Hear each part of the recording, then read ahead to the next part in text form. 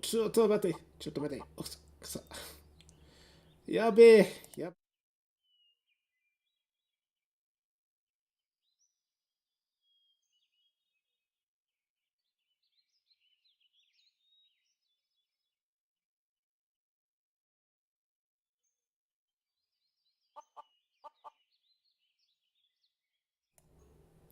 Okay, there we go. There we go. Oh man. My god. What a morning it has been. Surprisingly to say. Um, Suffice to say, everything yesterday turned out quite alright. After the broadcast that was conducted regarding the records. So no worries about that. Let's see. Alright, let me see. Fix myself up a bit. Yeah, yeah. Okay, looks good. Alright, Osu greetings. That would be an Osu and a greetings all in one. This is your primary host, your top tier tour guide, traversing throughout the many terraneous realms and realities to provide you with an onset story and established legend. First and foremost, towards enabling you to experience firsthand the onset tales of many legends that you hear upon by call. Yeah, yeah. With that being said, we are, of course, once again back in the world of Erinn. We're to, of course, establish a primary track of the onset records and events that had transpired through the first generation here. And we have, of course, our volunteer presenting with us, Miss Anna from Fire Emblem, to help assist us with this um, implementation of creating a form of backup for said records. With that being said, seeing as how we're of course missing the first piece that of course started it all, the established beacon, if you will, let's of course get right down to it. So here we are, right here in the town of Tyrconnell. Let's see. Um, let's see. First and foremost, I suppose an audio check is of course in order. Let's see, checking sound.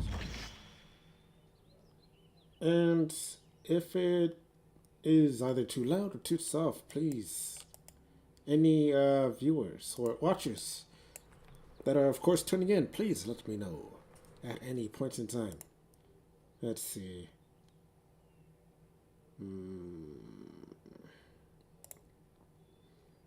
Testing the communications as well.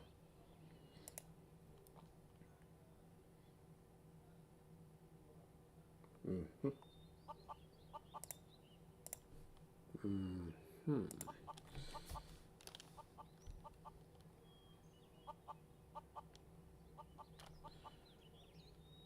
Let's see. What would we call it? We'd call it um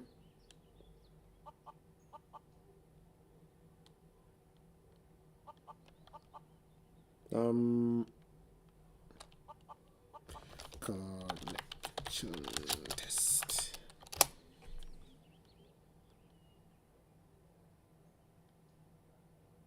Mm-hmm.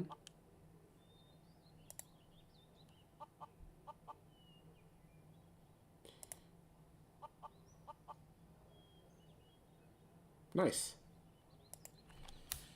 Okay.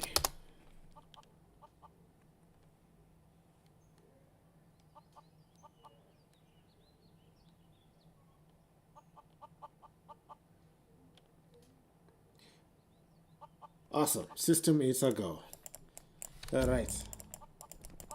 So here we are in the town of Tyrconnell, a nice little cozy community here on the very up north presets of the civilization here for all of the as everyone is established to be called Tuatha de Dananns. De Dananns does sound quite familiar to me, particularly to a certain assassination family. Surprise to say, that being said,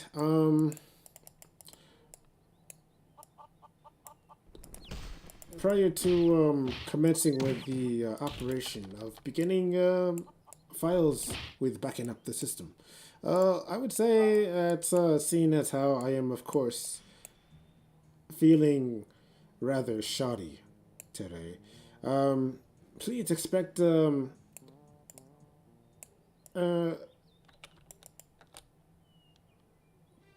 placade of intermissions, if you will, from time to time. Alright. Ooh, so we're up here in the north. Far, far up north where it's cold. Many snowmen. Do you want to build? A snowman, perhaps? No. No, we'll pass. But we will, of course, collect some missing items that were dropped by irresponsible people.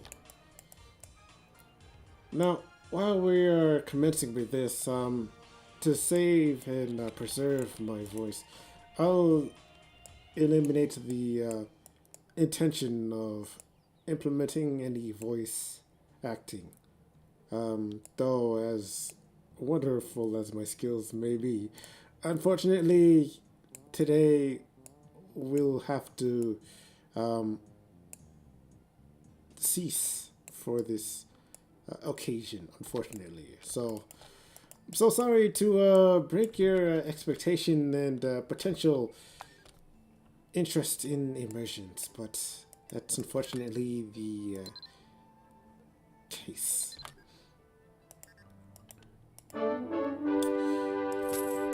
So, what's happening, Grandpa Duncan?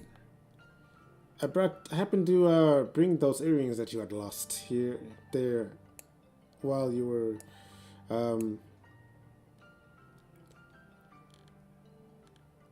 Actually, why did you bring earrings all the way up north, building all those snowmen? Let's see. Ah, that's the earring. Well done. I don't suppose it was. Let's see. Should we go by this based on the premises of time? Seeing as how there's a tremendous amount of dialogue involved in this.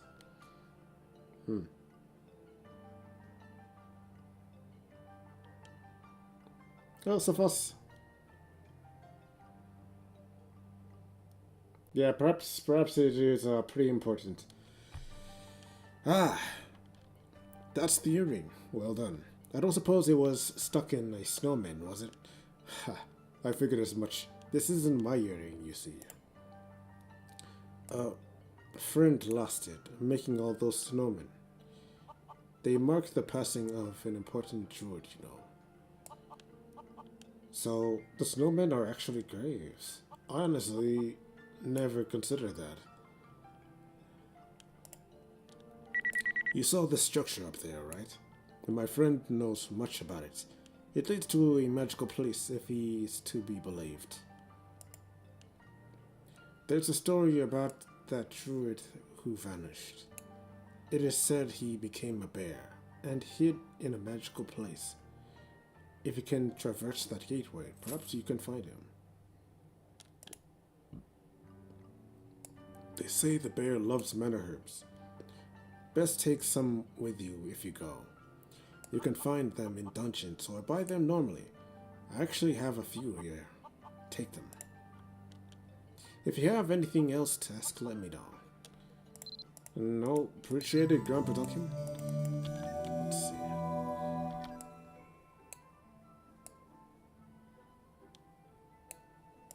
Interesting. Charcoal skin.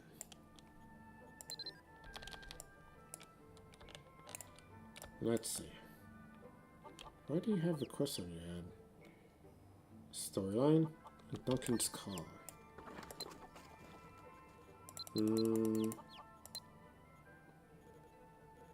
What would that be, though?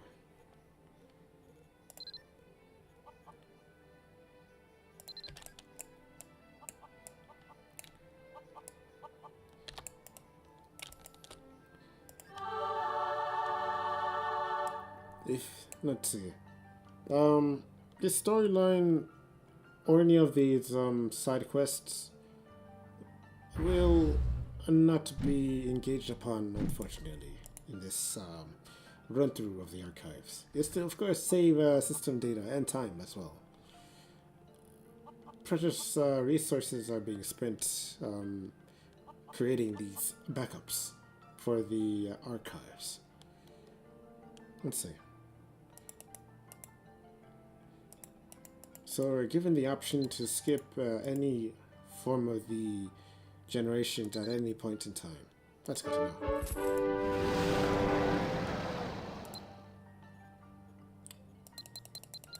Speaking of which, deliver 5 mana herbs to the bear in Sidhe Senir.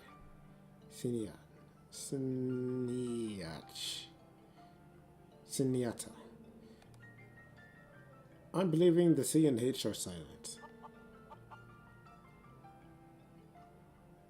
Siniachat. How exactly would you pronounce this?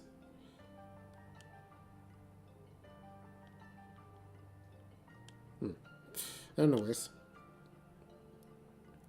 Recently, an unknown door discovered behind the lobby. Oh yes.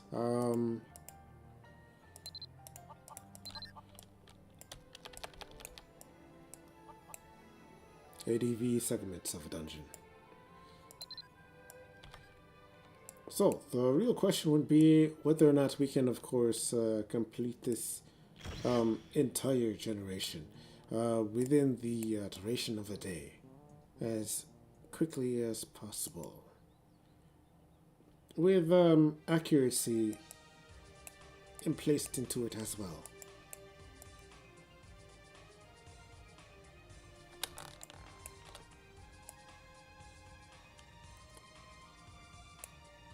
It's hard to believe that so many druids have died. Druids are a very powerful class.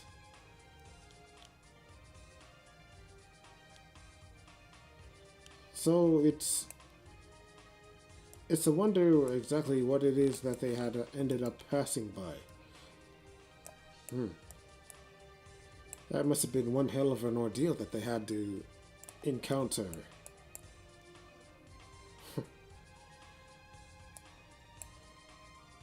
Taking to an example, Merlin being able to pretty much cast a meteor.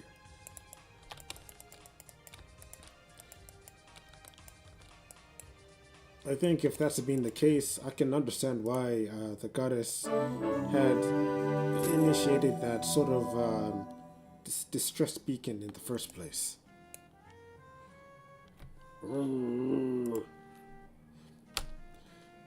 The bear is writing something in the snow. Tarlak. The bear writes the word Tarlak and stares at you. Tarlak.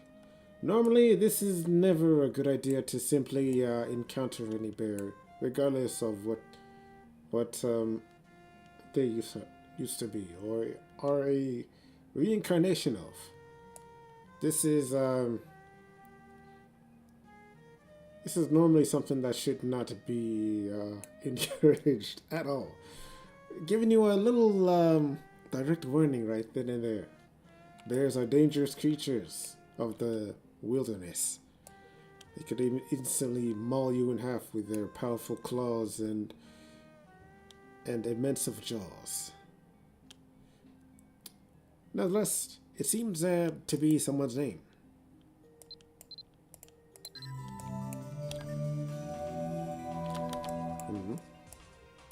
So we talk with Duncan.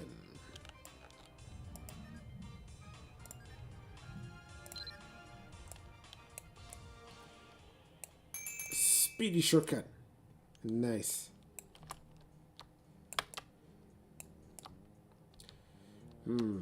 So, Tarlok. I would imagine it would trigger some sort of memory if we were, of course, to talk to Grandpa Duncan about it.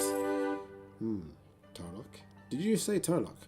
One of the three missing warriors? Duncan seems shocked. I've always wondered about that bear. I never thought he could truly be Tarlock.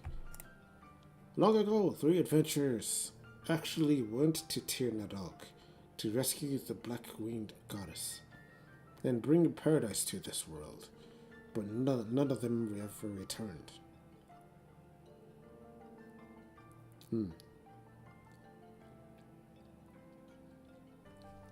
Long ago. So, by record states, it was intended to be at the very least 6 years ago. To which this journey that those three had made. 3 years, 6 years ago from today. We'll add a plus, because I'm not entirely certain whether if it was 6 or 12 years. Nonetheless, it was more than 5. That much I know. Hence, they were known as the three missing warriors. Tarlac was one of them. It's been so long. Could it really be him? Talk to Stuart at the school in Dumbarton. He knows the legend better. Alright.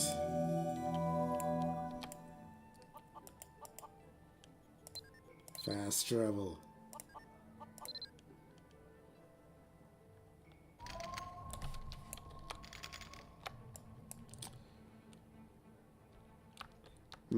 Keepers of Tales.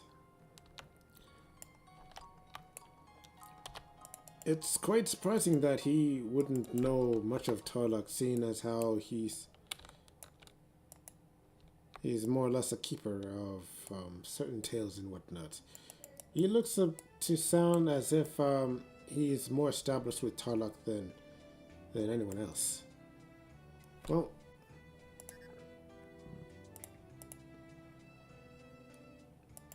I suppose he would know. The three missing warriors? The ones who are said to have gone to Tunadog. I see. There was a time when scholars debated back and forth regarding the validity of that legend. Yeah, so definitely a lot of time has certainly passed between then and now. From what I remember, there were stories of Tirnanog circulating via word of mouth, but there weren't any written records of it. In the end, it was concluded that it was only a rumor.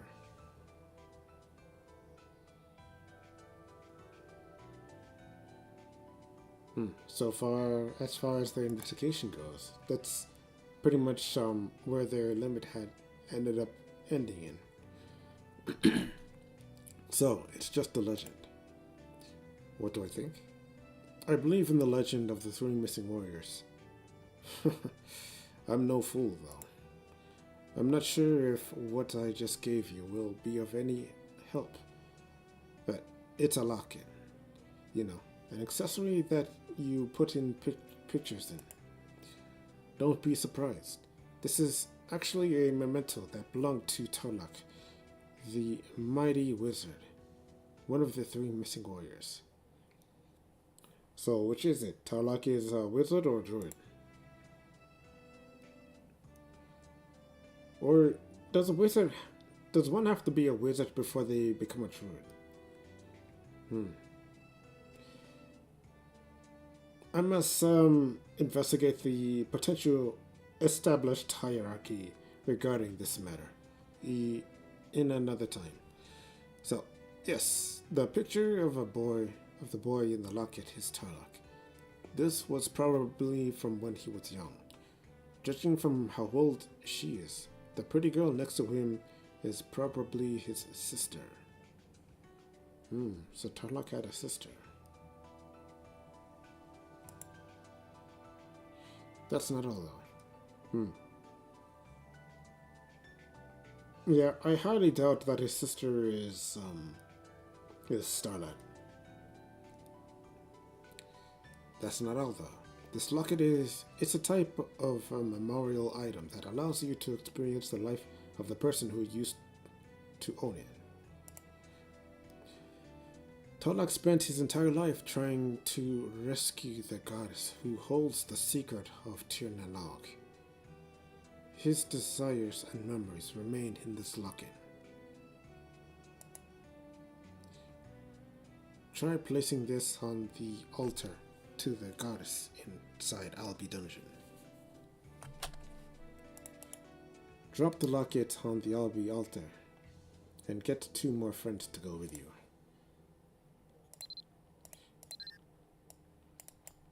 Alrighty. Let's see.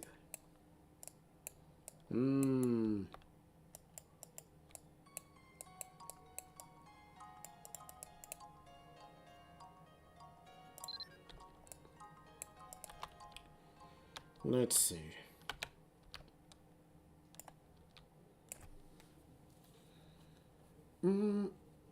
Any prominent watchers wish to experience some of the occurring events that transpired with Talak and his crew within the resides of Albi Dungeon, by chance? Let's see.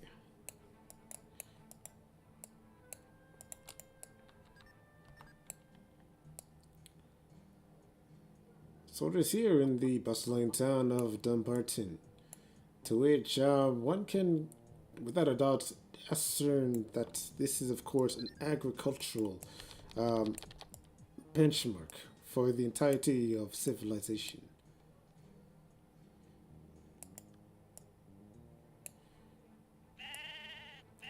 What with the established resources of sheep, cow, fields for potatoes, and many, many more agricultural commodities. Let's see.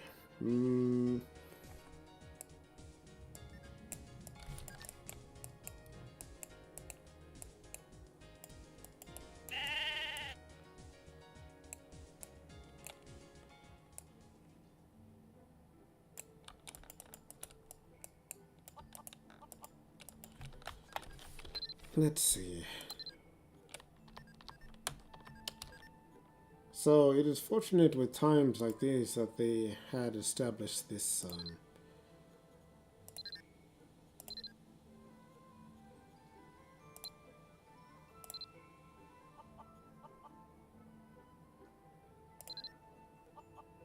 let's see. Requests.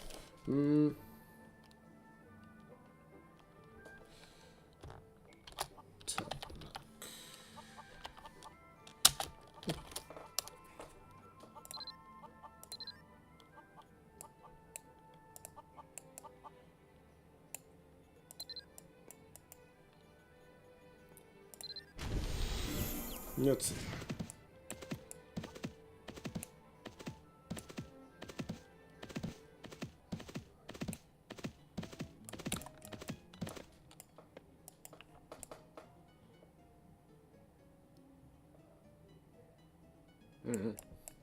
Interesting. Okay, so it's quite fortunate that they were able to establish this this open-end system for allowing any form of volunteers to assist with any affairs that need to be set in order. Okay. 3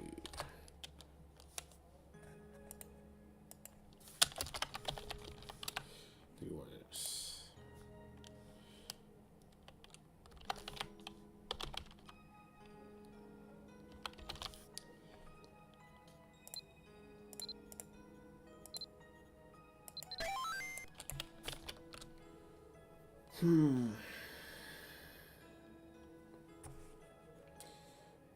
So, Tomati.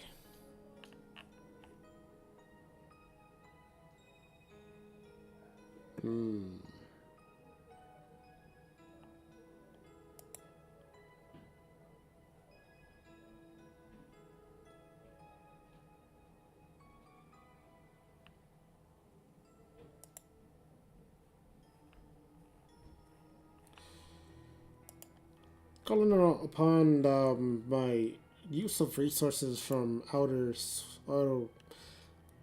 resources to expedite this process. Let's see.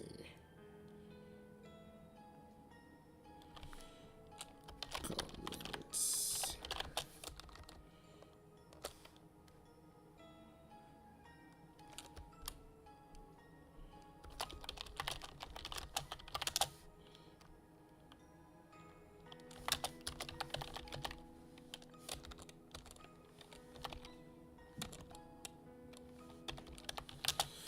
Mm. Mhm. Mm.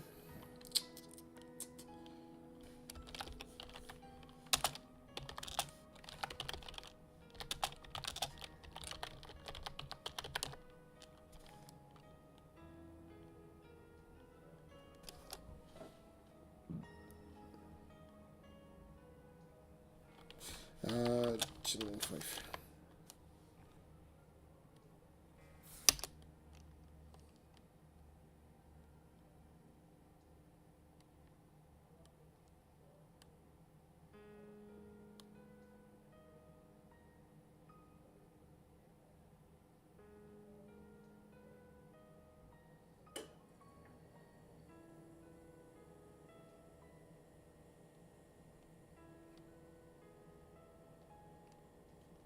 Yes.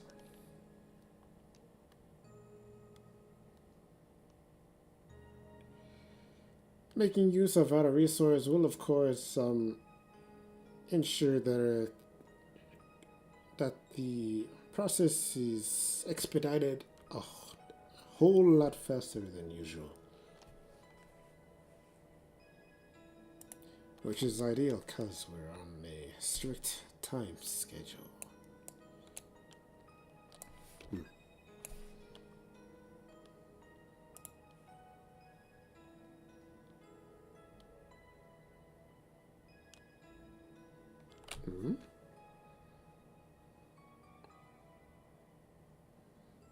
Hmm. I didn't think this was a thing. So I could tell that there is a unique item called Erg Unlock Assist. Let's see. So what it appears to be is a mysterious potion that glows with a faint light.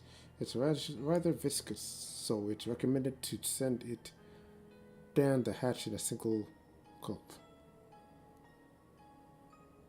Drinking it will cause a surge in the ambient Erg, increasing your unlock chance by a set amount based on level.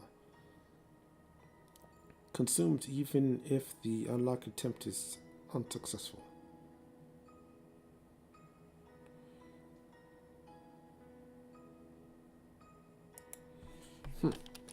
Interesting.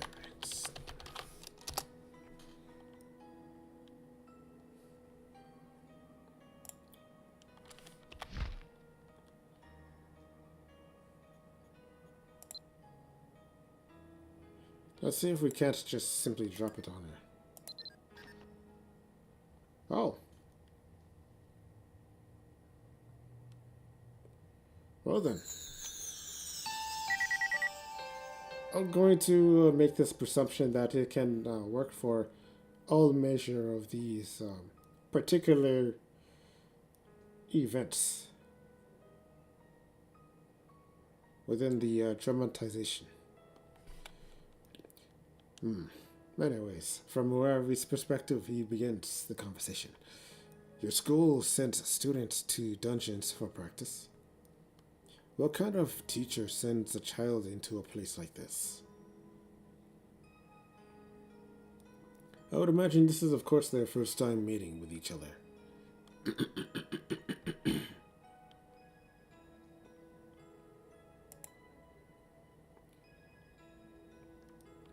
Don't you talk about Ronald like that. You don't understand how great he is. I guess some girls can't help themselves in front of young, handsome male instructors. Maybe he wants those girls to be ready to look for their peers in times of great duress.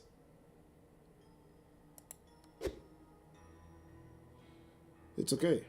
Because everyone from Tier Cornell is strong enough to take care of themselves. Haha. After meeting you, I believe it. Are you ready to go?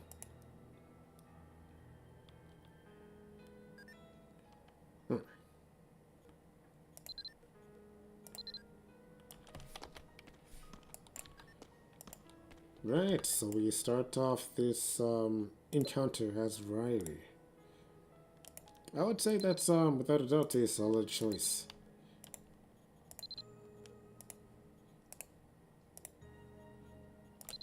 And in particular, Rari at this time, let's see, he's level 53. He is still considered a Twathadedadan. He has some pretty solid health here. Health and stamina. Strength is without a doubt his bread and butter. He has some good defense. His damage is it's alright. It's not the best, but in terms of his capabilities,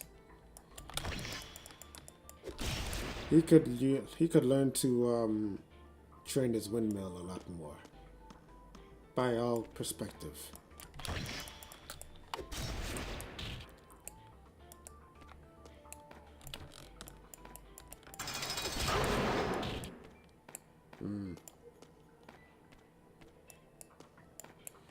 His counterattack is so-so.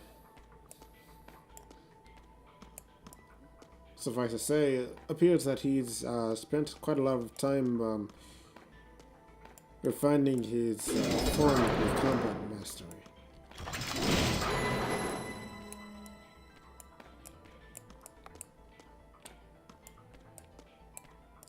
He got some good arms about him to conduct them smashes and stuff. And his defense doesn't appear to be a joke either. So that's good.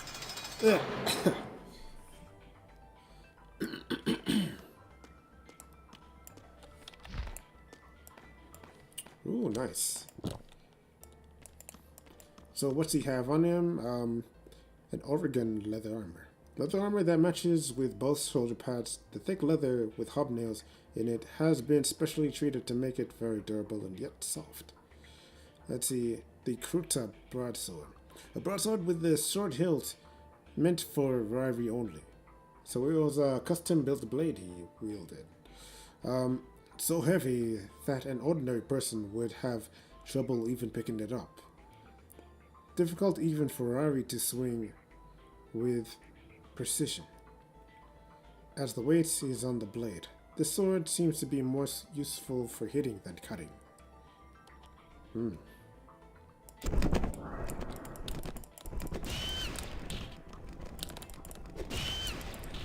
Nice.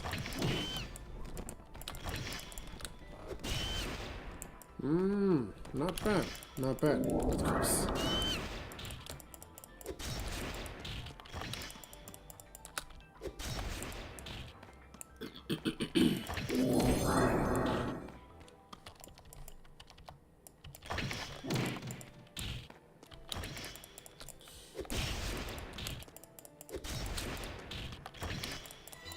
The windmill of this man is tremendously underrated. He's neglected to hone and fine-tune the fine points of attacking multiple enemies within an area.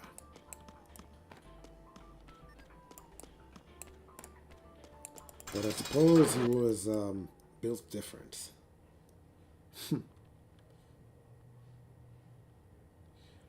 Let's take a short break here.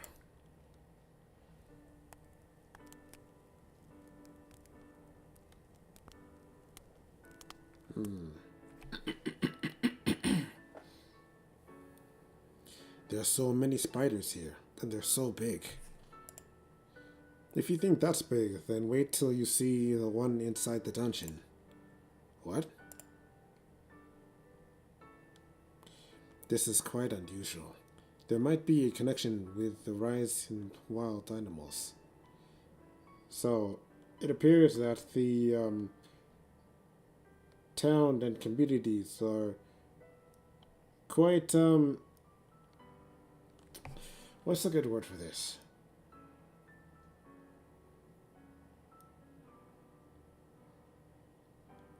They're quite disturbed and anxious about the more recent activities of the wildlife. Yeah, I did notice a lot of fools on the way here. Oh, you mean it wasn't always like that? Even a few years back, this was quiet countryside. Are you sure you're from around here?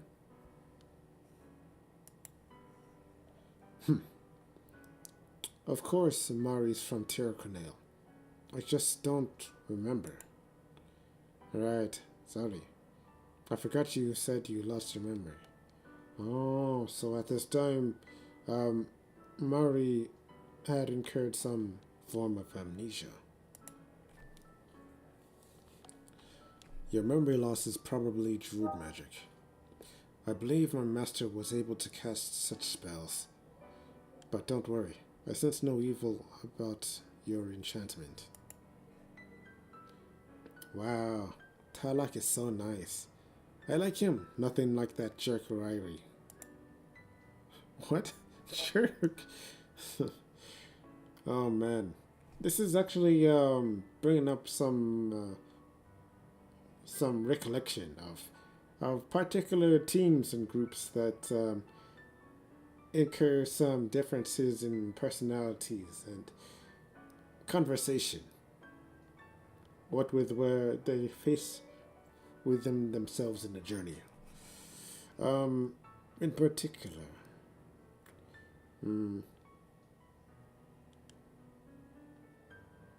gonna make a noted reminder for this. There are times when I wish I had memory loss myself. Right, your sister was killed by the formers. Naruhodo. Ravi, you have the worst manners. It's okay. That's the truth. And the reason I am searching for Tir Nanak along with Ravi. Don't worry, I'll train harder, and one day I'll rid the world of all the foamers.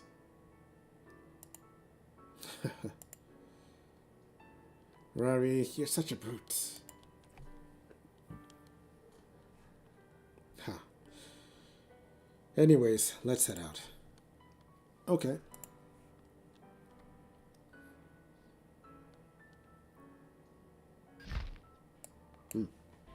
Let's see, marking this at 40 minutes.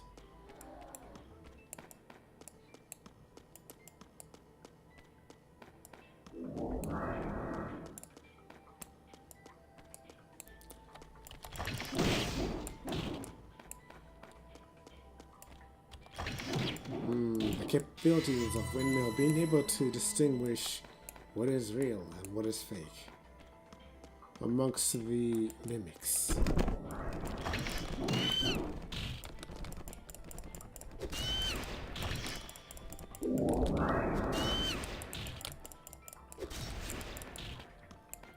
I suppose, without a doubt, back in the day, this man was considered a tremendous powerhouse way back when.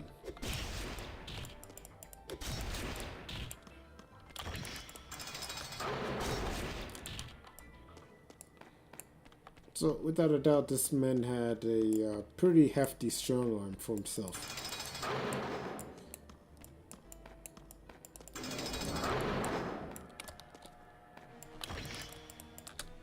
Perhaps more or less on par with the paladins. That, of course, hailed from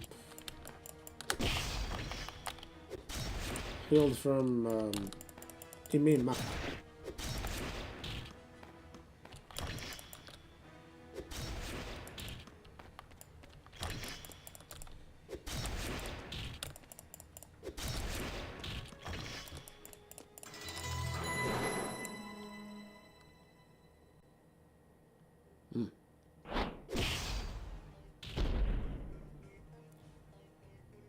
Taking down a massive spider that is 3 times the size of normal regular ones. Ryrie, we definitely need to look into this place further. Spiders like these are not usually found in Erinn. It's the Foamer's doing. So there's of course a likely chance the Foamers have been experimenting with the wildlife, wishing to encourage some sort of mutation. Don't we usually see these in the dungeon anyway? Yes, but not so many. I wonder if it has anything to do with the goddess.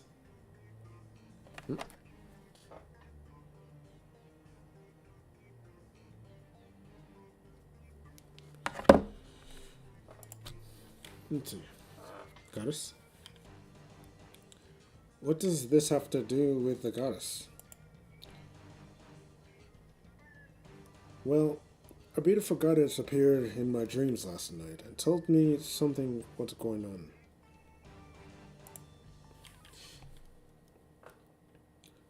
Are you sure it wasn't a romantic dream?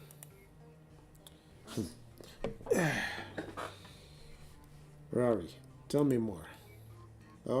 Okay, so this black-winged goddess appeared in front of me, standing in the darkness, and told me to come to her. She warned me that the world might be in great danger. Premonition. A black-winged goddess. Titirnanog.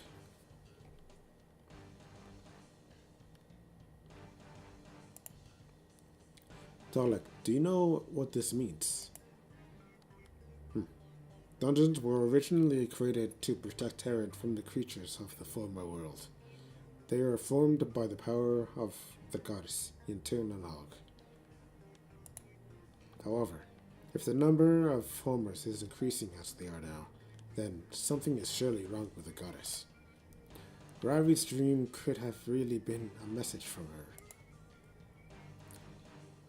Does that mean I'm the chosen one? I'd better get going then. That will go too. Maybe the goddess can help me remember my past.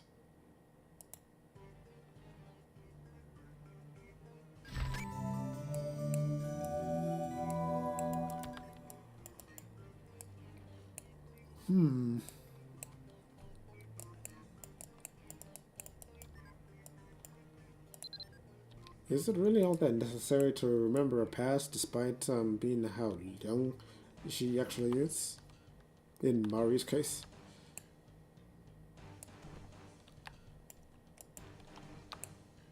Judging by the height and size of her, I would imagine she is around 9 or 10 years old at this time.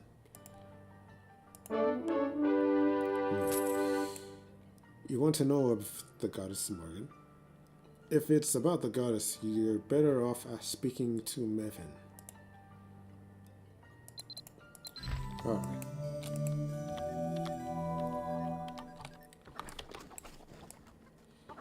That would be astute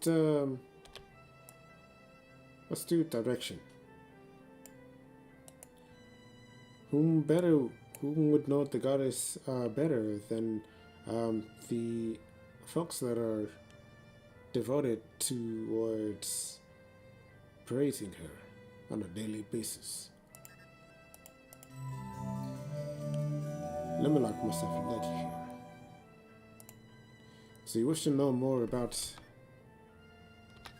the Blackwing goddess of war and vengeance? Please take a look at this free reading material on Morgan.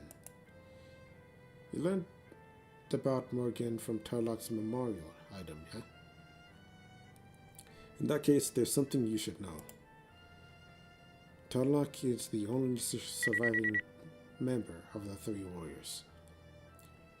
I know everyone claims he is dead, but he is actually alive. If you want to speak to him yourself, go to Sidney at night.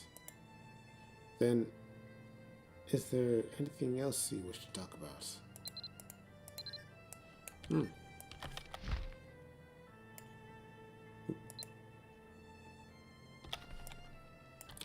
Ah, this is perfect.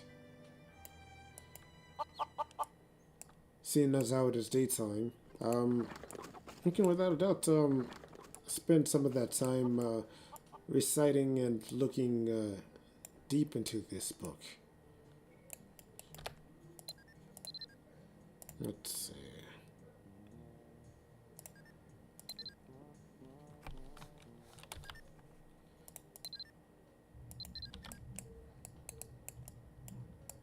Mm-hmm.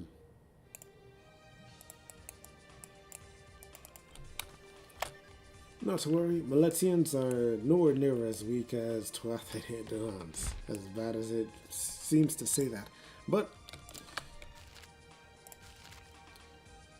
we can acquire some invaluable data upon this.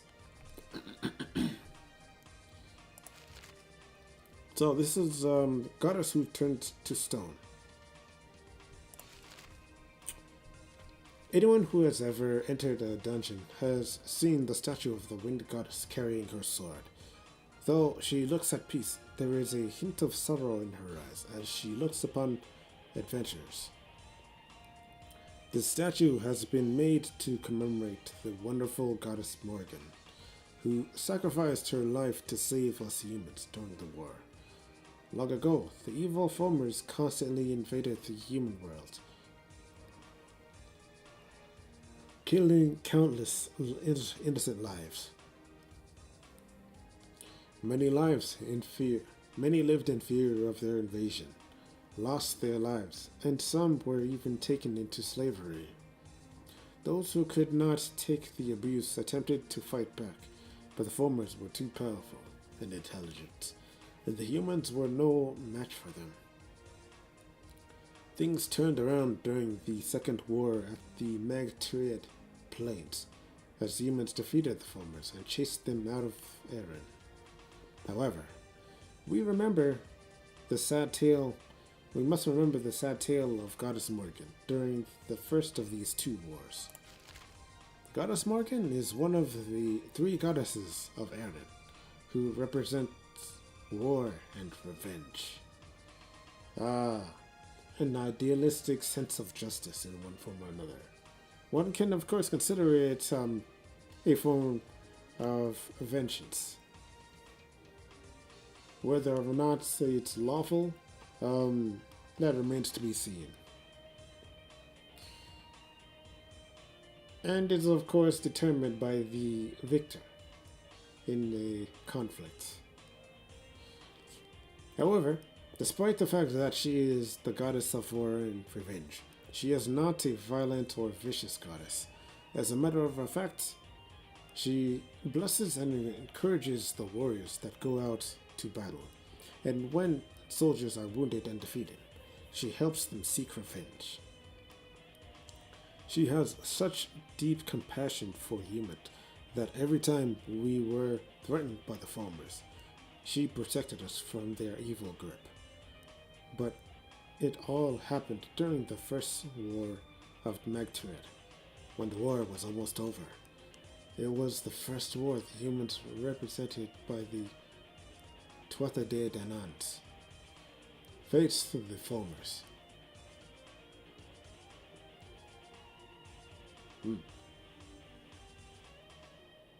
So it's given the off notion that there is a totally different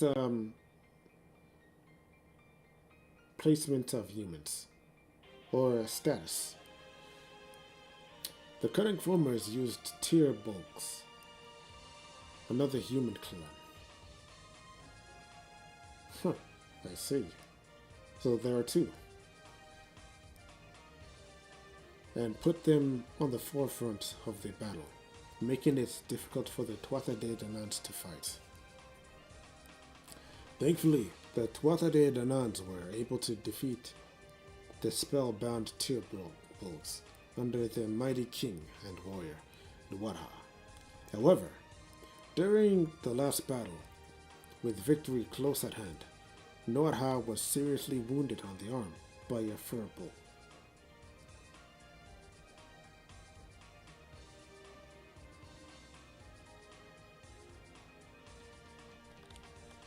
I think that was meant to be a T. Turbolg warrior named String. Noada was immediately taken to the Wrath to hide out. Wraths are known as fortresses that were made specifically for the war against Foamers. It has been inactive for many years after the war, and now they are known as dungeons. Although victory was clearly leaning toward the Tawatha de Donats, the refugees that were hiding out in the Wraths began to panic as they saw their great leader wounded. This is when things got worse. The Foamers were waiting for the Tawatha de Donant leader to retreat to the Wrath. Through a secret passage of the Foamers, they invaded the Wrath from the inside and began attacking. That's quite a clever strategy. Making use and manipulating the battlefields through subjective territorial invasion.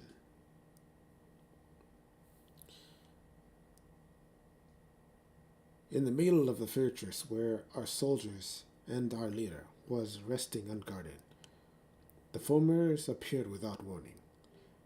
A passageway opened from the land of the Foamers, and they continued pouring in, slaughtering all the people inside the Wrath.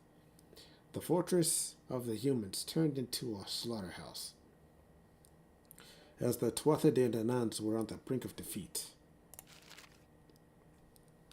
King Duwadha tried to fight off the Foamers with his wounded body, but it was no use.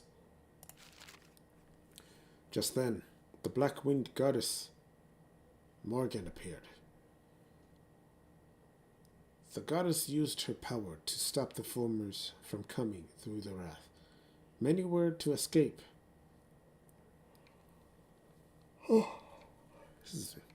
Many were able to escape while the goddess held off the Foamers. However, the Foamers did not back away.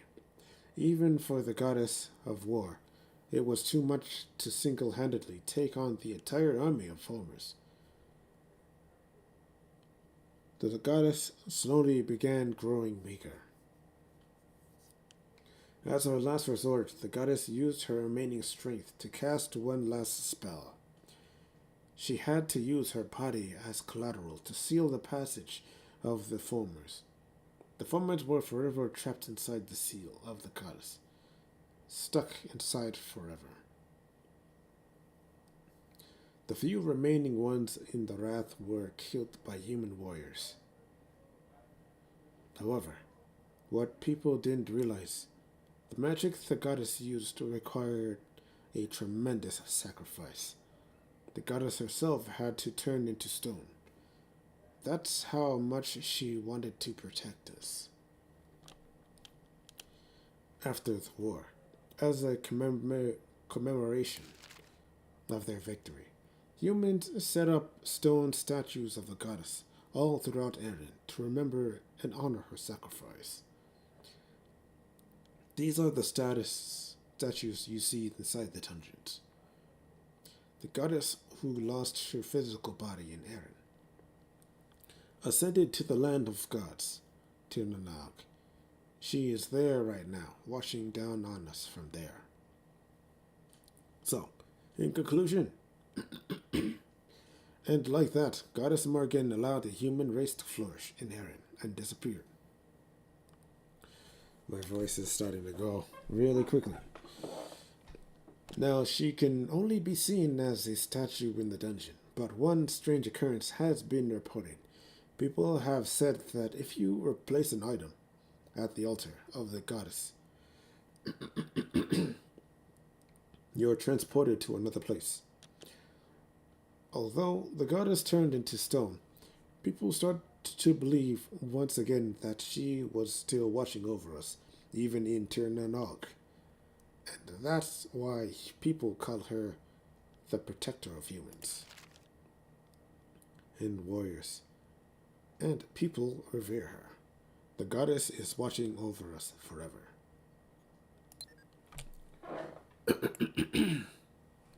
Mm.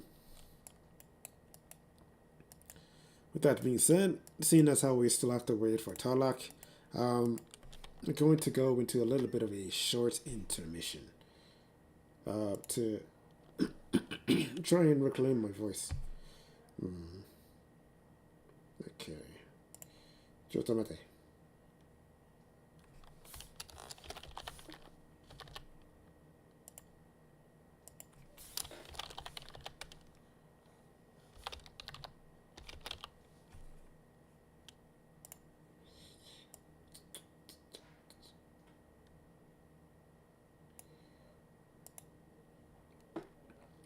Okay, one moment, guys. Not to worry, I will return before Tarlac reforms into a human.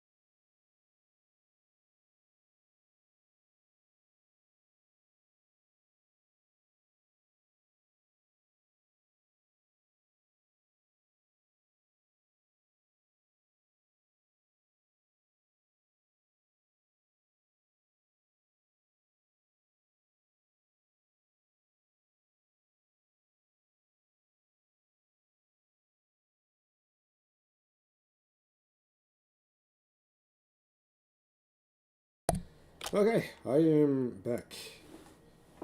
Um, Sorry to say, but going to try and not incur too much off-topic discussion, because I think I might end up dying from it far too quickly than as intended. Let's see. Checking on things. Honestly, at this moment right now, there's not really much we can do until Tarlock turned into a human.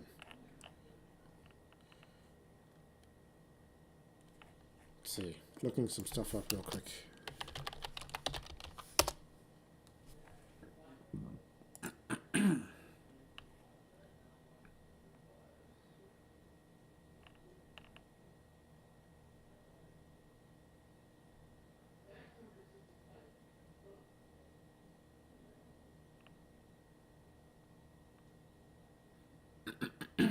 Hmm.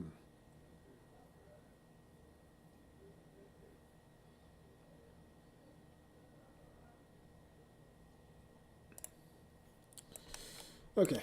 Mm-hmm.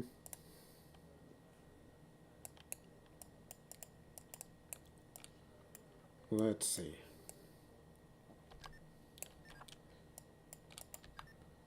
How to perform this?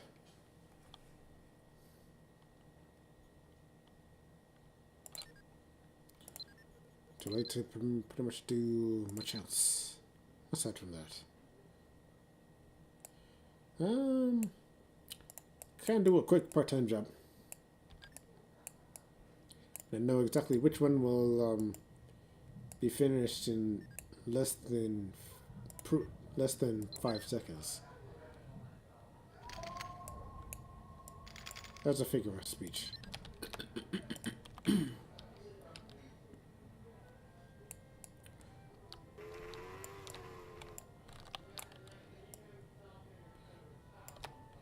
Gotta continue being providing that sense of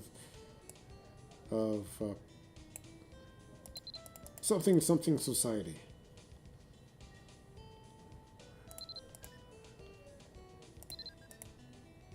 Oh, this won't take 5 seconds at all.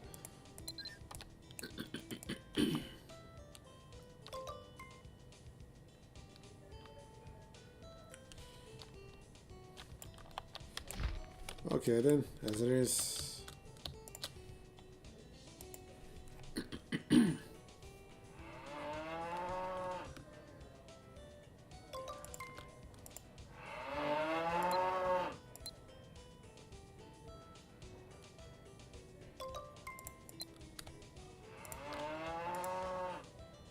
We'll just simply have to take care of this little matter then.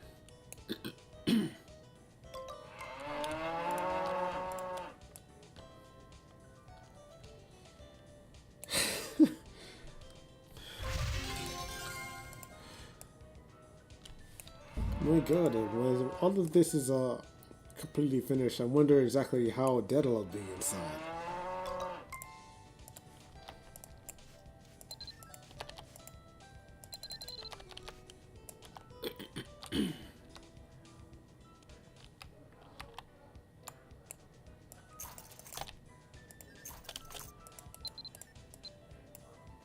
Mm -hmm.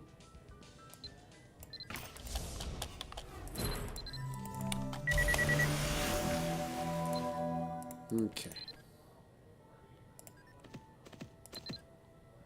Back to city. You're supposed to be gone. Get out of here.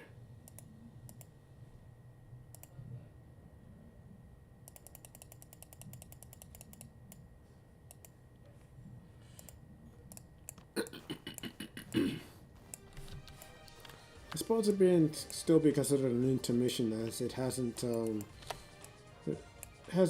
made its appearance in our established presence.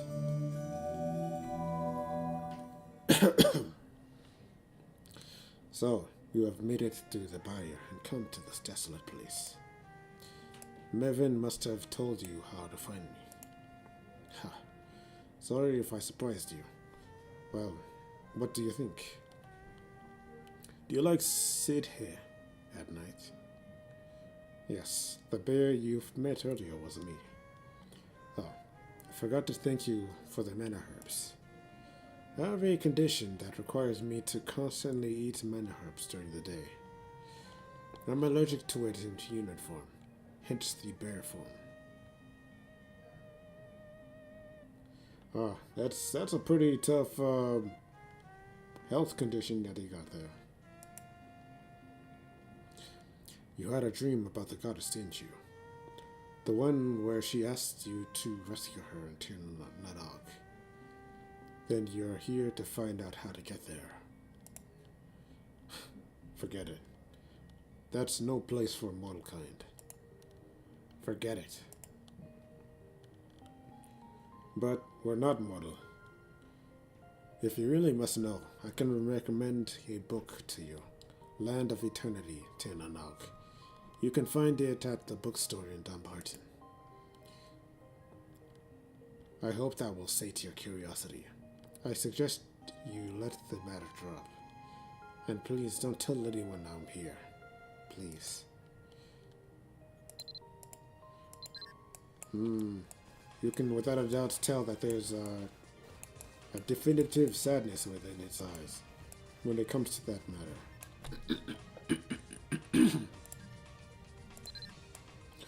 My god, this is going to be really tough.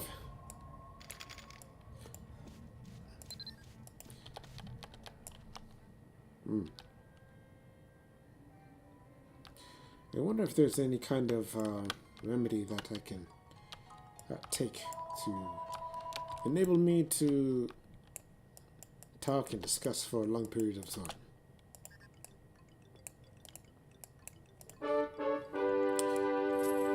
The Land of Eternity, Nanog.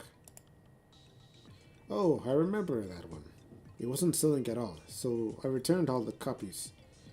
Where did you hear about it? Let's see. I can order one for you, but it'll take some time to arrive. I hope that's okay.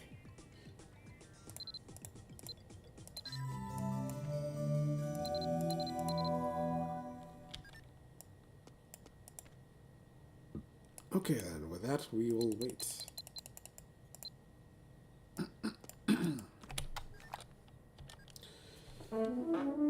Wow, that was quick.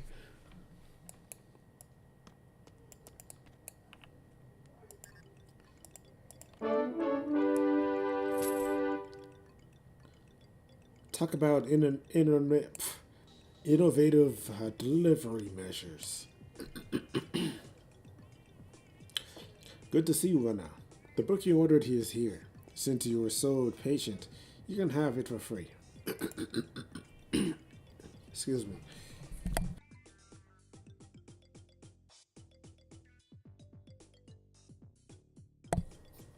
Oh my god, I'm getting shoddy. Oh, and you can have this equipment too. To be honest, I have no use for it. Is there anything else I can help you with? Nope, that'll go.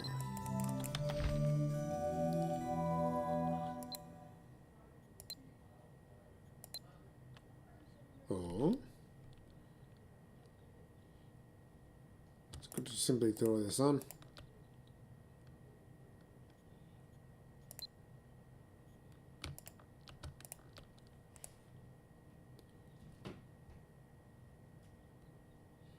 And apply the tracksuit.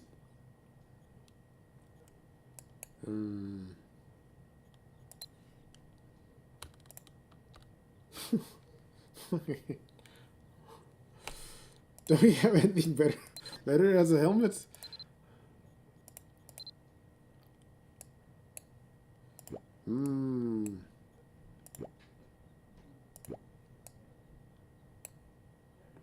Flight attendant? Horse of nature. We'll go with the starry weather wizard.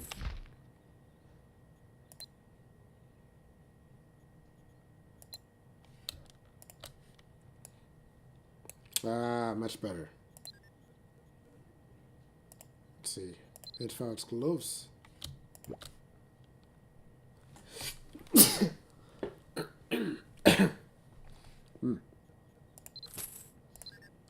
Yep, this'll work.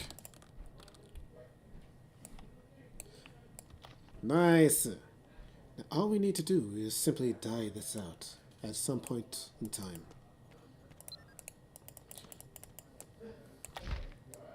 We'll probably get some different boots.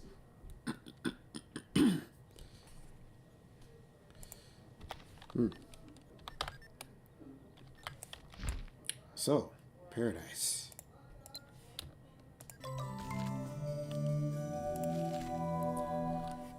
This world, full of freedom and peace, has been created and sustained by the law and order of our loving God, Atansimedi. Humans, with their limited knowledge and experience, cannot possibly comprehend the full beauty of it. You mean the very world that we have consisting all around us? It seems we're making full use of such beauty. The order of Erinn was completed with the creation of a paradise that surpassed every law and order, known as Tirnanog.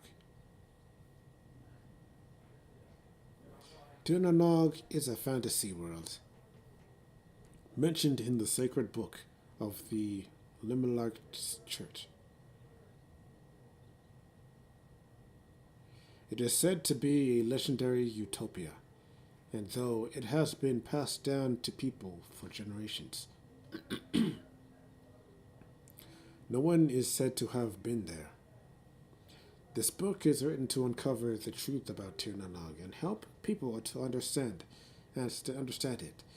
I hope that this book will be a useful tool that gives insight to those who are seeking this paradise. Tirnanog's origin and meaning. The word Tirnanog literally means land of youth or eternal world. As its name defines, it is said to be a place where people can retain their youth forever and never grow old.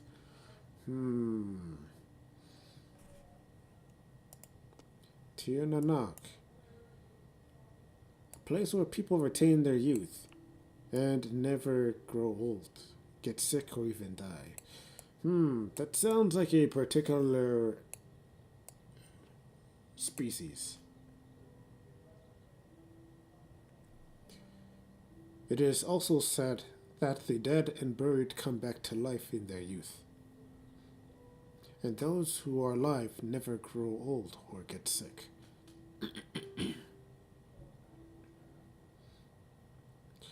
It's a place where the power of death and decay does not penetrate, a place where tears do not exist.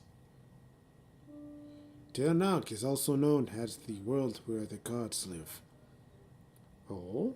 So Meletians are perhaps established as gods. Interesting. There's a myth that when the great warriors of Tuatha De Danann died, they became the gods of Tirnanog and looked down on their world.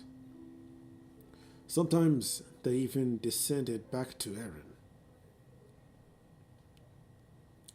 It is unclear when exactly these myths started circulating. The stories of Tirnanog were passed through by word of mouth, but was never recorded. There is a subtle mention in the records of one of the earliest clans called the Bands. However, because the description is very vague, it has been a topic of debate whether it should count as the first recorded writing regarding Tirnanog. Generally, these are the known descriptions of Tirnanog. Gems grow from the trees. There are beautiful flowers in the fields, and a wonderful aroma fills the land. There is a stream that flows into a river. so clear that you can see the bottom,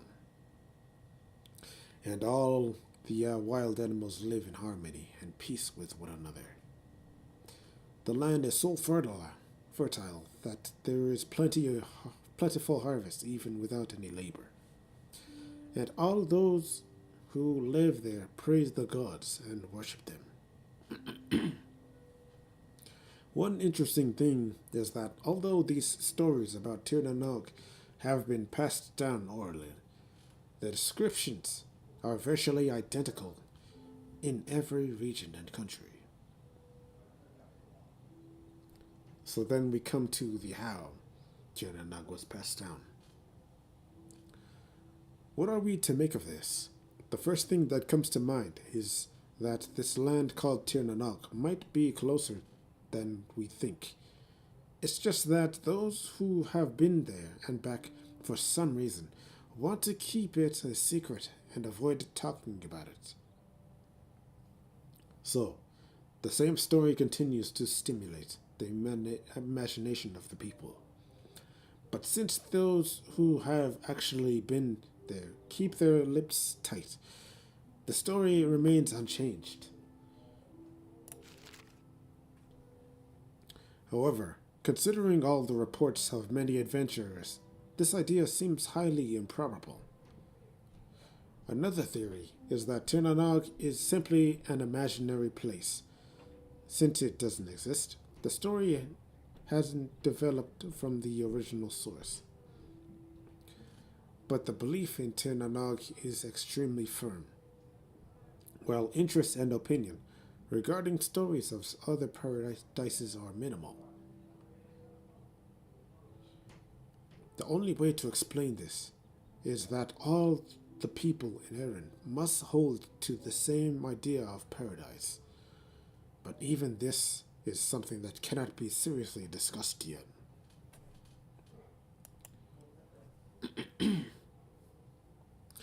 For if this paradise truly exists, how have people found out about it, believed in it, and passed it on? Analyzing this should uncover the truth about this mysterious place. Start from the beginning. Earlier, I mentioned that the people of Erinn all hold to the same idea of paradise. Then testing the plausibility of this idea of paradise should confirm if Tir na Nog is actually a real place. How did the idea of paradise emerge in the hearts of the people? Could this universal idea of paradise really exist? These are, of course, questions to think about. The idea of a paradise depends on one's belief. It portrays a life that revolves around oneself, or someone close.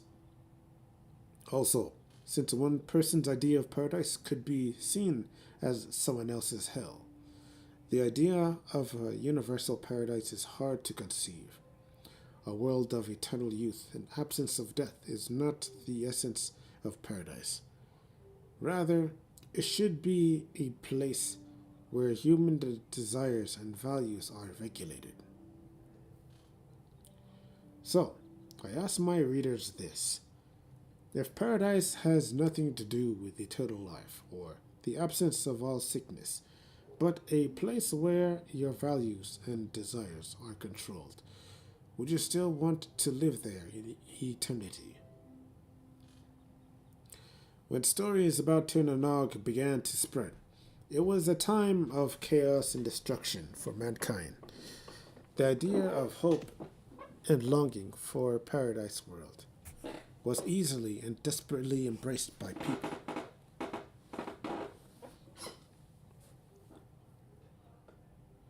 Thus, Tir na Nog is simply a hope that people have, but its existence is questionable. One thing is of course clear. It's that those who claim to have been there have no evidence and cannot give an answer to where it actually is. Tir na Nog is indeed a paradise that exists in people's hearts, not a real place that you can find. Though it may not be a satisfying explanation, there is no current evidence that proves Tinanog existence. However, at the same time, one cannot firmly disprove its existence either. Nevertheless, Tinanog exists as a symbol of paradise. I want to advise all adventurers to stop wasting time on this idea of a paradise world and move on to something real. Mm, mm.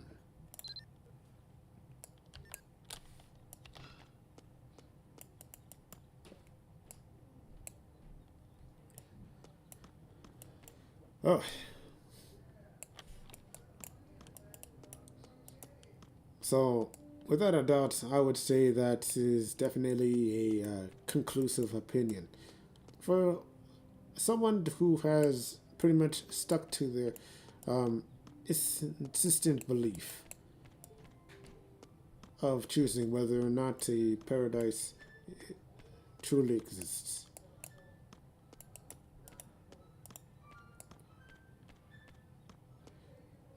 Without a doubt, one can affirm that. Oh, these are a lot of books. One can affirm that the so-called paradise discussed is pretty much on par to what is currently surreal and reality in this present time.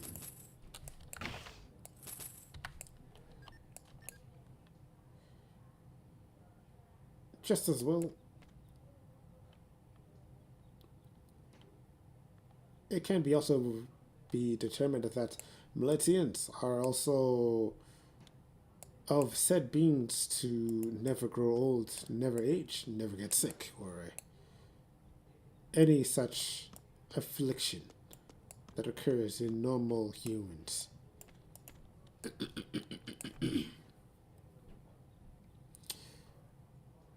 In such a case, would it be feasible to wish one to become a Miletian? I would say yes.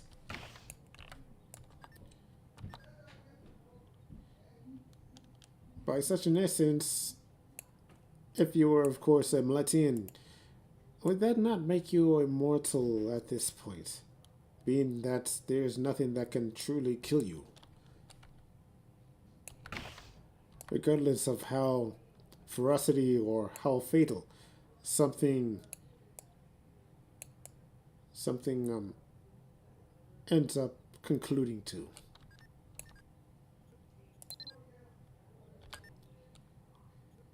Hmm. Let's see.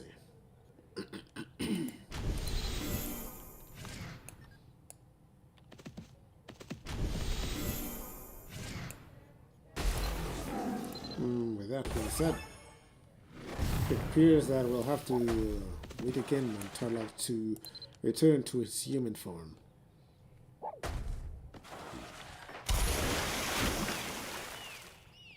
Oh, mate. Oh, we got 2 hours on this. Let's see. What should we use this on? Hmm.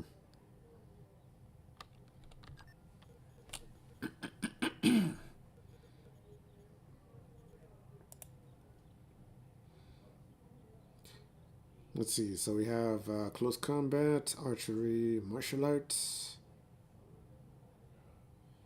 lance, ninja, music, puppet, transmutation, dual gun, magic, battle, and chain.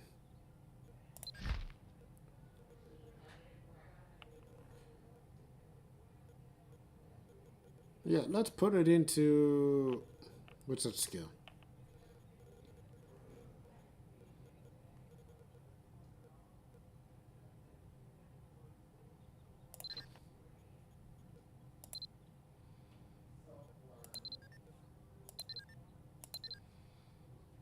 We'll put it into crush shot.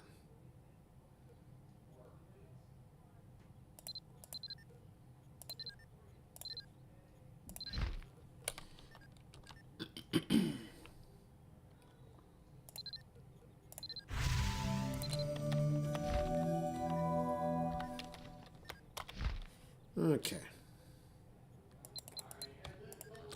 To pass the time by, we'll do the same for um,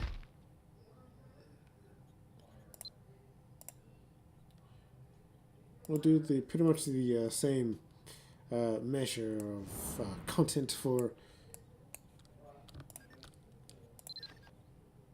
other things as well.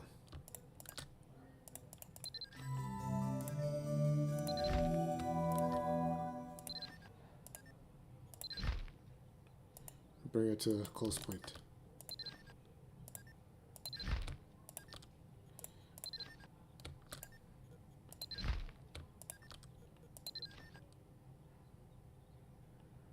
Hmm.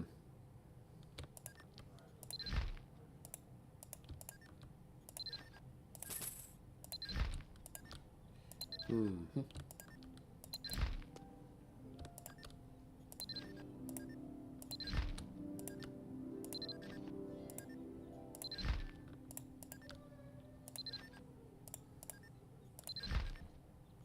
So being that it's at rank 8, popping all of these seals.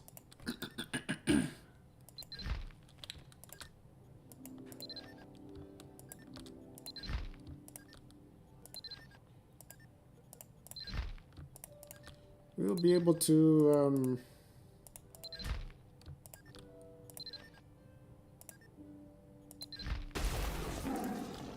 rank it up to 4.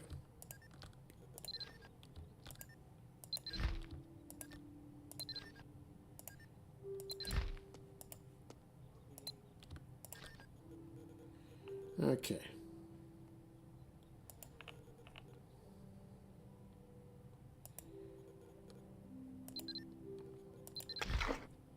Crash Shot is pretty much a archer's equivalent to windmill, and possessing a plethora of AoEs is without a doubt tremendously beneficial. In fact, so much so that one would, without a doubt, consider it very important to do so when traversing into higher leveled dangerous environment.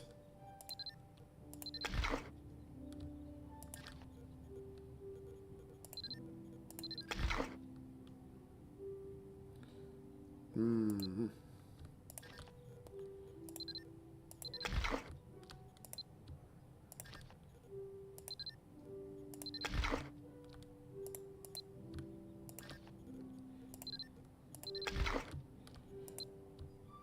This also makes it rather easier without having to go through the time of having to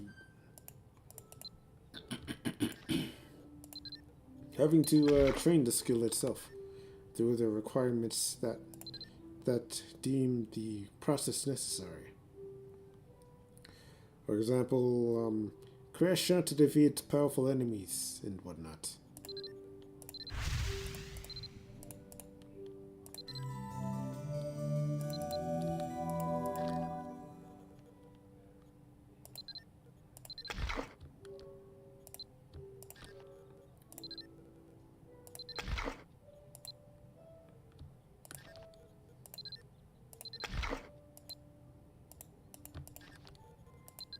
Mm-hmm. It's all simply necessary to ensure that time passes by as quickly as possible.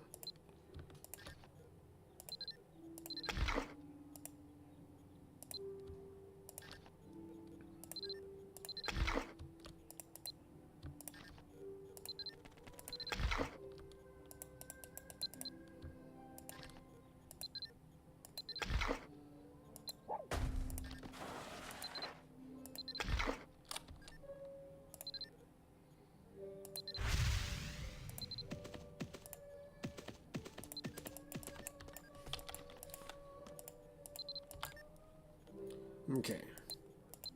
The shout-out mission for today is Enemy Behind and the Battle for Tail TN2.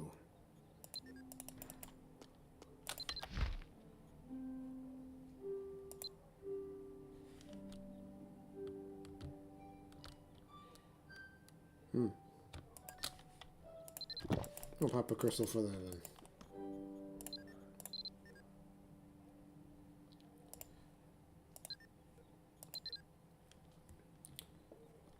Yeah, Battle for Tail 2 has a better payout than Enemy Behind, so we'll use the crystal for that one.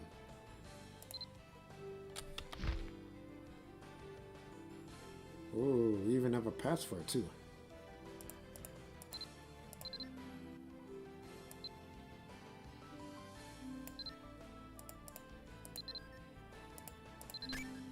Very nice.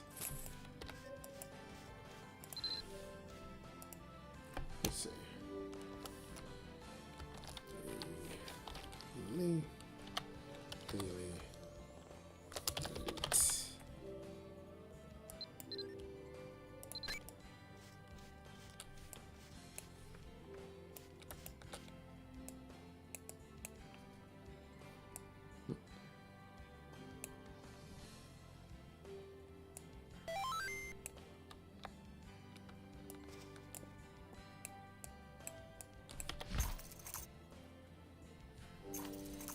Let's see. So yeah, without a doubt, this is going to be pretty tough.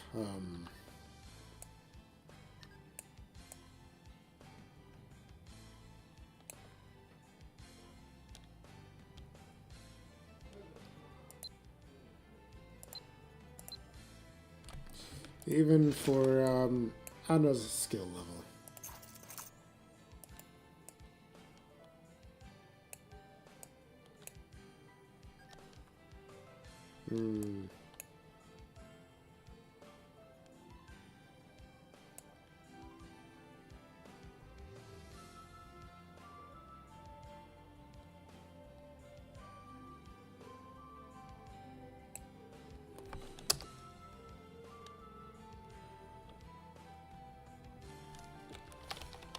To channel.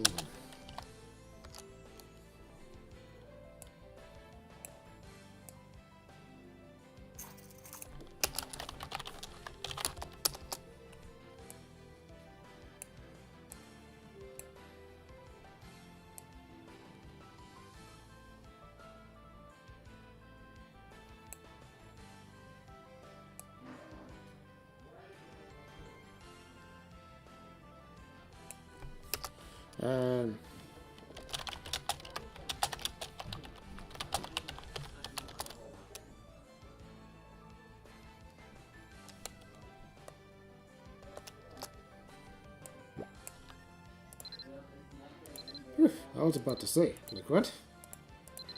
That should be pretty much common knowledge.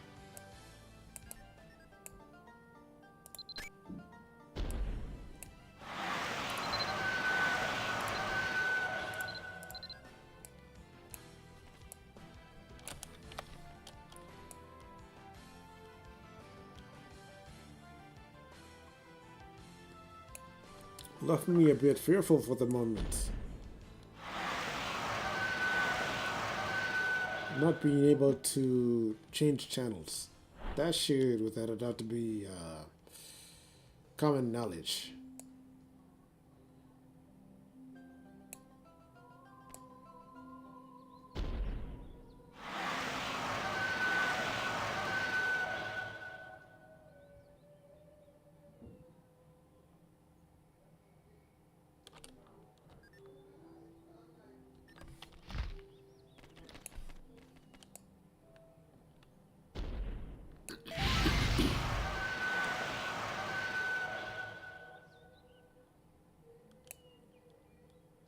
Okay.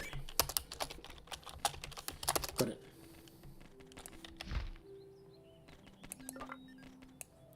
I got to now stones as a permanent backup. I think we should be fine.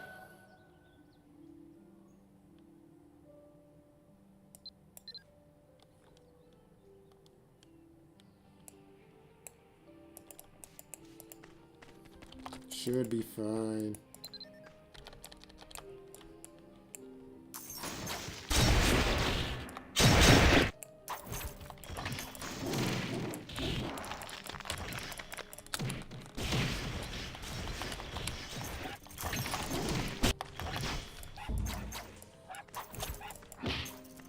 So long as we take care of, at the very least, the archers first and foremost before any of the additional mobs. Very nice, very nice.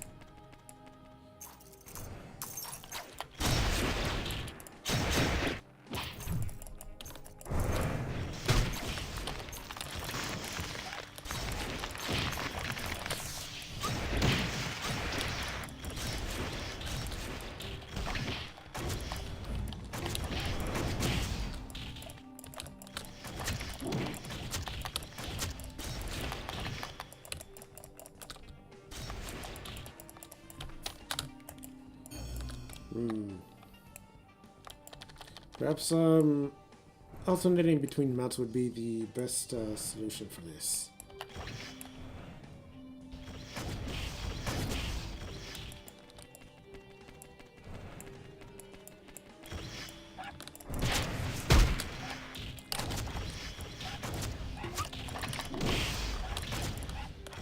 Making use of my strongest attacks and moves.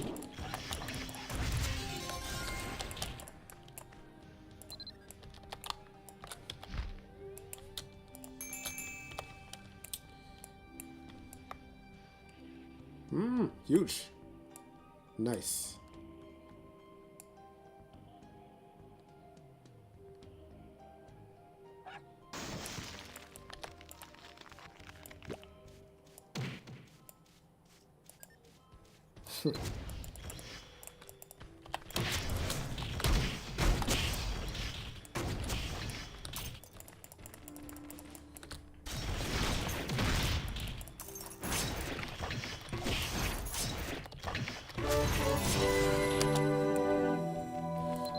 Nah.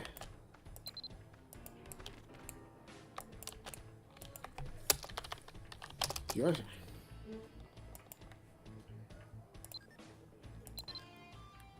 Nice and quick.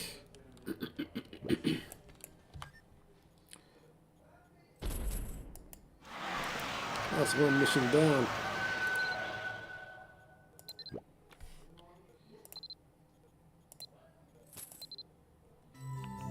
Pure refined efficiency.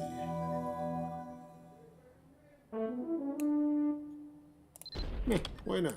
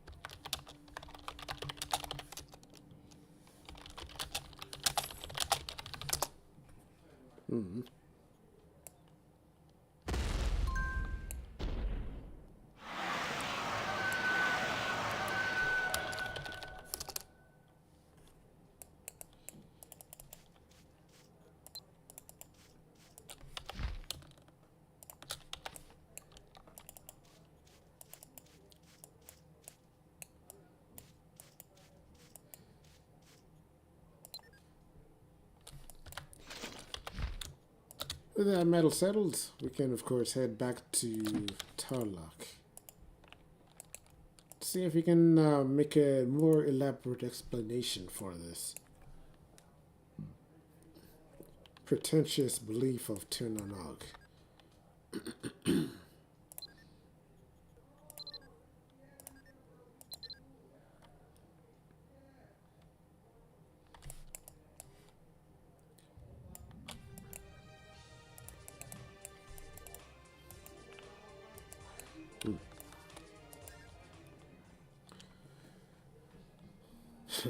So, you read the book and you still want to go.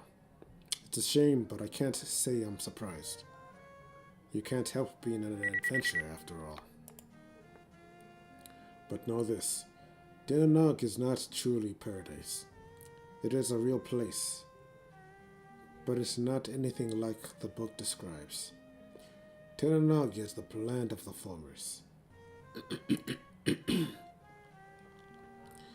And the goddess who seems so compassionate lures zealous adventurers like yourself there to use as her pawns. Oh, I don't know. I would say more than likely that you and your team wasn't strong enough to establish full dominion over the place. But that's just me.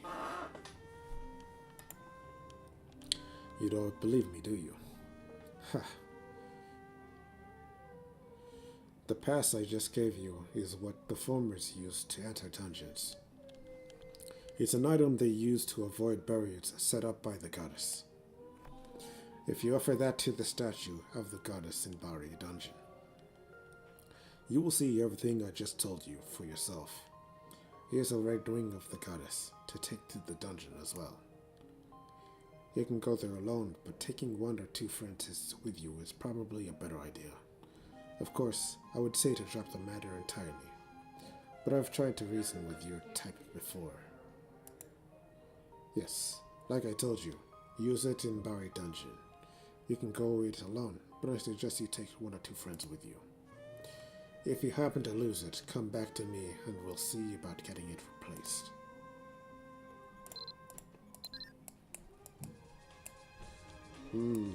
Quite a moody guy he is.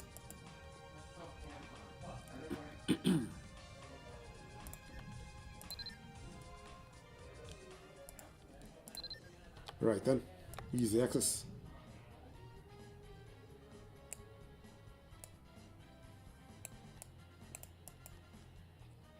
Bum bum ba da dum bum ba da dum. Bum bum bum bum ba dum dum.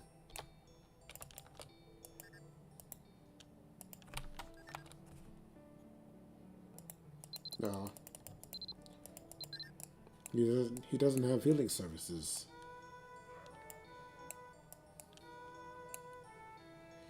That's a bit unfortunate.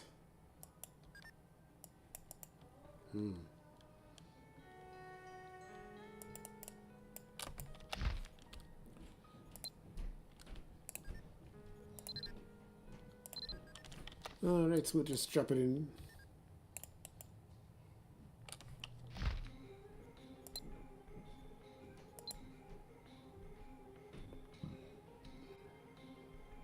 Power redemption. Don't need.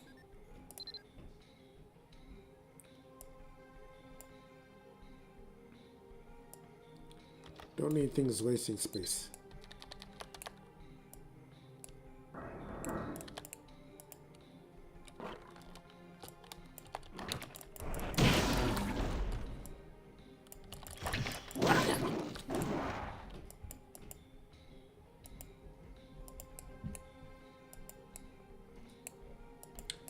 Eradication of windmill. Nice.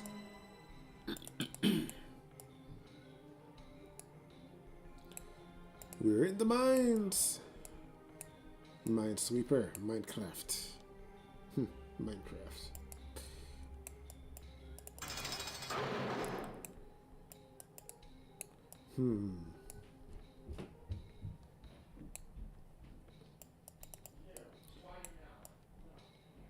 I would say perhaps with mines, it would be established as a primary placement for many civilizations to acquire their growth in culture or advancing their presentations. I don't know where I'm going with this, but perhaps continue sticking to the process of preserving my voice for as much as possible. 'Cause generations are long.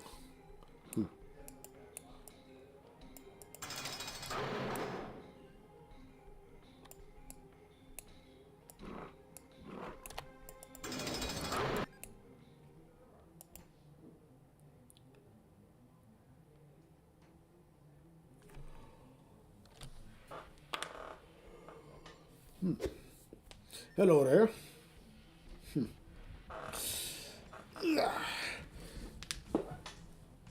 Miletians, this place is forbidden to your kind.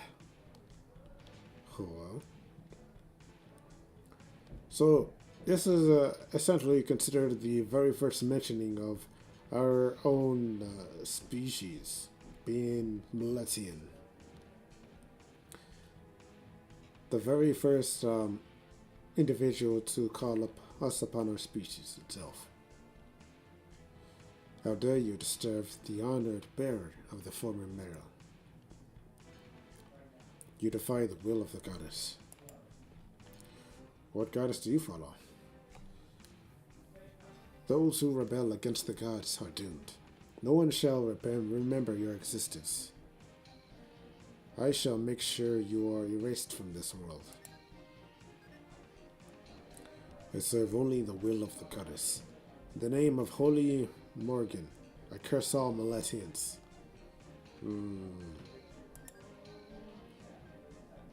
yet it is your god that you claim to serve whom has brought me here. You contradict yourself, sir.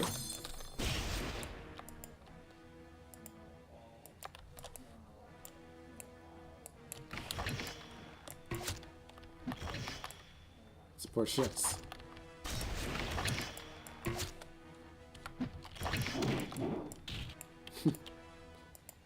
Foolish.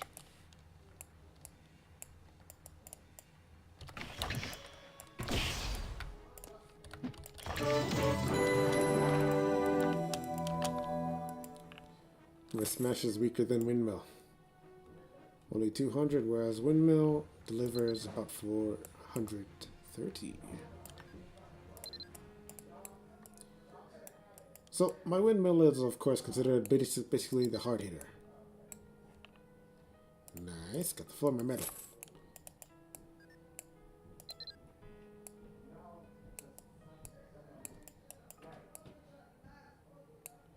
Okay, time to invoke the primary services of the potential NCIS operations.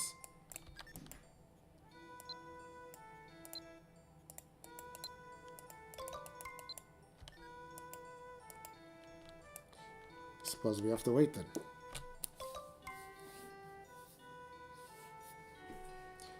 Boom, bum. While waiting, we'll pop more of these. Where is it? Ah. More of these boxes.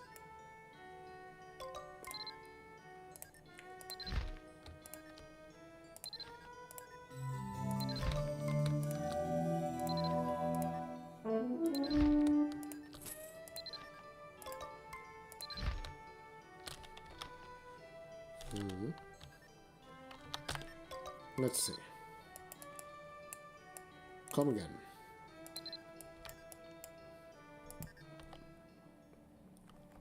What's this about an evil metal? May I see it?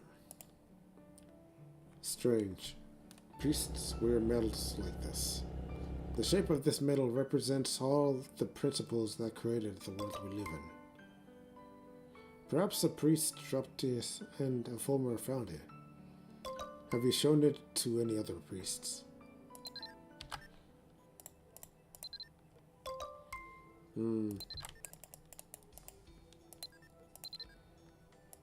So it seems like a bit of a troubling matter if the priest had lost it originally.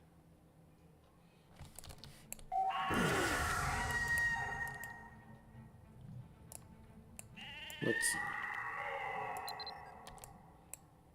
If the lag upon this channel becomes too unbearable, yep, I can already feel it. I can already feel it.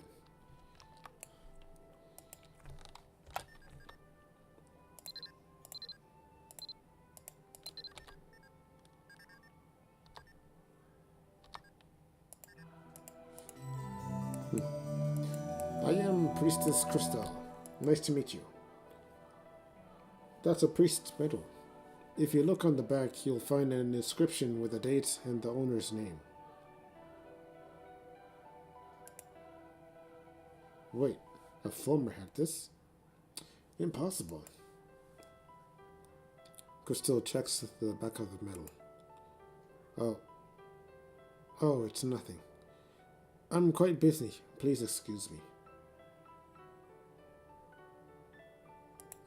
That doesn't appear suspicious at all.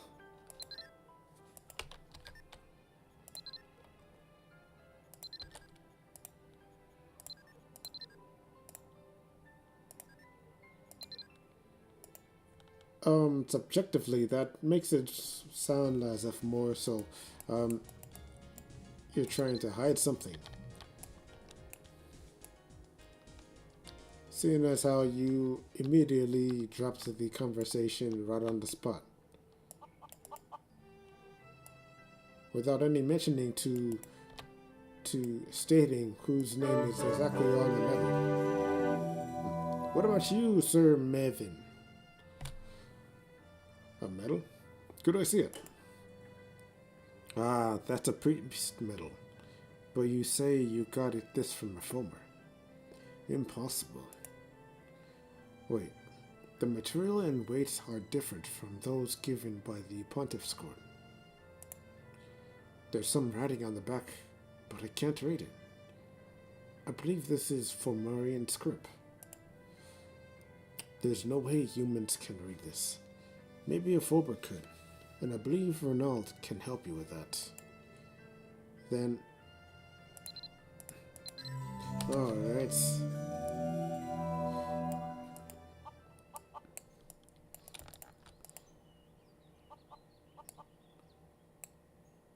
Conducting some highly solid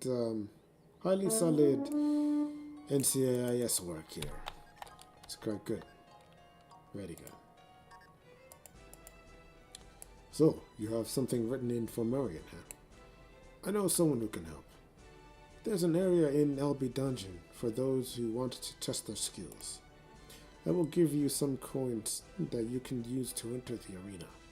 Drop one on the altar at LB Dungeon and speak to the arena manager. Alright, will do.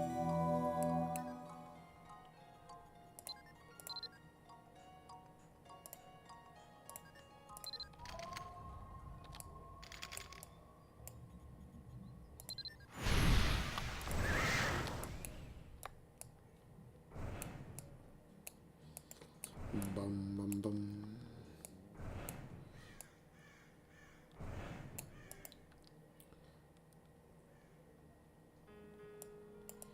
It's quite promising to see exactly how cooperative each and every single individual has been so far while we conduct this investigation.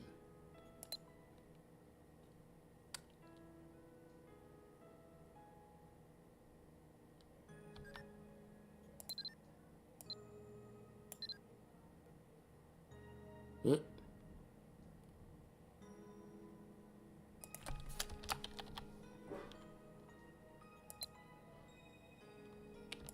There it is.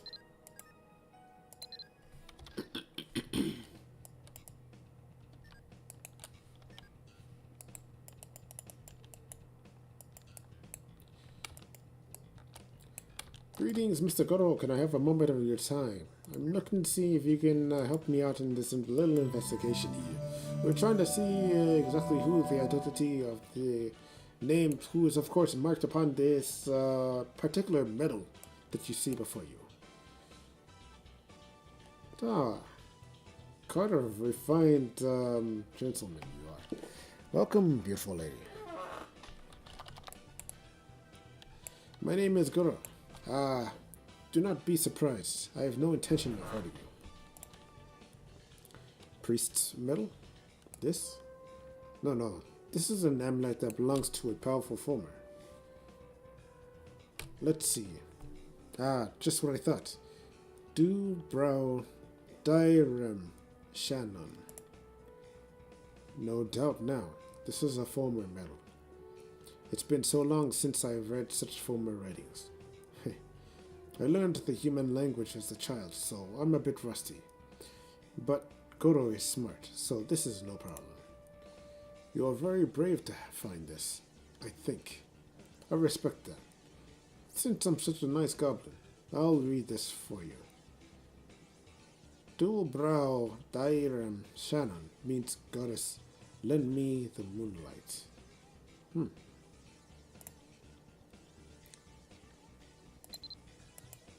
Interesting. Okay, time to bring this to Tarlac as quickly as possible before he disappears.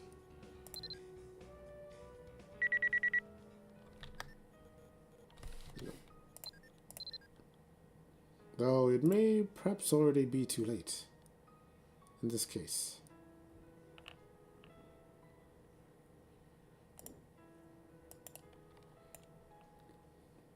Yeah, that's pretty much zero time to converse and discuss that with Tarlac.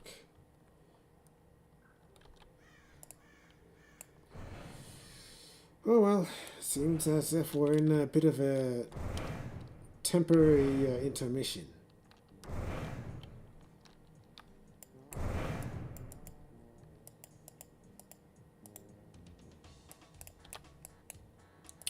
Well, I suppose for the time being we can take care of a couple of things here and there.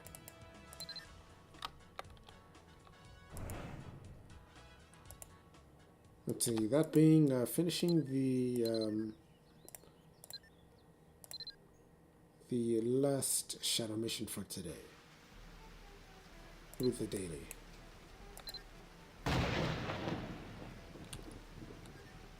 Let's see, enemy behind.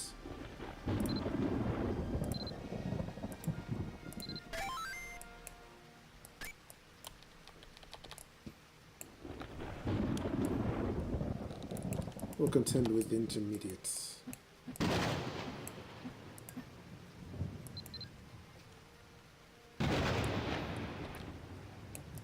Acquire a little bit of XP, finish it quickly.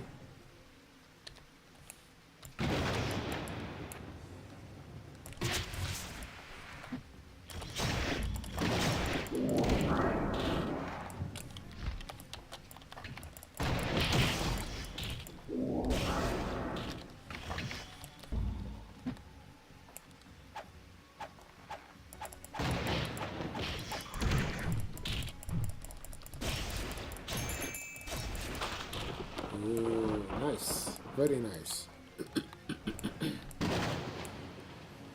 And though, because of our decks being weak, our arrows don't really hit quite as impactful as they could.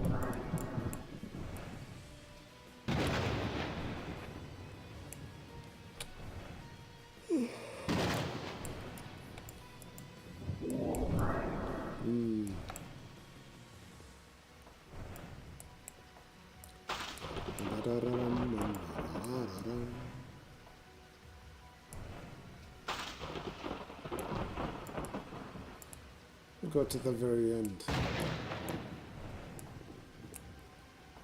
Check to see if there's any additional sources that need expunging.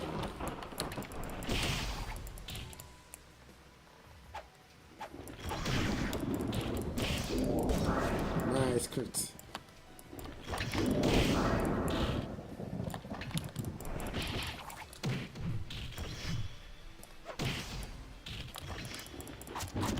Yeah.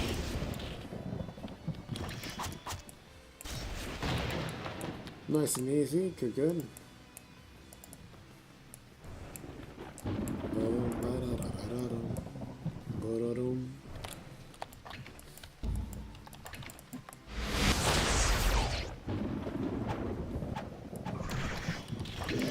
Getting rid of the extra force since they constantly remain problematic.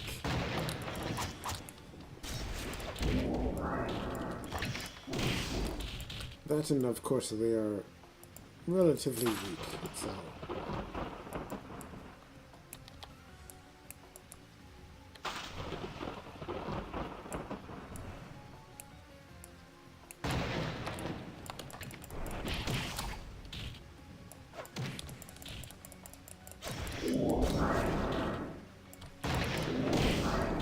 Windmills.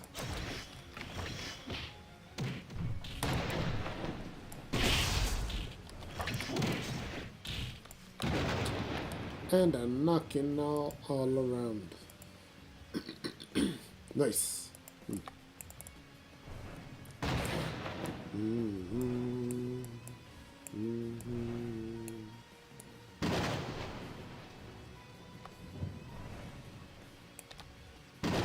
Goes to show for the true purpose.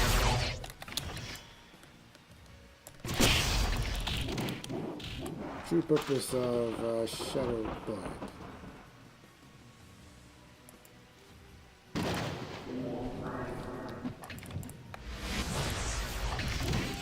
To enable that one can kill enemies at a standstill, without any fear of knocking back them out of the area itself.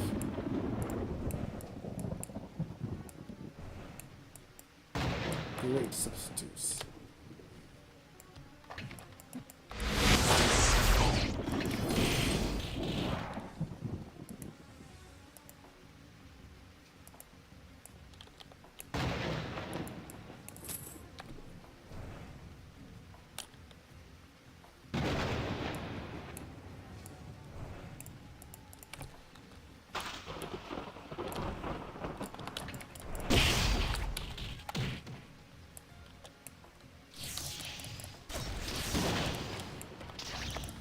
This is going to be a bit tricky, so very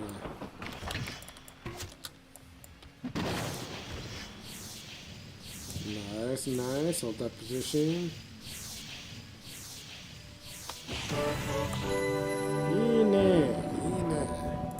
I was sort of expecting him to have a bit more HP than that. At the very least, to withstand up to the fourth or fifth or final strike from that technique. But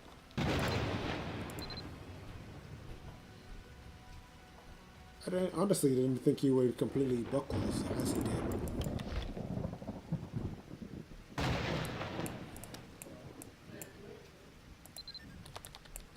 So that's a bit of a surprise.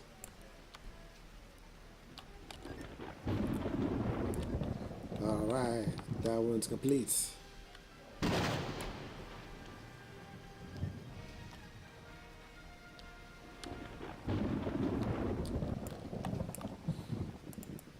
Toss all this money in the bank.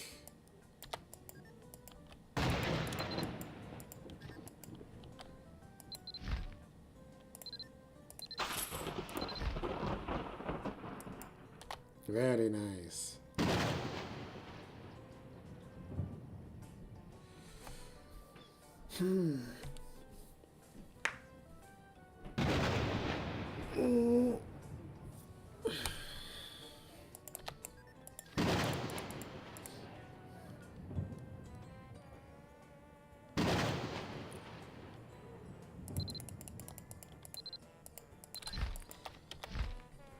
Yeah, I think I'm going to definitely consider upgrading into the territories of the special ops for this thing.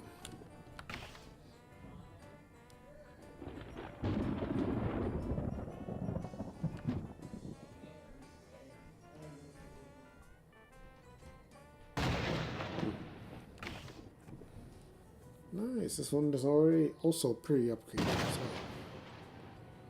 Okay.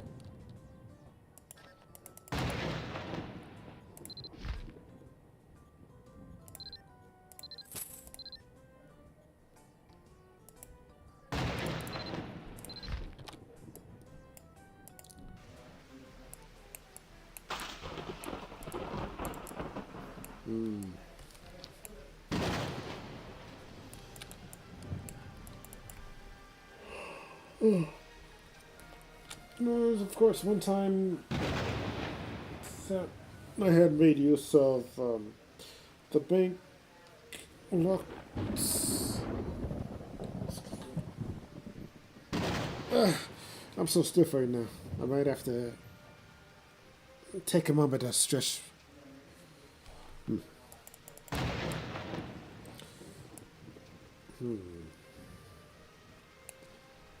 Let's see. General shot.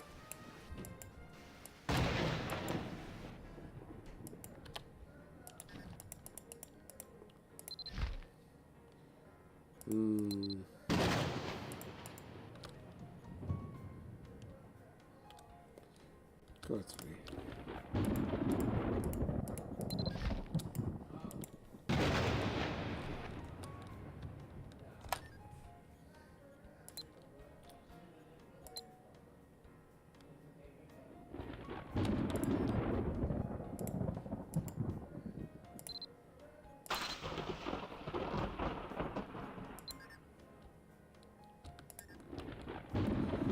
Max HP.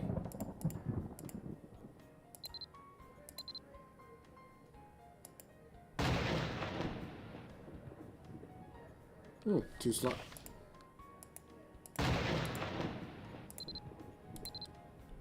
One slot. Shadow spirit damage.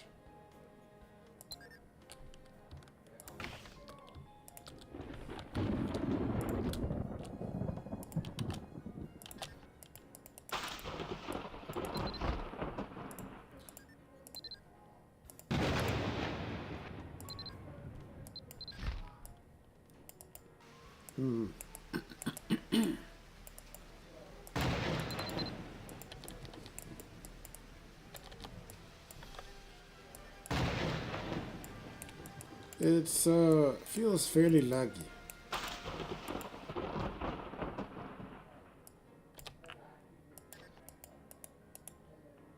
Okay.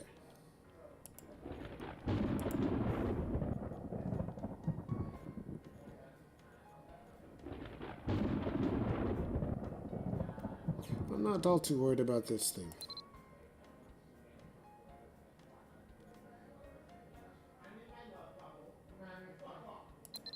Let's see. Let's go to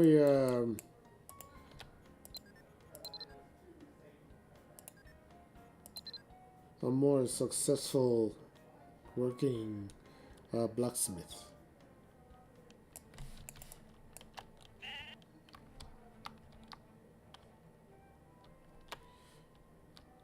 Ba-dum, bum, ba-da-da-dum, ba-dum.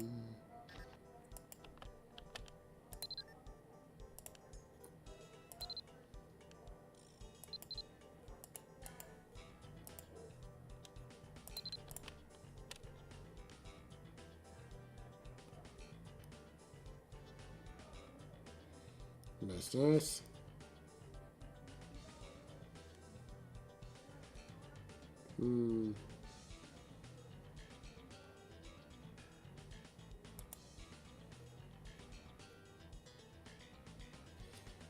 Daggers are fine.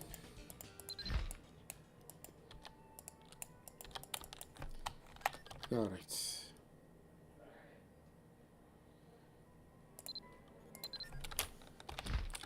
So one of these pets possessed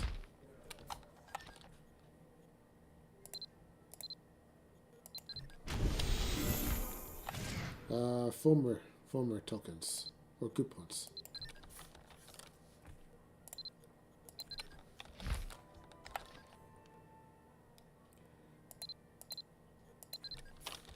I'm not entirely sure which one though.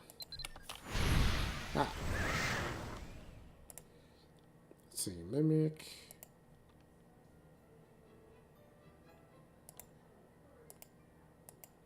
Nice. So we have Goblin, Mimic, and Wisp.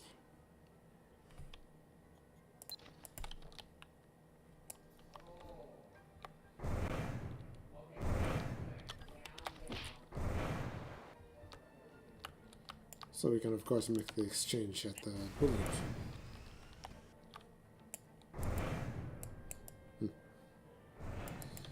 Goblin.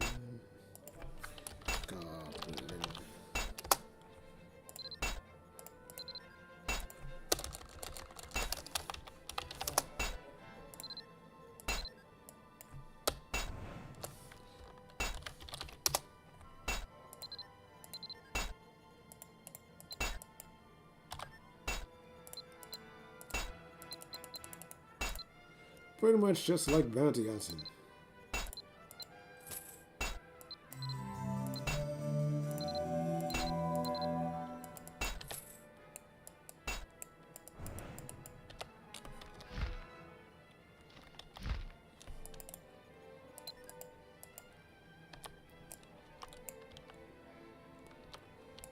Very nice and quick ways to get cash very, very quickly.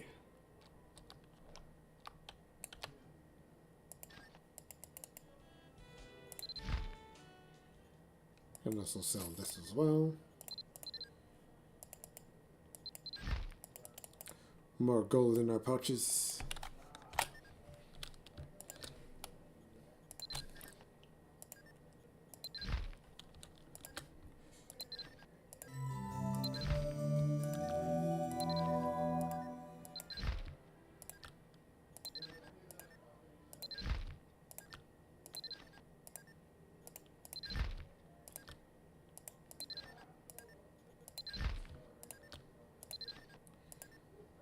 So archery will of course be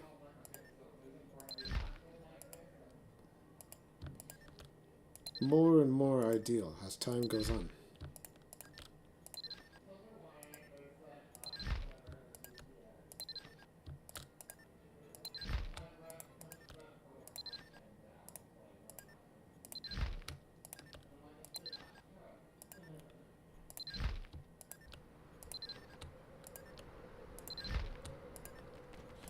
I would imagine.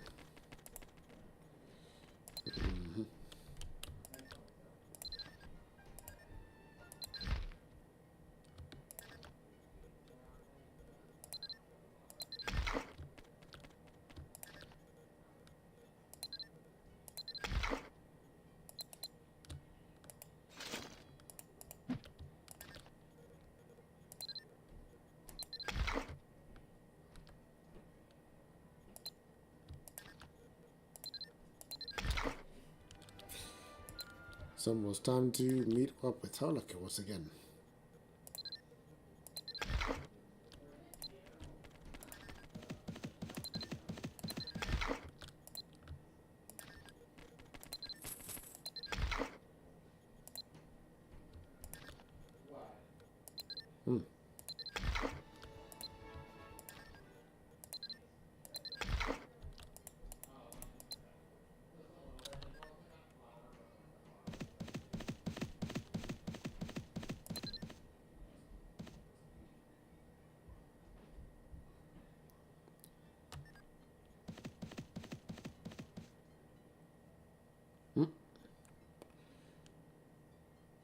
Two, 4, 6, 8, 10.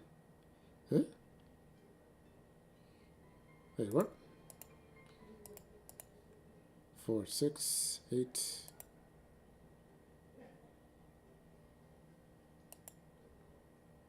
10.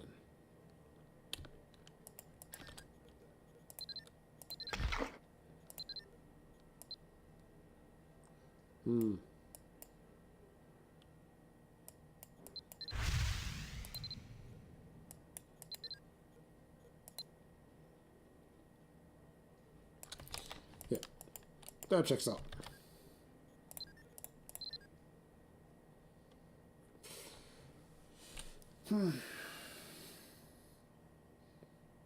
Yeah, for a moment there, I thought I had messed up the assignment. Okay. And back to Tarlock.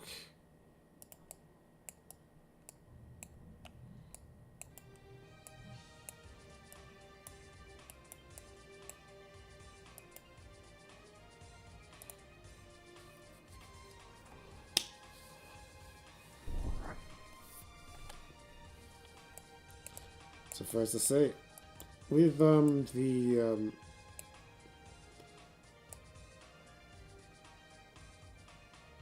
with the people we have been introduced to thus far, I would not determine them to be the primary highlights of focus that we should first work on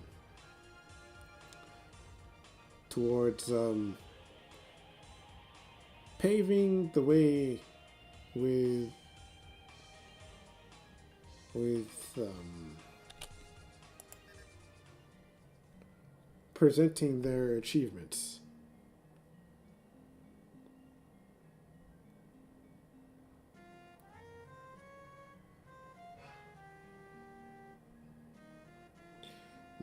Hang now.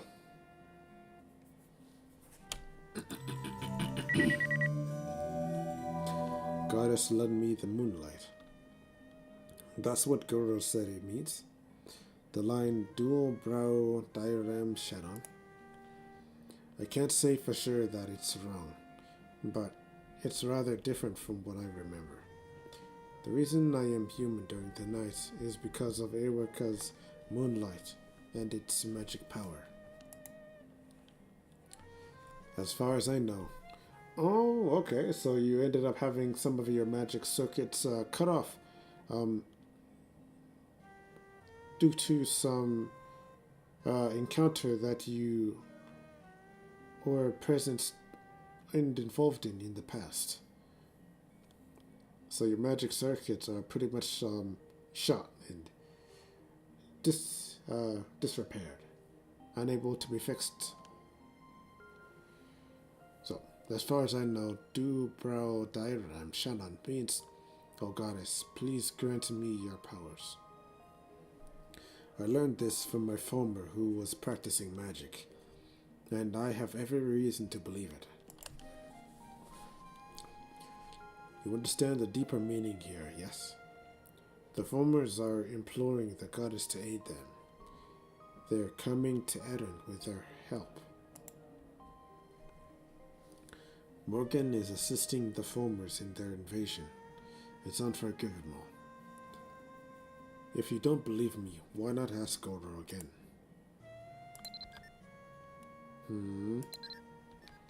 So we're to find out confirmation of this.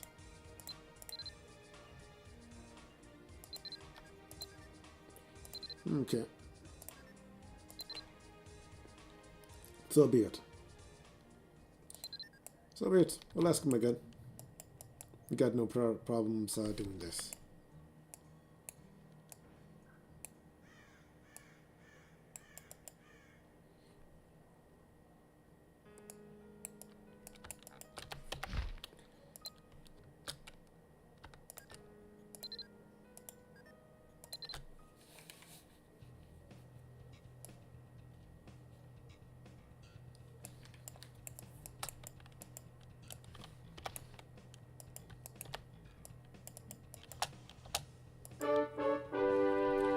Oh, that's what it means. Amazing. You are not only strong but wise. To be honest, because I was raised in the human world, my former language skills aren't that good. Let me make it up to you. You see, even with this goblin, one can, of course, implement some form of worth towards human civilization and society. Goro is doing the job of providing a means of onset warriors to test their mettle in this arena. Let me make it up to you. I'll send you to one who can tell you more of the legends. I can't quite remember their name. But don't worry, Goro heard this story once. The Black Roses of the Dungeons, known as succubi to humans, said there was someone who had betrayed them. They said they wanted revenge on that one. Said they were in Dunbarton last. The succubus is a strong former. I am sure she knows something of that world, no? But it won't be easy to find her.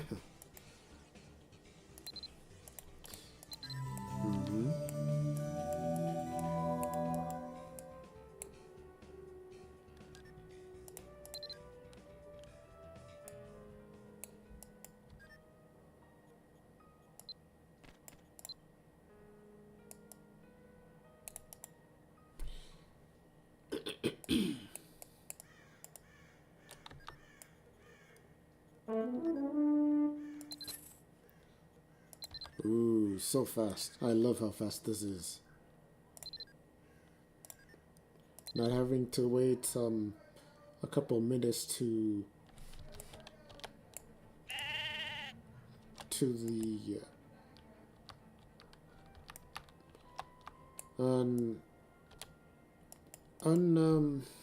something, the unconventional.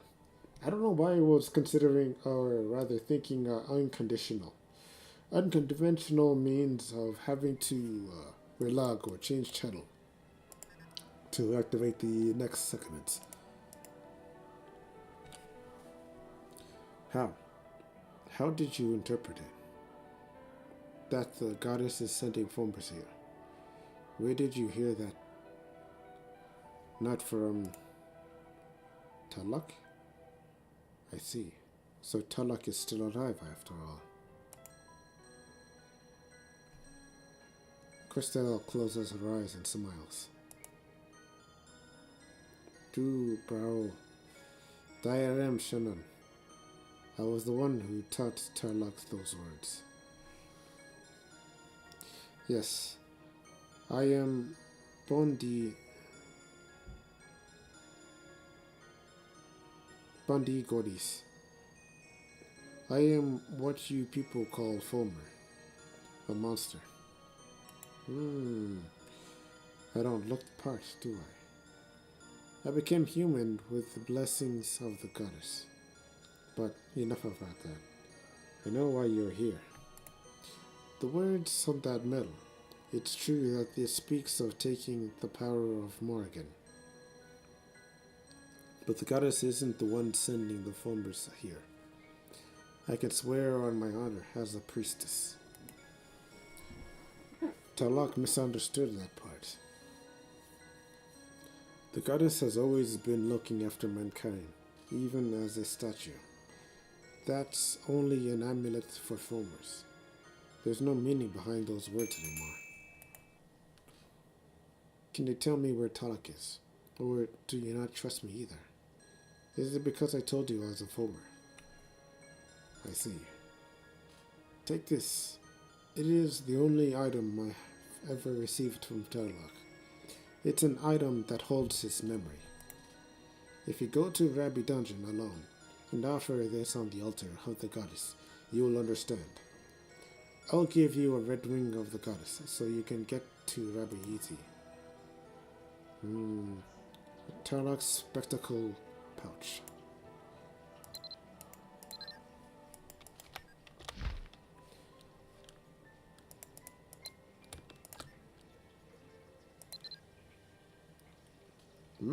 Okay.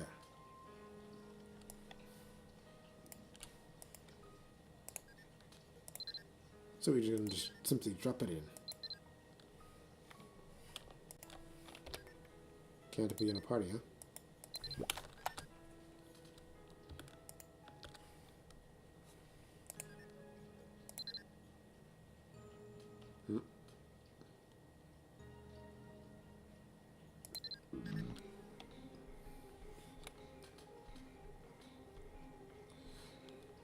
We are in the eyes and mind of Tarlok. If my assumption is correct, then all of these dungeons are really nothing more than one giant underground structure with different entrances. That being the case, the statue of the goddess was not created to transport those who offer an item. Rather, it was designed to seal off certain areas of the dungeon, preventing travelers from entering them. Within the chambers sealed off by the goddess must lie the secret which leads to Tir Nanog. A key to that place is surely here somewhere. The foamers seek the way to Tir Nanog as well. If we don't hurry, the goddess' wish will never be fulfilled. If the goddess sealed off part of the dungeon, it must be dangerous. We need to be prepared for anything.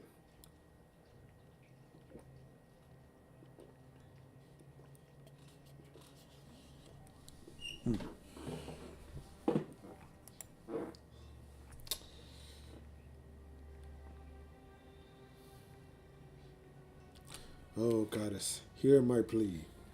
I seek to enter that place which you have sealed off. Grant me your blessings in my quest. Steady my trembling hands as I examine your statue, and grant me the wisdom to discover your secrets. Allow me to enter that sacred sealed place, that I may have the honor of rescuing you. Protect Mari and Wairi as they accompany me. May your blessings protect us all.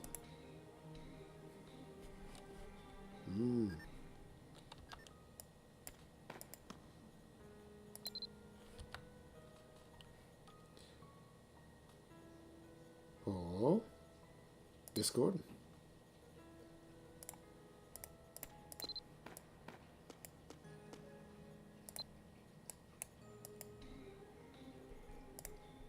So we have magics.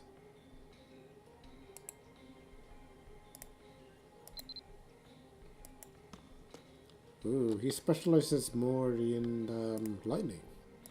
Interesting. He can meditate.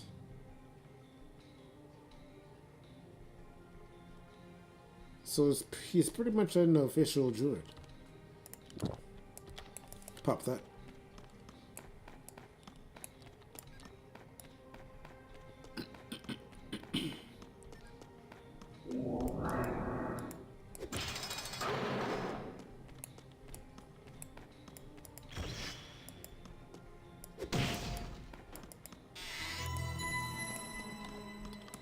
No need to fight if I can just simply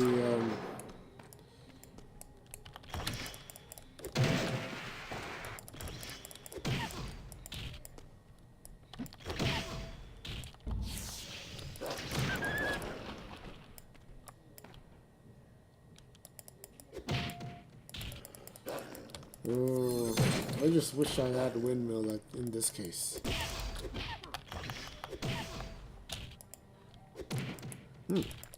Three hit combo.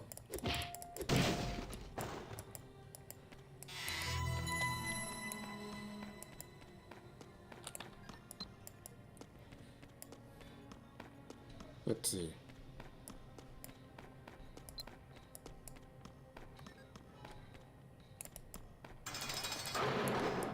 Yeah, it won't let us advance it when we use it. Let's see.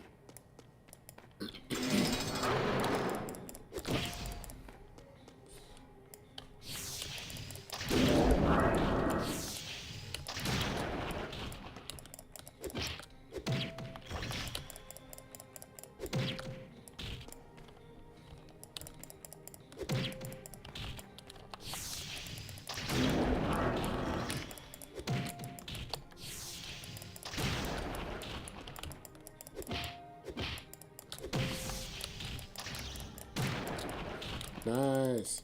Learning as a finisher.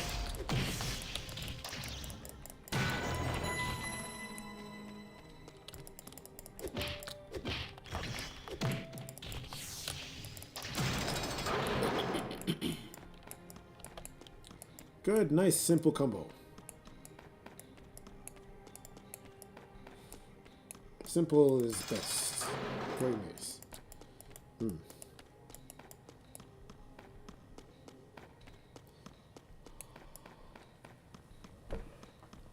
Oh, Tales of the Crypt.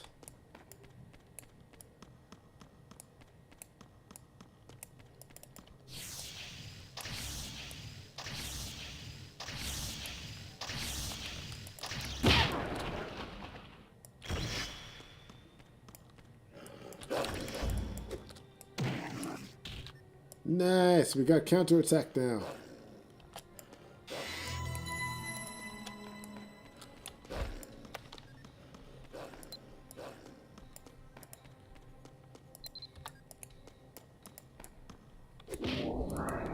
Ha. things will go a bit smoother when you can, of course, retaliate against something that is, of course, attacking you at the same time.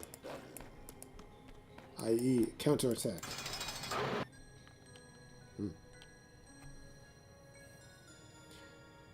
La la la, drop your sword when you come see me. It makes my heart to see my poor self reflected on your blade. La la la, the moment you first encountered my chamber was not a surprise. For I knew your love was already deep inside my heart. La la la, don't close your eyes. Let me stay forever lost in your eyes.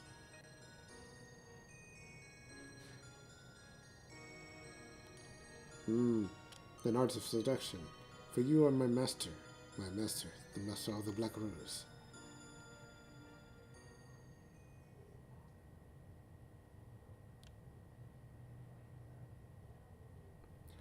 What do you think? It's a song I wrote for you.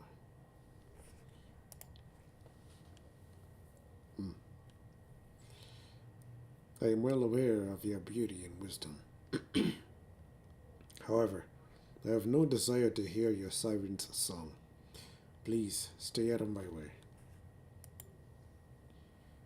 This is the 5th time you have come here. She's, rather gorgeous. Rather gorgeous. If you are not coming here to face me as other adventurers do, then what is it that you are searching for? I'm searching for Tina Nog. I'm sure the path is hidden somewhere within this complex maze. You are truly a strange man. However, I am still a former. Regardless of what you came here for, I cannot just let you pass. You may beat me as you have before, but I'll still challenge you. I thought it was the adventurer that's supposed to do the challenging. Very well. If that's what you wish, I won't back down either. Today is your last day. On this day, I will finally defeat you. However, if I beat you, allow me to love you. I know that you are not truly evil, deep down inside. Still, I am a Jew. I cannot grant your request. Very well. Let's get this over with. 1.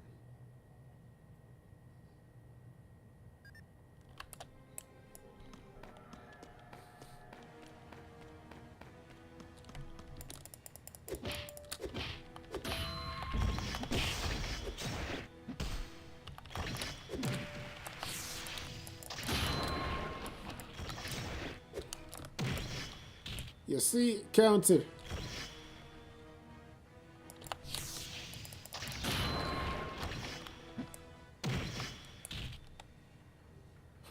Interesting.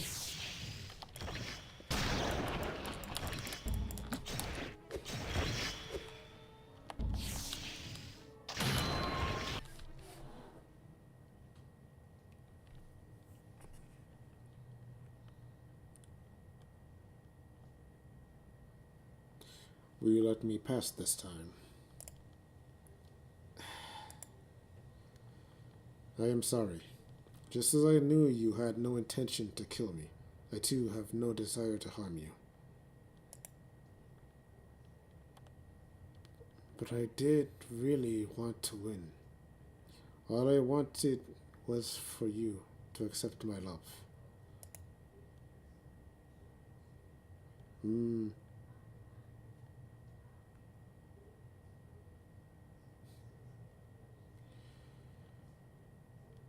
Love is not about completely overpowering someone. Why not? Don't men always seek to conquer women? Perhaps all the men who found you here tried to earn your love by defeating you in battle. But don't assume that's what love truly is.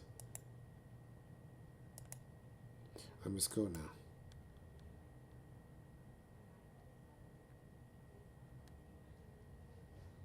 Making her rethink her perspective on love itself.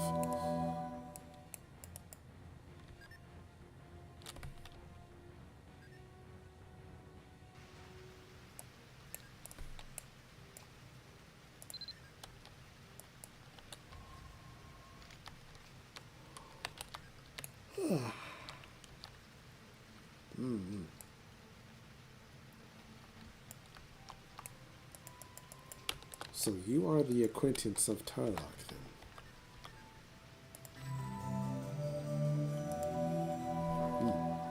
Do you believe me now?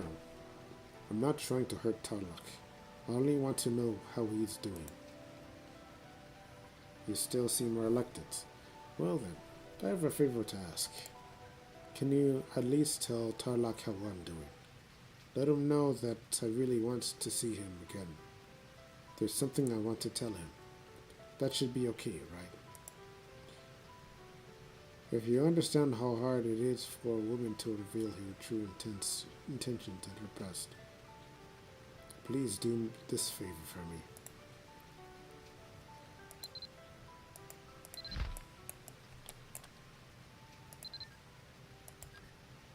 So we're to seek out Tarlock once again.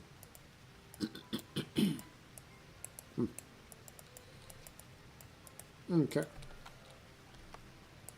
But Tarlock is once again in bear form.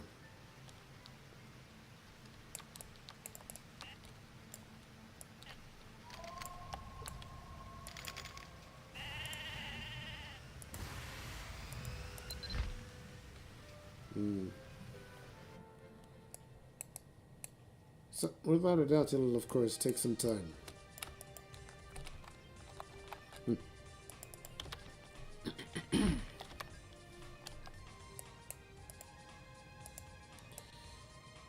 Let's see.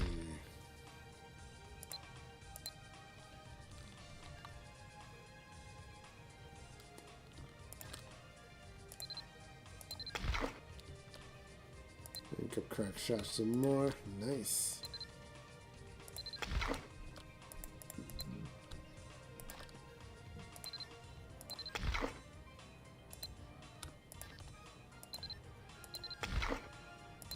Ba-dum bum bum ba-dum ba-ba-da-dum ba-dum bum bum ba-da-dum.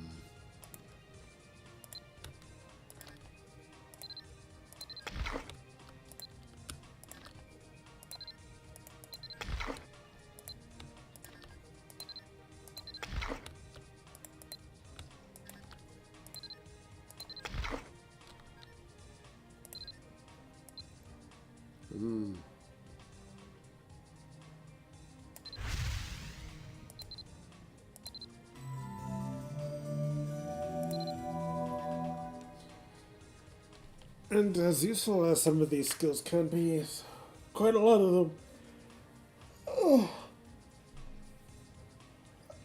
excuse me, quite a lot of them end up becoming seriously huge AP sinks, such as having to just simply acquire rank 4 for Crash Out alone requires 50 AP. And those giant numbers accumulate tremendously. Waiting for Tarlock here then. Let's see.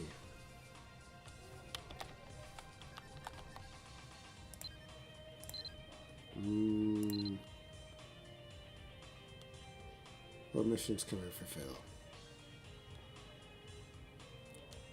Play an instrument 5 times. Homestead. The crops.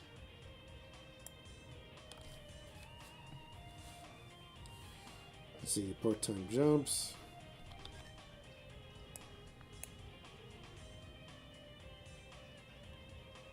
Suppose we can do a part-time job.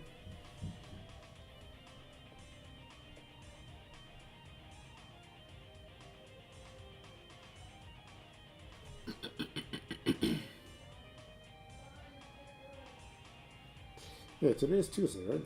It's Tuesday. Yeah, Tuesday. Mm.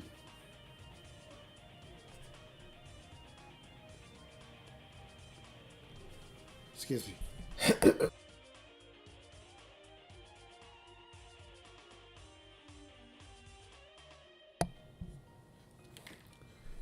Let's see. So we need to acquire an instrument at some point.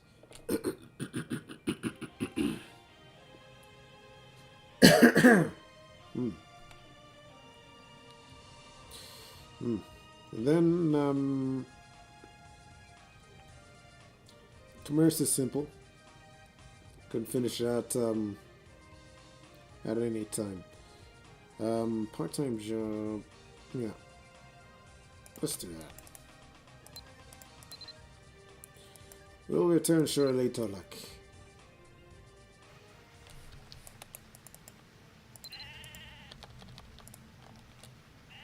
We're just borrowing some time for the time being.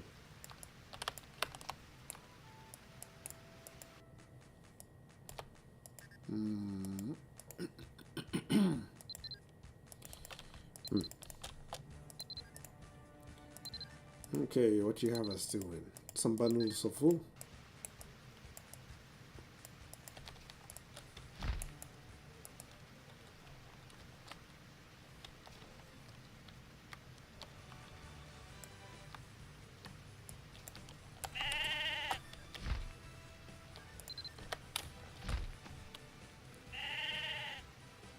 Let's see. For wool, we'll use this gathering knife.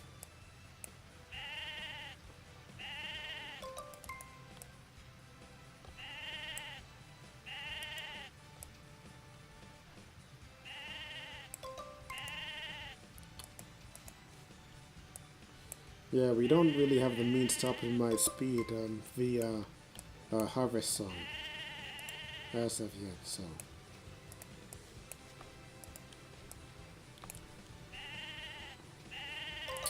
We're not in a hurry either, so there's no real need to make use of the collection speed.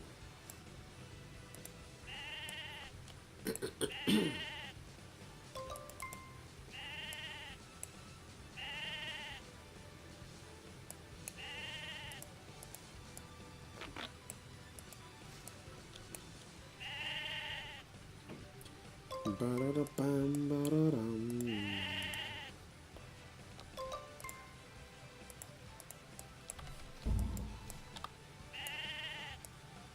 Bum, ba-dum, bum. Ah, there we go.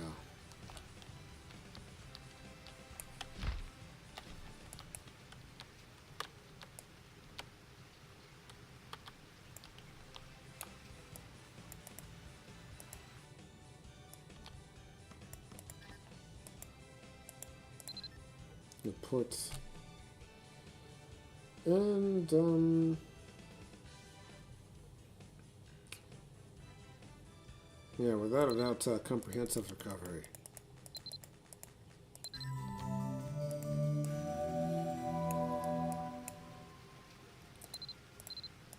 That's a massive life-saving potion right there.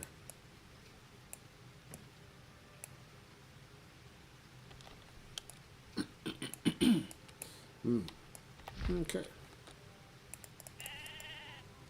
But this one, she will of course require potatoes. Oh, wait, no?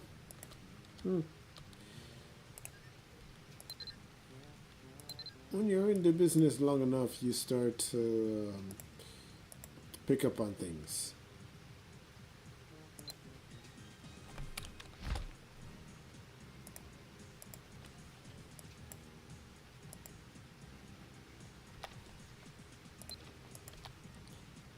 This thing could go for an upgrade, though.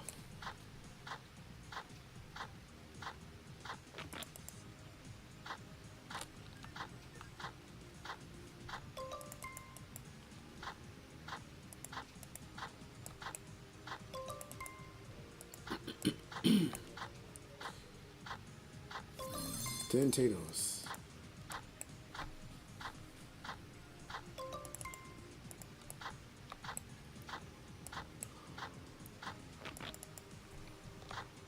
Oh, excuse me. Oh, that was fifth.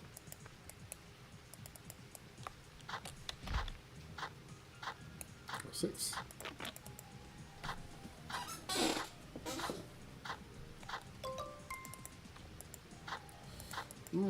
Forgot to mention, when it comes to raining weather conditions, it allows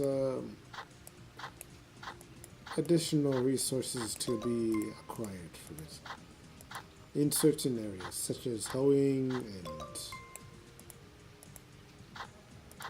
and acquiring herbs. Oh, we got 10 already. That was quick.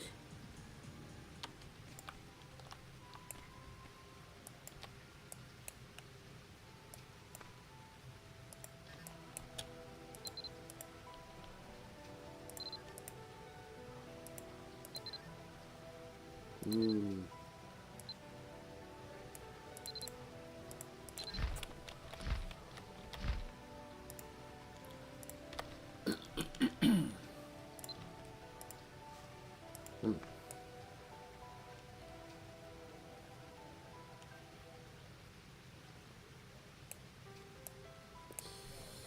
Bum bum bum bum bum bum bum bum bum bum bum bum ba-da-dum.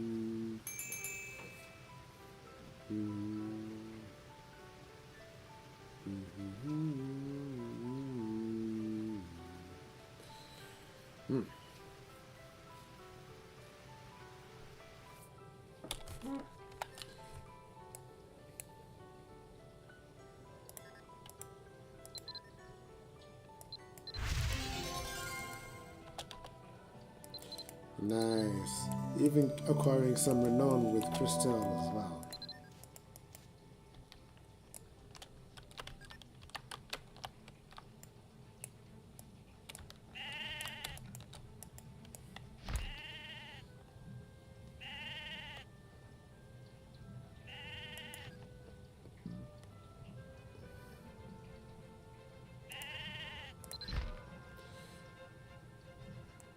Now with some time filled up in the slots, um, it provides us with far lesser time to wait for Talak to commence with his transformation once again.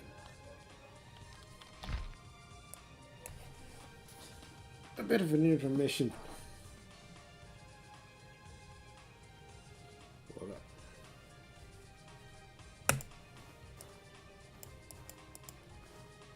Ba-dum, ba-dum, ba-da-dum.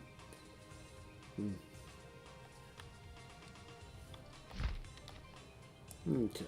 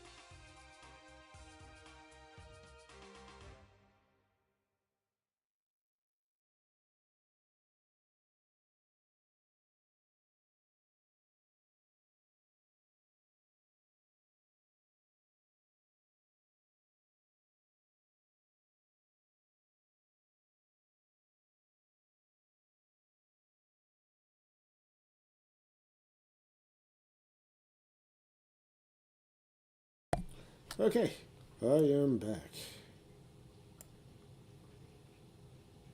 Nicer, nicer. Okay.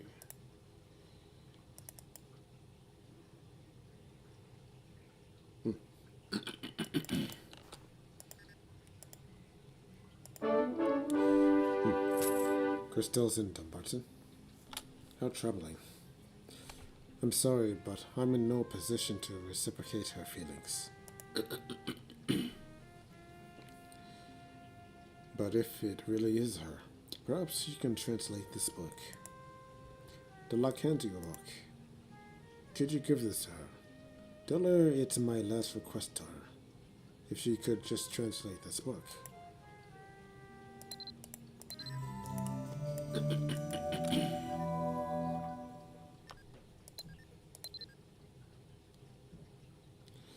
It's kind of cold to you, isn't it, Tarlock? Seeing as how she's been worried about you this entire time. At former or not, it isn't very humanly of you to just simply, brush aside such reciprocation. Tarlock asked me to translate this book for him. I see. Yes, I can tell this is his book. Is he still living as a druid with his terrible injuries? How sad. Very well. I will translate it. I'll send you word when the translation is completed.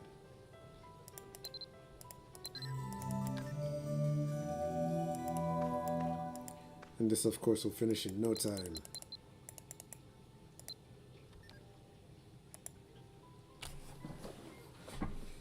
Not really much point in moving, knowing how quickly the process is.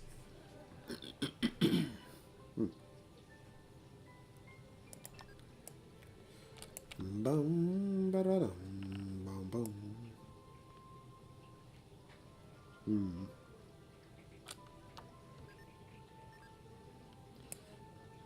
So, a bit of a noting mention as to why, in addition to why the delay for today's broadcast was put off till the early afternoon, was that I was trying to determine how much time was required to process the last broadcast yesterday, as it appeared to be determining on the platform for YouTube that it takes some time for the processing to occur, be it a few minutes or a couple hours. And seeing that the processing wheel continued spinning over and over without any stopping, I wasn't totally certain whether or not it was going to finish at all. And perhaps being uncertain of exactly how the operating system of YouTube works, it seems that once the video finishes broadcasting, it becomes available right then and there on the spot. A whole lot more testing is needed to figure out exactly how to work out the editing matters, such as this processing, or formatting it in a means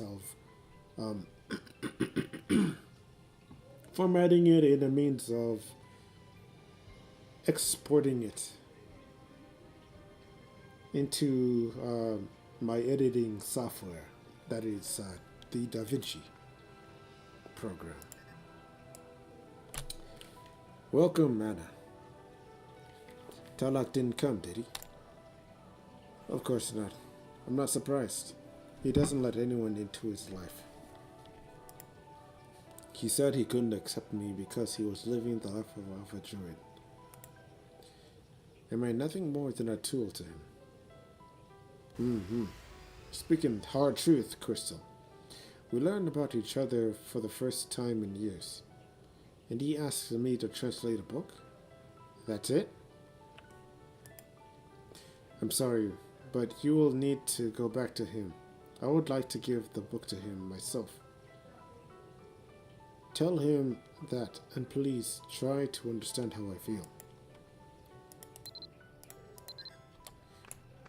You see, Tarlock? You see? Come on, man.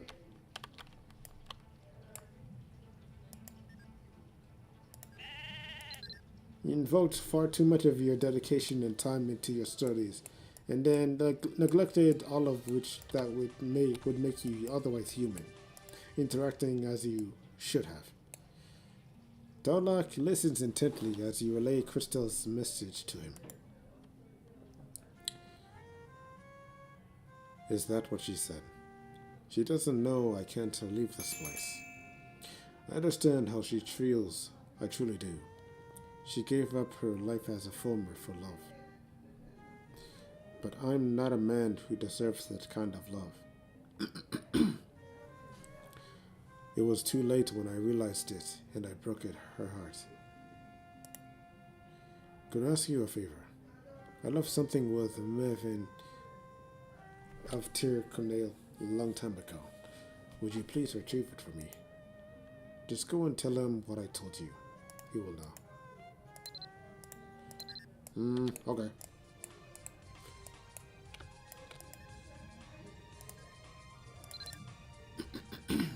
We'll make a quick trip. We'll get some presses going.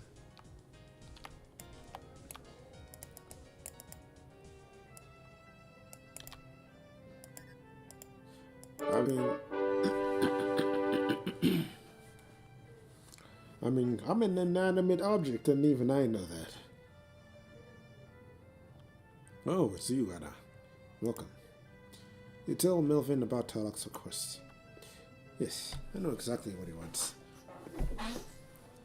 However, even druid magic can't preserve such a thing for so long. Fortunately, Lassar was able to help preserve it in a way. Anyway, for Tarlock to finally ask for that item back, he must still carry that girl in his heart, eh? Well, it's truly just so sad.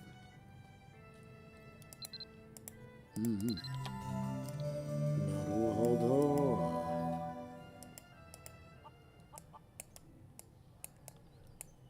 So he's been holding on to this item for a particularly long time just for her.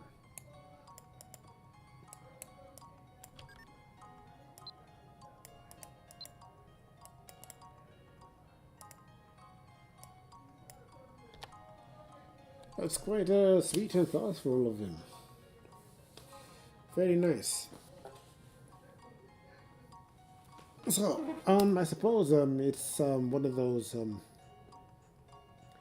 venerated checkpoints where I suppose it would be best to provide the statement to which, if you, of course, enjoying the content so far, please feel free to hit a like and subscribe upon this channel upon YouTube. And, or if you're more so inclined and interested in other matters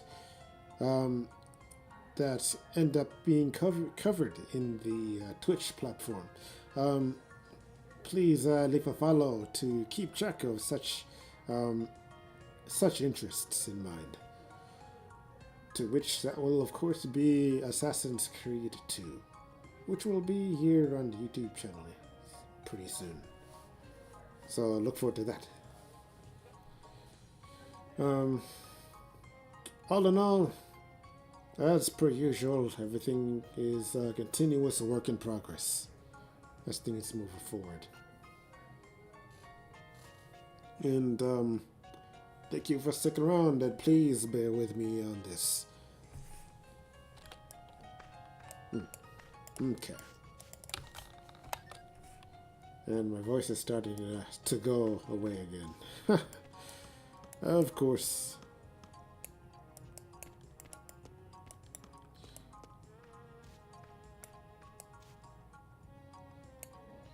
Hmm.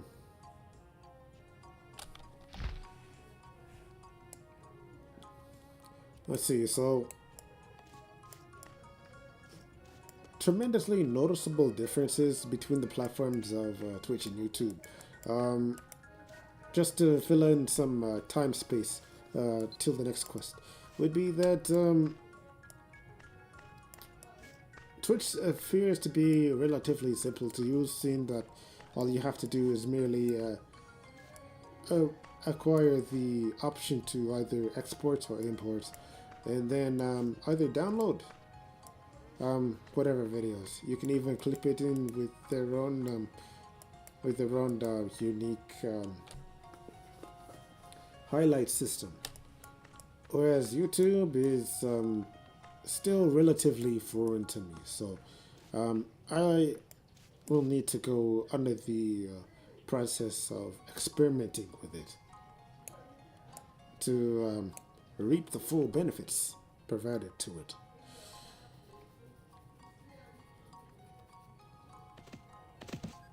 Hmm.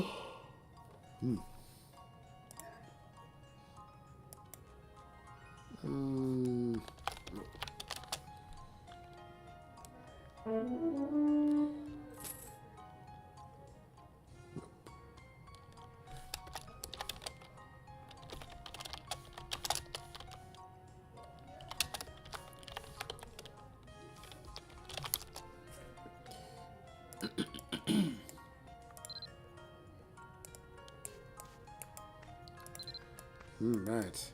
Last I had received the message. Let's see.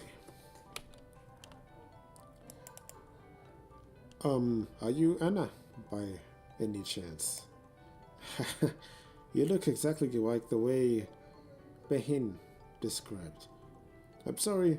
I apologize for laughing. It's nice to meet you. I am Lasai. She's intended to be a teacher, but she looks more like a student. Here. This is the item Melvin told me to keep safe. Isn't it beautiful? It's a black rose. The overwhelming hue of the flower itself turned it pitch black. I learned to grow this one from the original Melvin showed me. So what do you need with such a rare flower? Are you going to give it to your lover?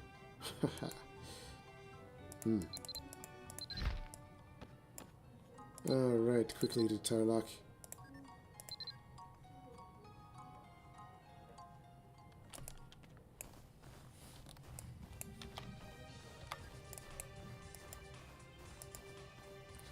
Tarlock, I brought your item back to you. Yes, that's it. The black nose I have been looking for. No, it's different. This is a new flower. Still, thank you, Anna. Please, do me one more favor.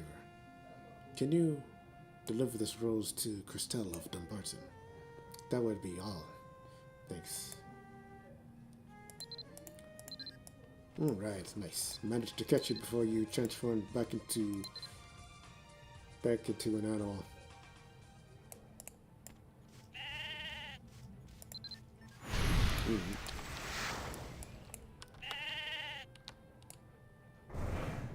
Hop the fence.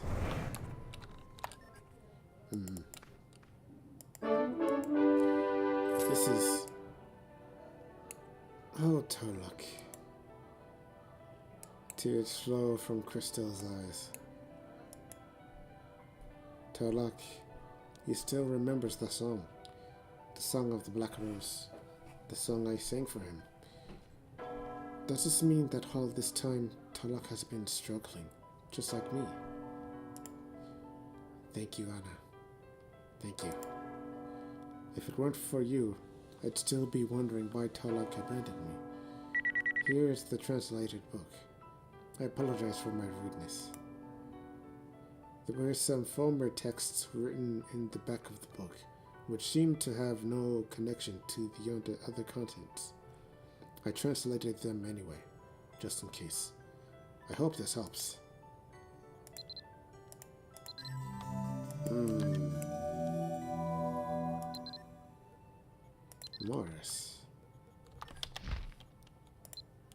Let's see.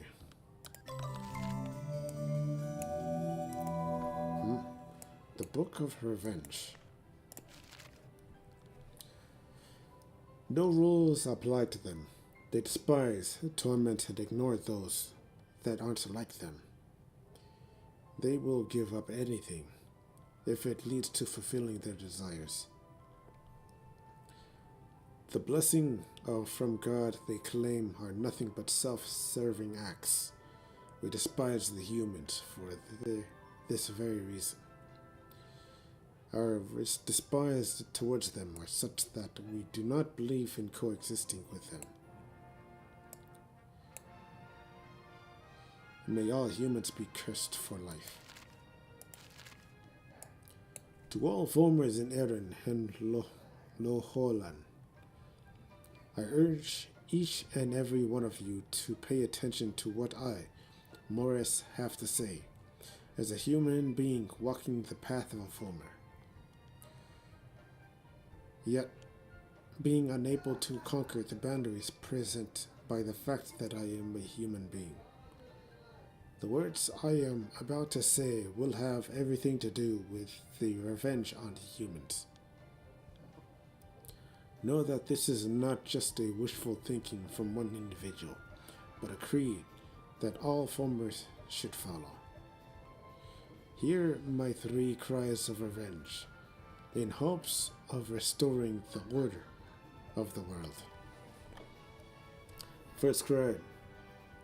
Humans are the creations of chaos. They are only too happy to break rules and order in the name of growth and practicality, while devaluing everything that helped them get to where they were. Sometimes even denouncing their existence. They strongly believe their desires supersede nature's beauty and harmony, and even if there's a person among the crowd that practices patience and content,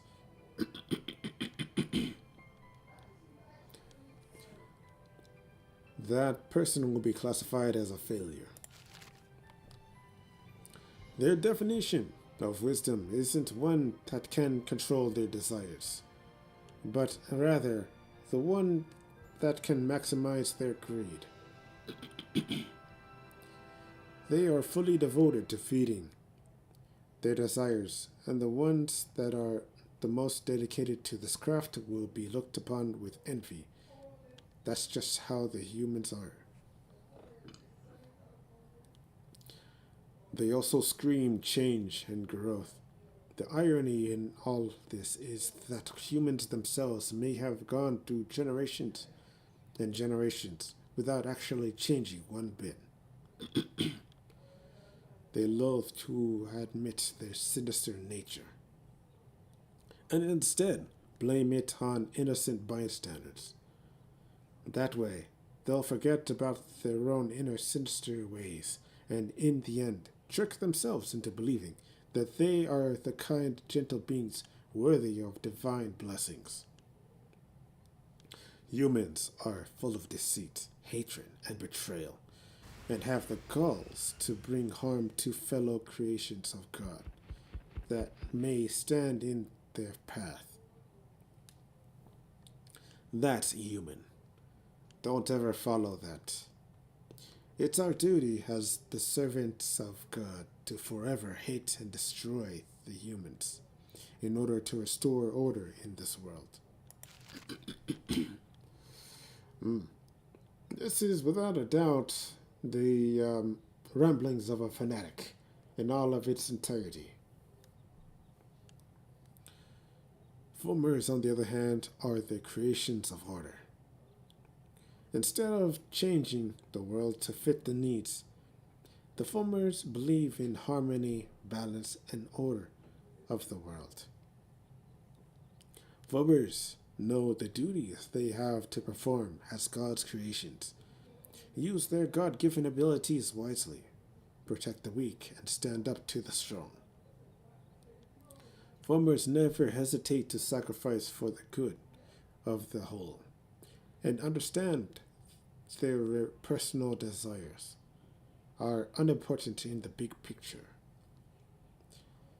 Foamers move in groups, showing compassion to those in need, while understanding the difficulties the strong ones face, helping them out when in need.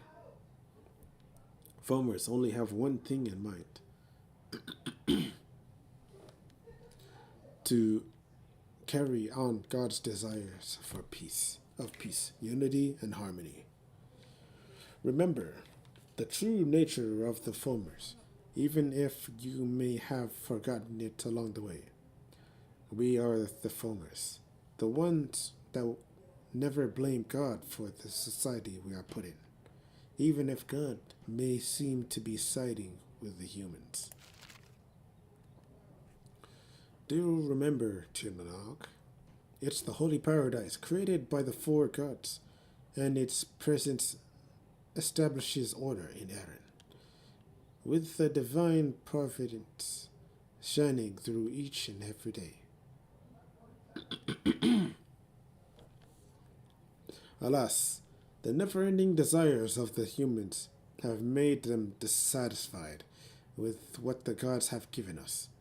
In fact, they proceed to destroy nature and stretch their infinite desires to the holy land of Tirnanog. Do not simply dismiss the human desires to live in the world of gods, when they are in fact imperfect. Think about how big of a tragedy it'll be if that happens. Think about how devastating it'll be for the rules and order to be destroyed once and for all in the hands of the humans. In conclusion, with all of the sins these humans commit, how can they even think of making their way toward the land of eternity? And how can we let them go like that? Tirnanog shall not be taken over in the hands of the filthy humans. Never. Tirnanog will shine the brightest when the foamers take over the land. And that is what I wish as a human. Being who's decided to fully embrace the life of a foamer. This is also what the goddess ultimately wishes. First, what we need to do is teach these foolish humans who lust over the holy land of Tirnanog as a means of fulfilling human desires. A huge lesson in the name of the creators, the gods. Never forget all this despicable acts these humans did upon each and every one of us. It's up to us now to return the favor to these humans and reestablish harmony and peace in the world. Always remember that Tirnanog's holy nature can only be kept intact by the destroying humankind. To those eager to spread the truth to the fellow creations of God, read my next cry of revenge.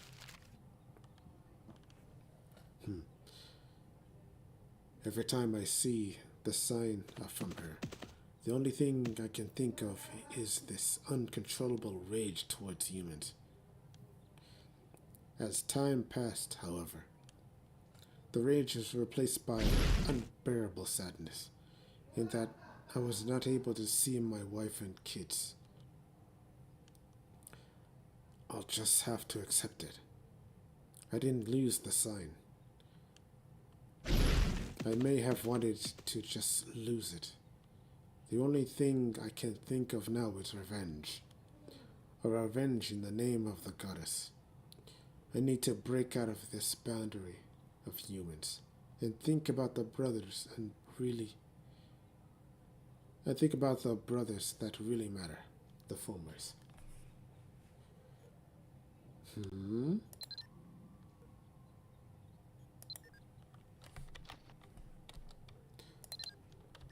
Well, this is without a doubt considerably troubling news.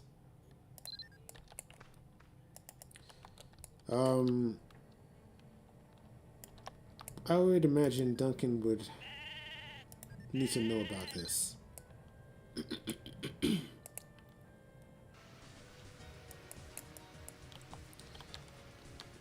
It seems to be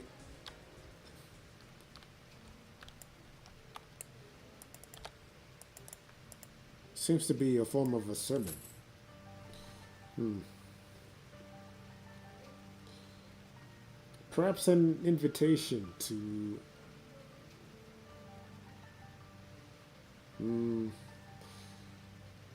add a bit of a lot to words for exactly how to best form this. But I would say it would more than likely be a sermon for a congregation, imploring all farmers to join some cause, amassing an enemy army, a means of recruiting, providing a reason for farmers to recruit into a large force. What a disturbing book. And you say the author is Morris? You're right.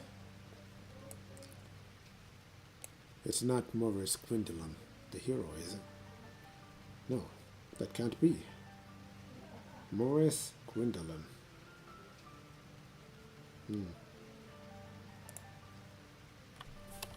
Morris Gwyn Gwyddelon. Gwydion.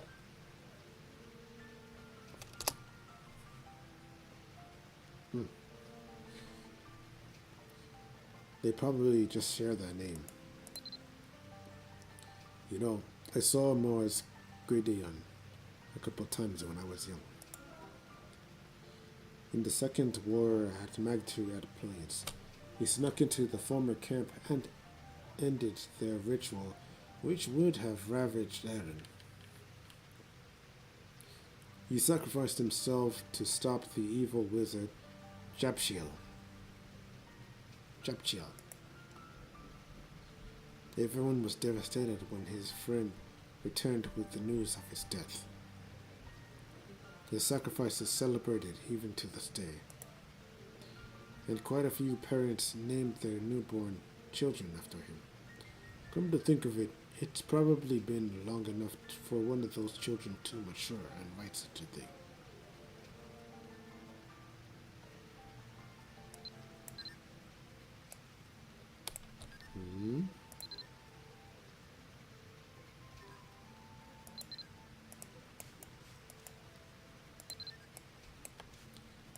If that's been the case, then that is quite concerning.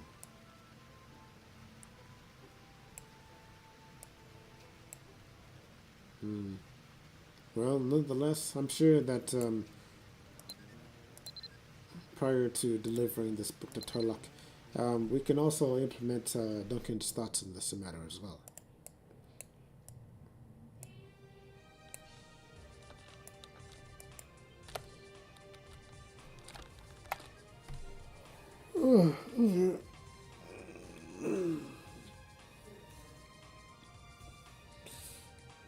With this, we can of course take a bit of a short intermission.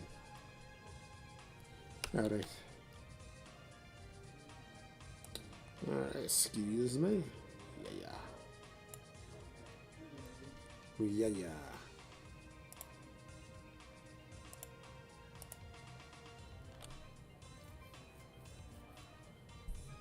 Be right back, grabbing some more water.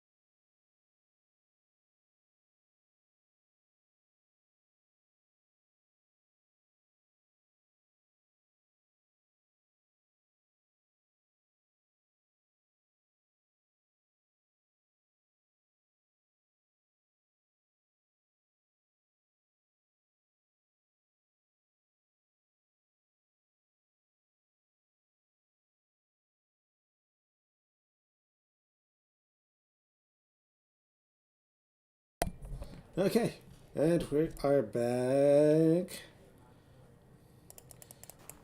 Okay, let's see. Maybe we could drop this down yet. Okay.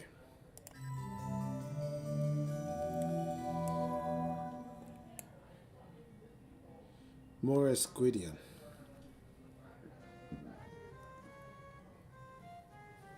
Also got acquired some food as well. Yes, he is the author of the book. He was my mentor, and a wizard who saved the world. I had always assumed that he had passed away, but it seems he's alive and has sided with the Foamers. In any event, please hand me the translated book. I would like to look it over myself.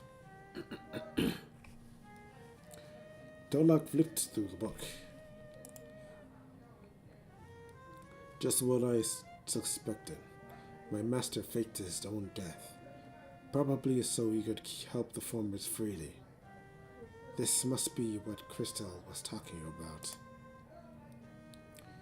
Okay, I admit it. Perhaps I didn't lose the token, but I wanted to throw it away.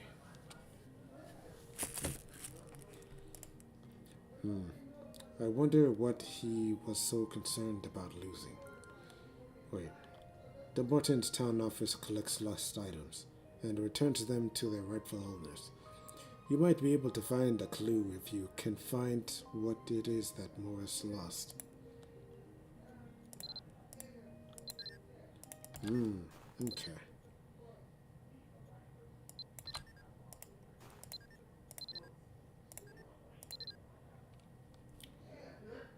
So make haste quickly to the town office of the Martin.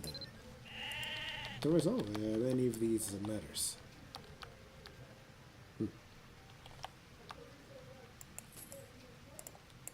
Let's see.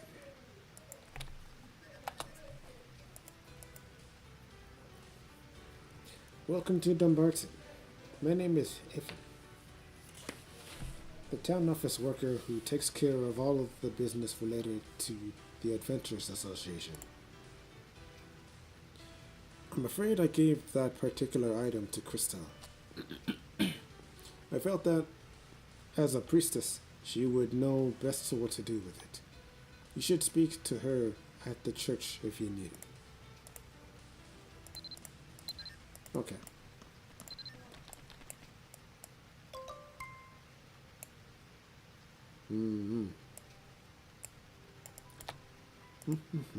Go on quickly. I knew you would be back. Here's the item you're looking for. I had forgotten about it until you left with the book.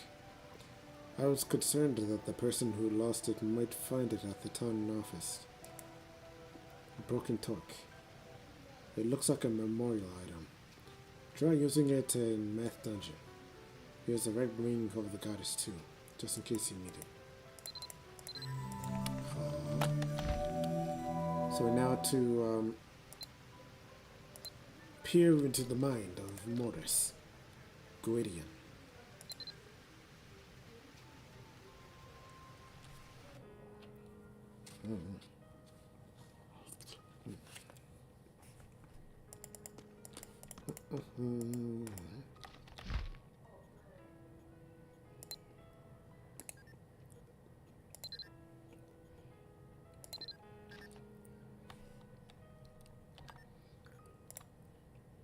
Oh.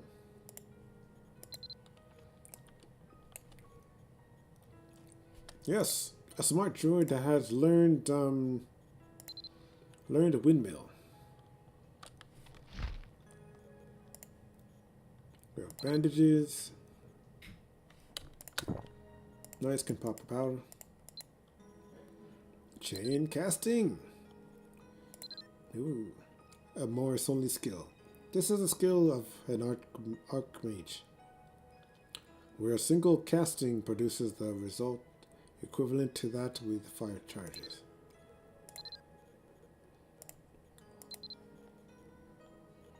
Owning one's innate ability for this.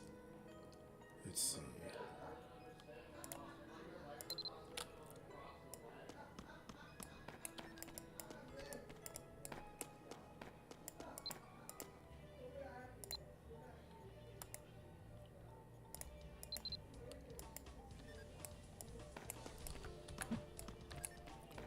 Magic Mastery. Bolt Magic +5.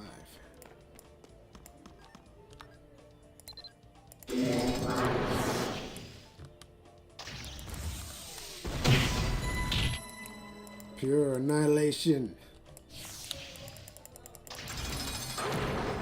Love it. Oh, the onset wanton destruction.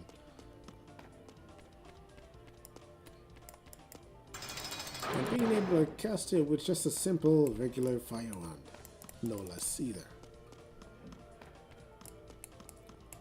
Can already tell just by observing the garbs from this man that he's just he's a man that lives a simple life, despite how powerful he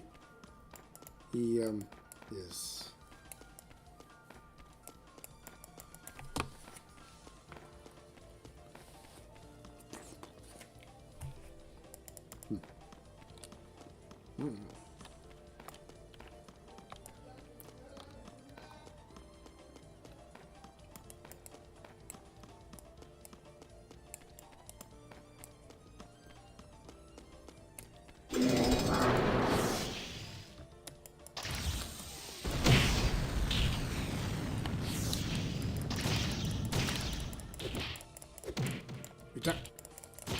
What?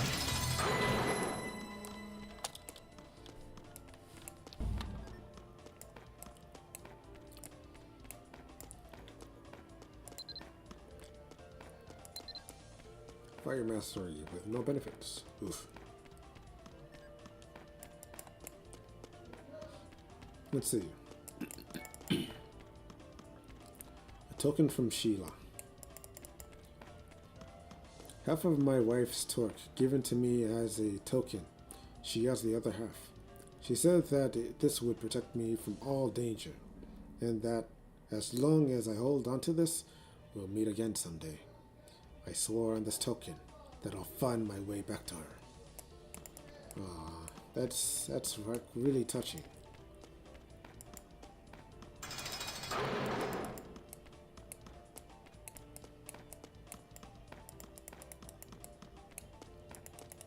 And that also leaves me little reason to believe why Tarlok shouldn't also accept Christel's love, seeing that Damaris is considered a druid.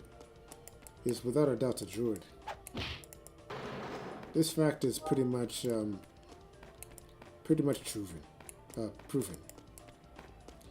Considering he is a druid.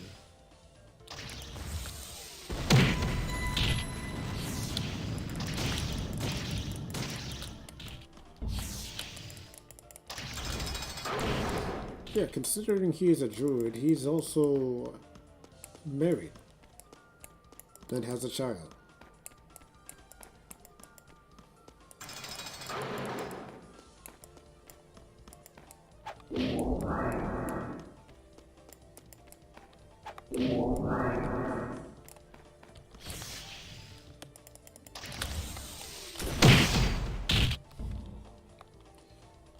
Okay, out of the way. You will not stop this man from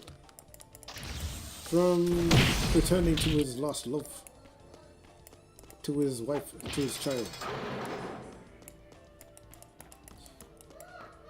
This man possesses tremendous conviction.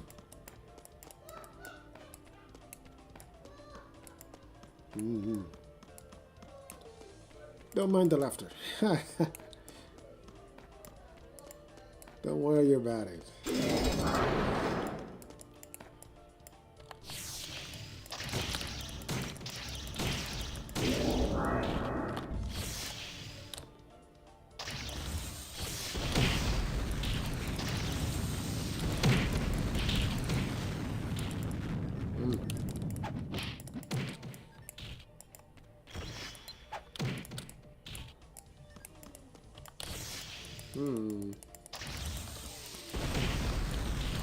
If I can, of course, bait a goblin to use counterattack, without a doubt, can also learn it as well.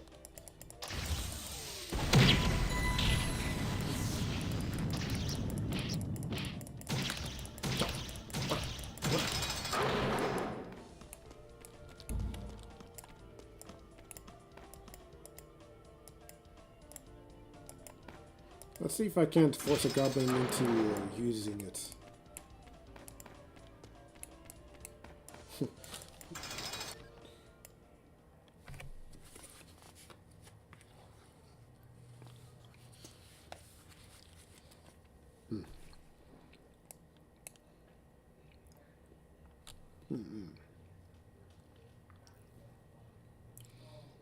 I need to rest. There is no end to this. I've been going in circles for ages.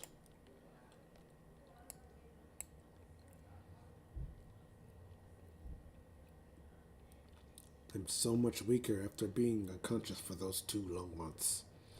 I need to conserve my energy. The fact that he is well aware that he had been in a bit of a coma for 2 months makes it fully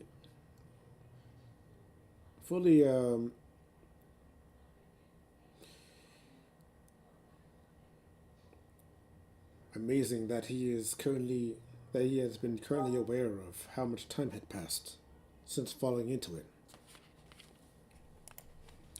Is the exit that way? Quite amazing. I can't stop now. I must return. I swore upon this torque to Sheila. I am not stopping now. I will make it back to Sheila, and I will ask my friends. I will ask them why they betrayed me. Why were they compelled to stab me in the back?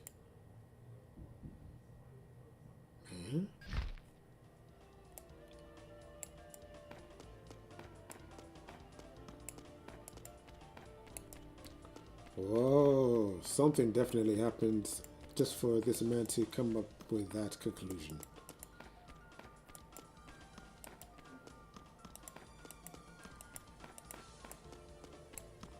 It's impossible to discern what had occurred during that battle with the war going on.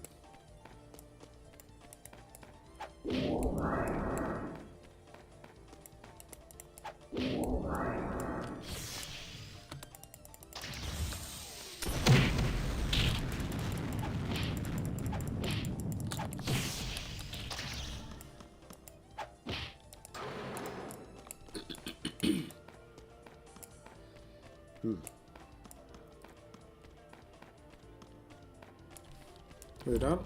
We can't run with this, can we? No, we can't. Okay.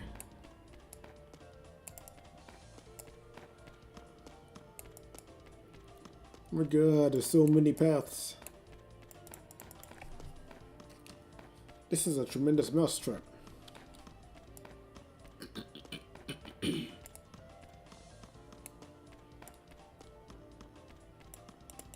I can imagine this being a dead end. I already know it. Yep.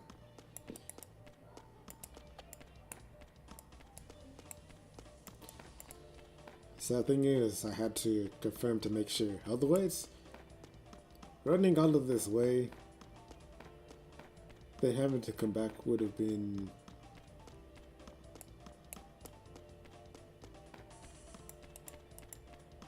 I don't know. It would have been something.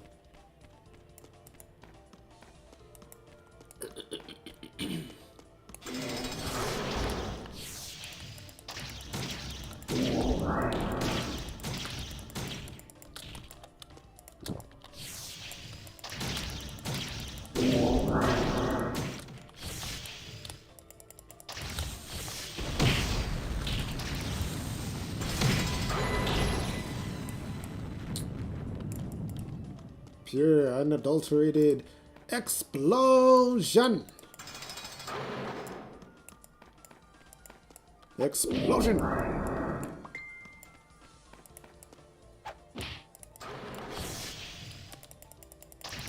You think you can escape it? There's no escaping it. You can't escape death. It's coming for you.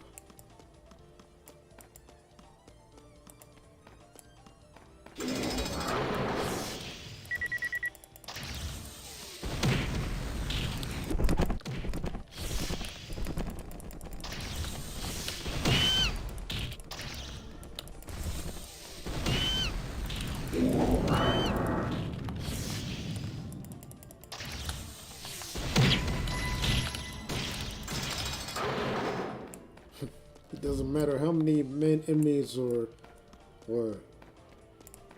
trained animals that you possess within the sides of your little underground fortress here. Mortis is just simply gonna destroy them all. So what chance do you have?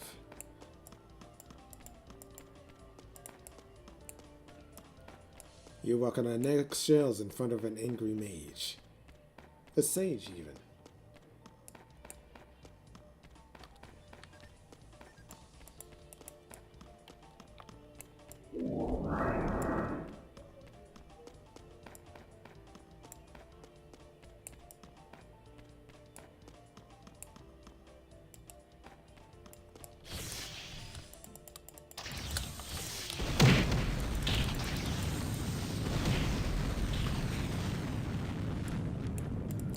Ah, that's the real chest. Nope. I was wrong! I was so wrong!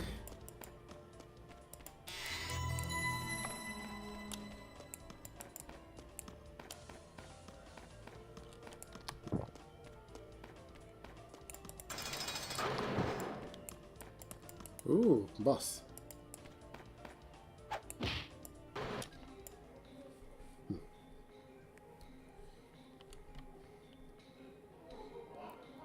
Mortis, the Grand Wizard, we have finally found you. Please surrender and come with us.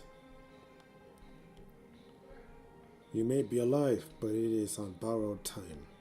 You are already considered deceased in your world. You may never return to the home of humans. Who are you to judge? You who are poor imitations of life. Who dare stand in the way of a furious wizard? Morris, I apologize if my words have upset you, but they are the truth. Your life is no longer in your hands. You only live by the will of the goddess Morgan. Jabshiel sacrificed his own life to preserve yours. Grand Wizard Mortis, even if you return to the human realm, you cannot sustain your life. Countless farmers have sacrificed their lives for you. You must realize how valuable your life is.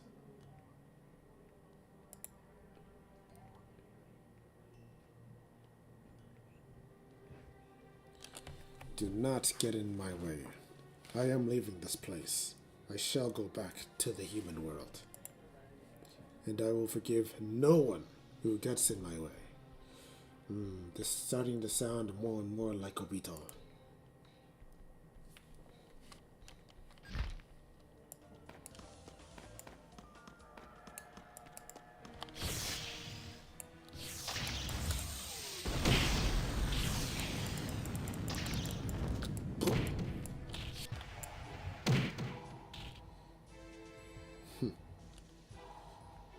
Stop, Morris. That's enough.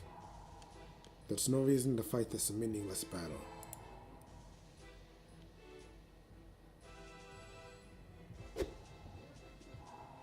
Step aside and don't make me repeat myself. I will not forgive anyone who gets in my way, even the goddess herself. Oh, troubled wizard. I understand why you long to return. I truly do. But if you do, you will surely die. Why do you not believe us?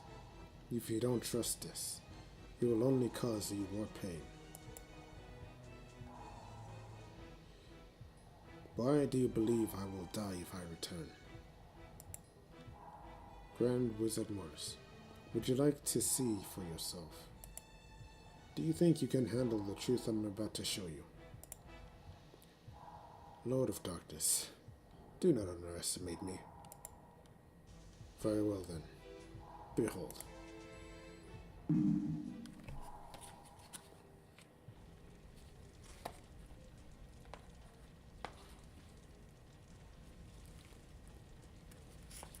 This is my house. But why? Why is it in flames? Tell me, what's the meaning of this? It's you, isn't it? Do you think you can threaten me by doing this? Control yourself. This is not a dummy. Take a closer look.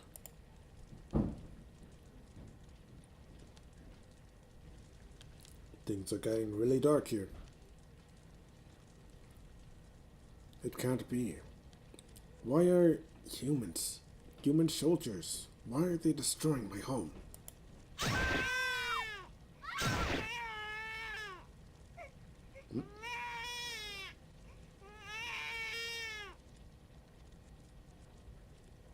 Jotobate. Very yabai. That's yabai. Ah, Sheila, my love. Sheila, no. My child. Where's my child? No. No. Stop it. No. Why? Why? The nobles heard the tales of your so-called friends and sent their men out for revenge. We tried to stop it. I am sorry.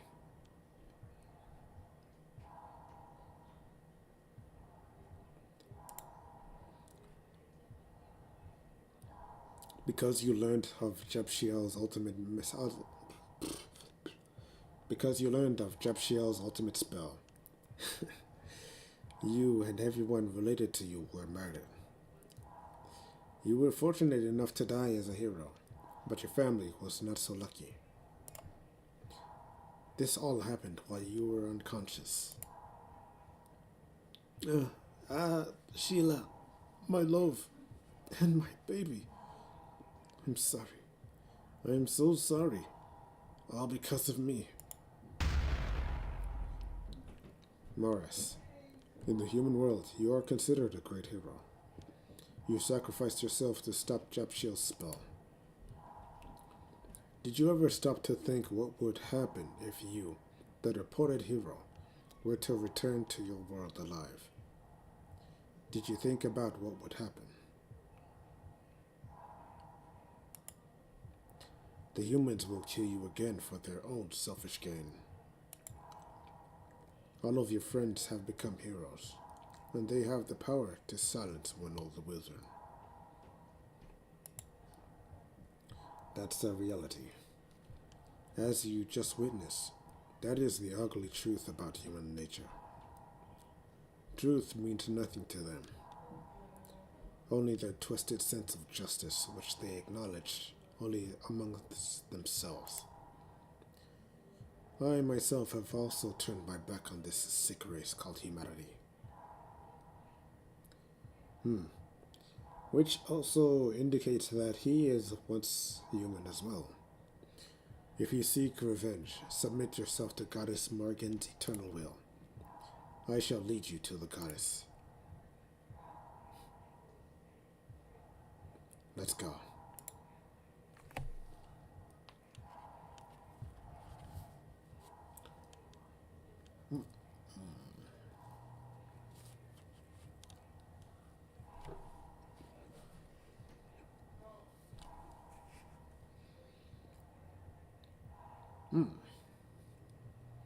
Morris, you poor soul. You must be in so much pain. You are. Yes. I am Morgan, protector of humans, guardian of warriors. I have been here since my fall at the first battle of Magturian.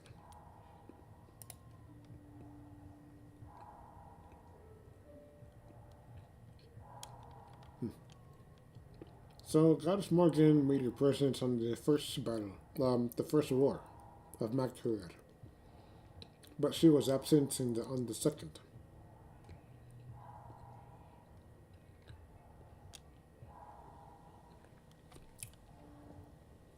Then, is this turning up? Where you are is not important. What is important are your feelings towards humans. your betrayal, your hatred, and your sadness. I see. Even you have given up on humans for their immoral nature. Do not forgive those who slaughtered your family. Or do you forgive those? Do not forgive them! Kill them! Kill them all! That's quite a bold statement. Oh my god. Kill your friends. Kill those that which you had sworn duty to. Slaughter them all.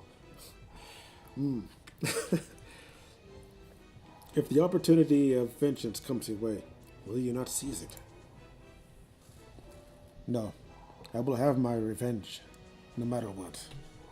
Those who have made me like this, and those who have killed my family, I will follow them to the depths of hell. I will not let them escape. Though I am the guardian of warriors, I am also a force of war and vengeance. I have lost all hope in humanity. They slay their own brethren out of greed and selfishness to achieve the order of Aton Simeni, to bring true peace to the world. Humanity must be destroyed. You understand my will, do you not? Oh, goddess, I am yours to command. Tell me how I can have my revenge.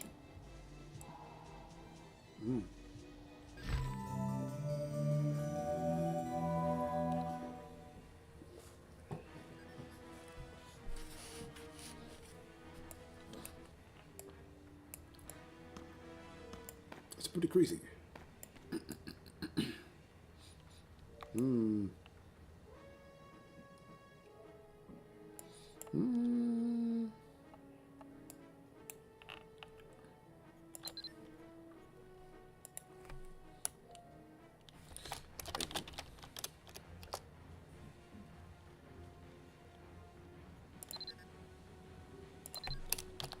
Sure.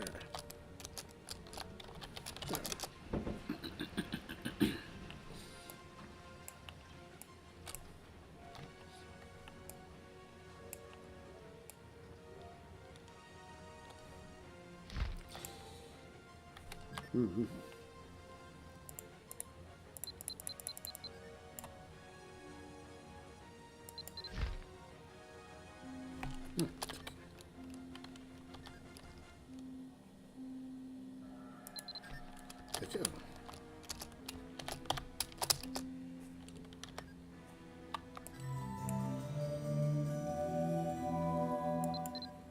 Nice. Nice.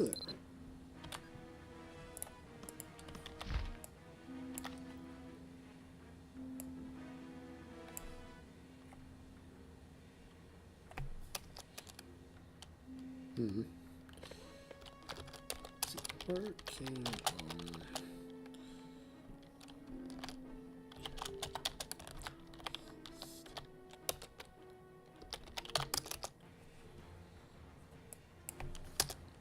and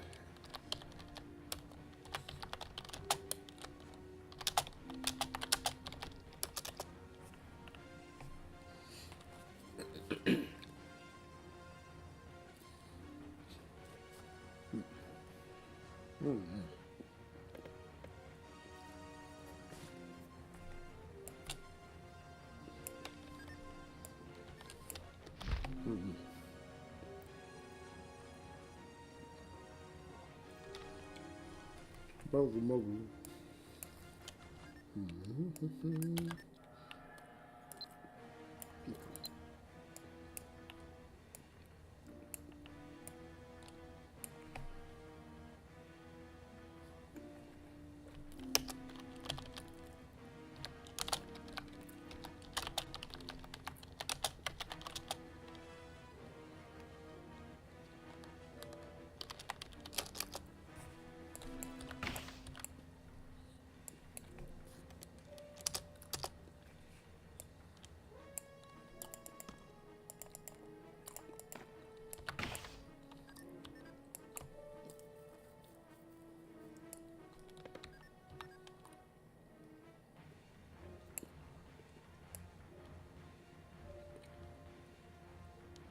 Hmm.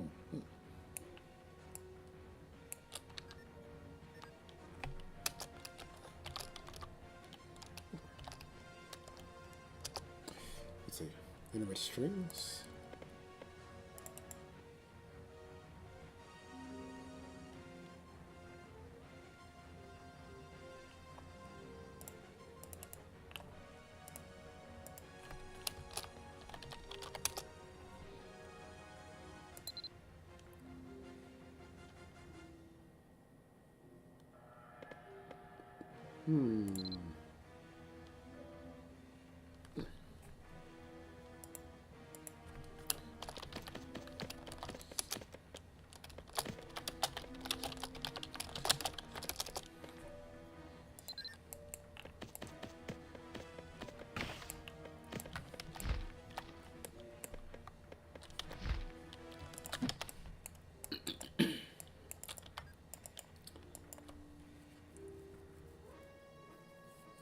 Animate strings.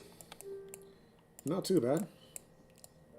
Based depending on the price of that particular item, it won't. I'm quite certain it wouldn't take as many runs as it would with I think it's called Song Stardust.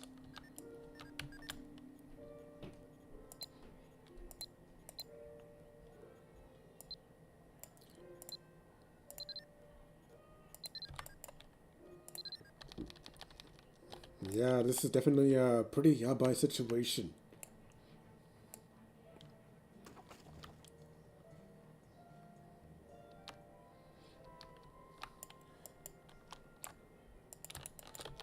Something doesn't seem to add up with this. When we were encountered that vision of Goddess American in Morris's perspective. I don't believe it. The goddess would never turn her back on us. This must all be some mistake. I will do anything to prove that Sherlock is wrong and Morgan didn't abandon humankind. I want to help him uncover the real truth. Please tell Sherlock how I feel. Will do. We'll pass the message.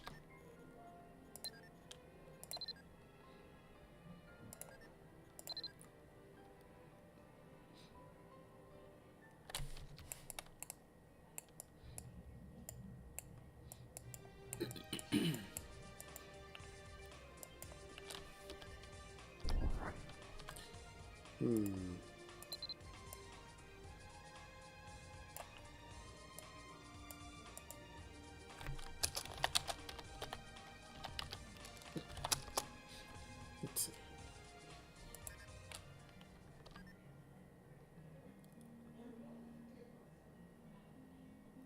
Two weeks. They're all 2 weeks. Wait.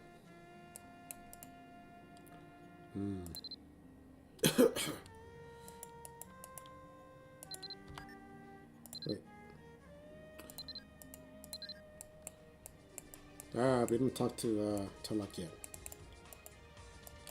We talked to Duncan? Why Duncan first?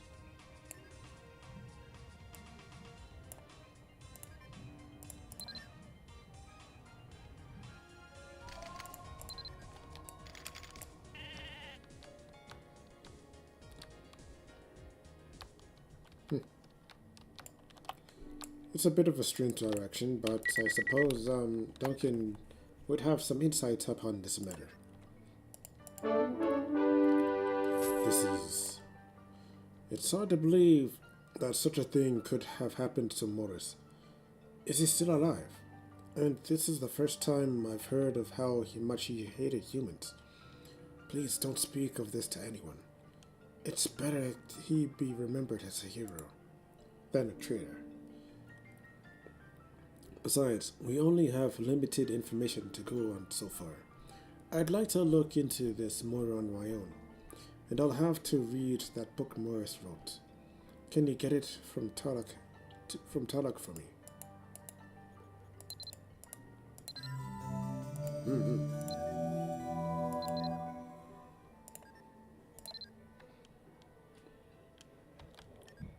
So imagine we'd have to wait.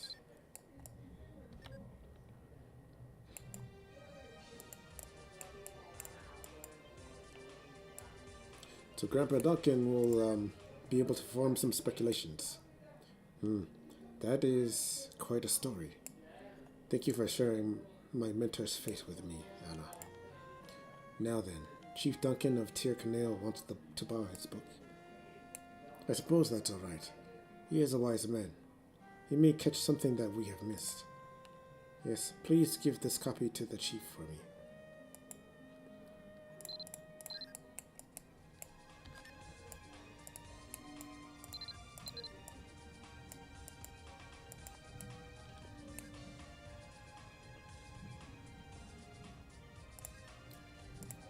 Something malicious is occurring up in the future.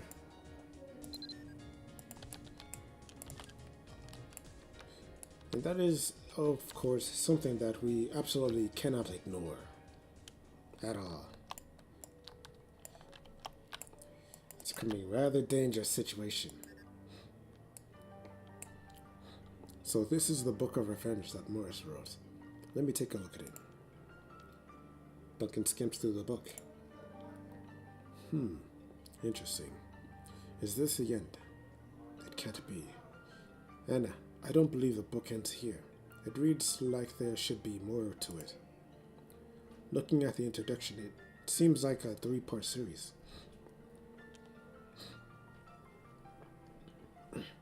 It's hard to really understand the goddess's intentions just from this one book. Could you find out if there is another? If we can get the other volumes, we can figure out how to best deal with the Morris and the goddess, and perhaps inform the king of Aliak. We need concrete information to get the king's ear. I don't know where you found the translation of this book, but please inquire there about the existence of the next volume.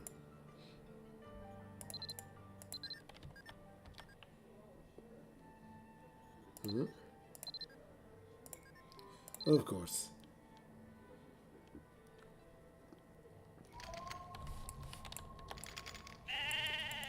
So you gotta converse with Crystal to find out where the next installment for this Book of Revenge is.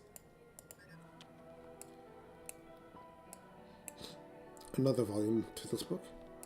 I'm not sure, but I was thinking the same thing. I know that these were popular with high-ranking formers.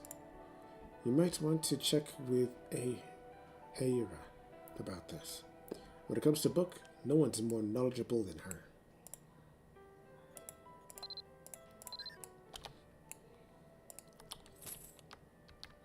So it's now a quick race to acquire the full collection of the volumes.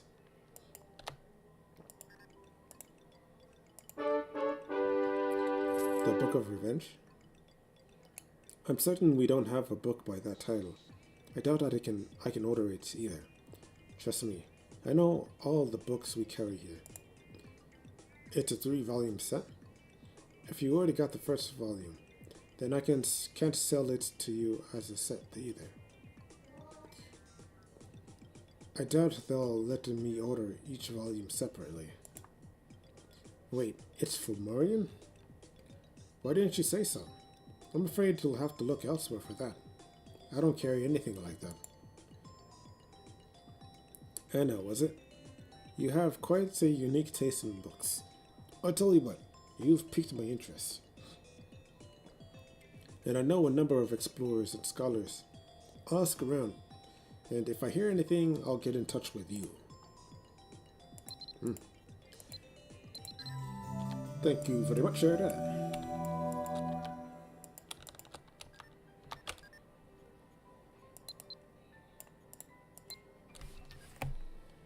So imagine that it'll probably take like 5 seconds.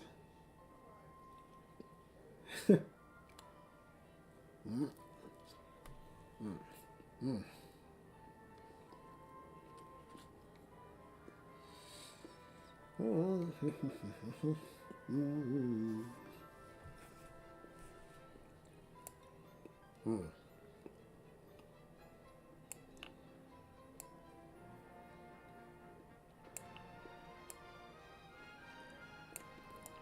ba ba bum bum ba bum bum ba bum bum bum bum bum.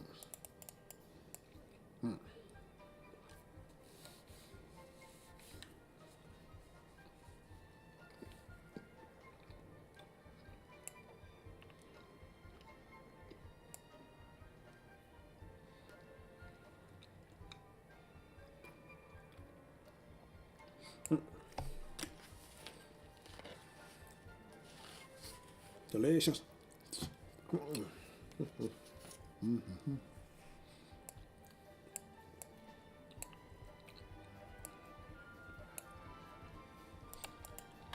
I'm going to presume that channel changing is essential for this. As I thought.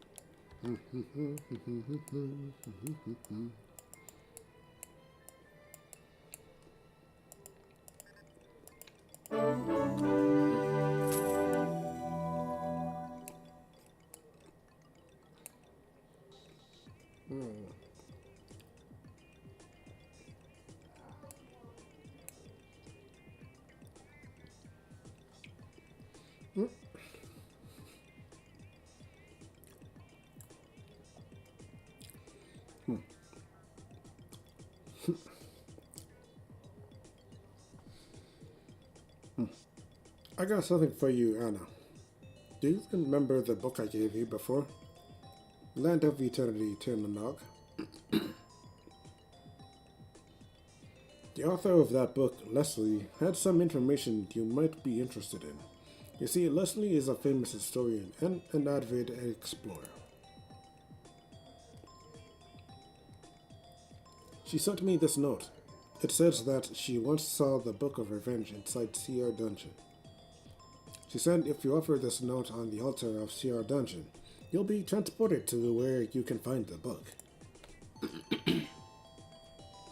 Apparently, this note has some kind of magic in it or something. And here, I have a red wing of the goddess to help you along too. I wish you the best of luck. Oh, hey now, that's quite nice. Thank you.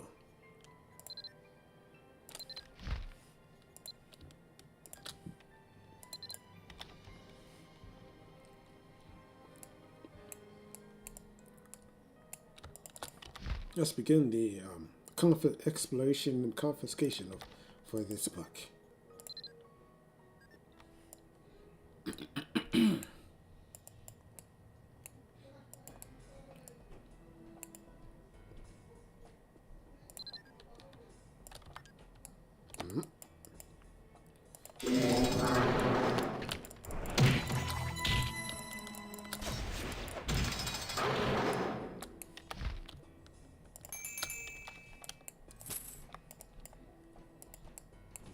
I'll take it.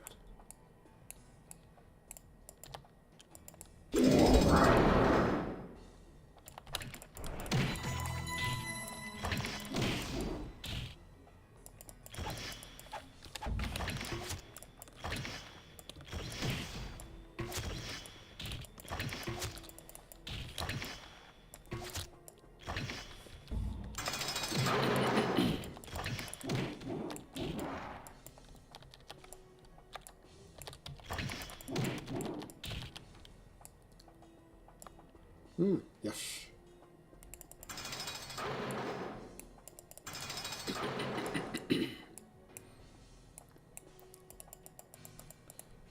Many of the farmers within this region are without doubt considered avid fans of the author Morris.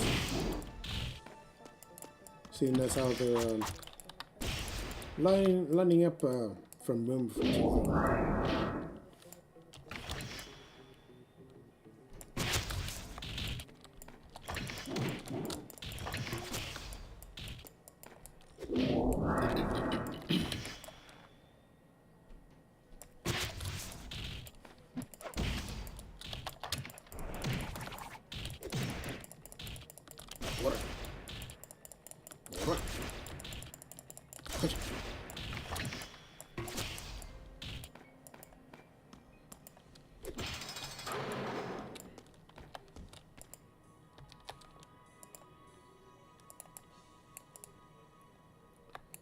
Goblin scrolls. Nice.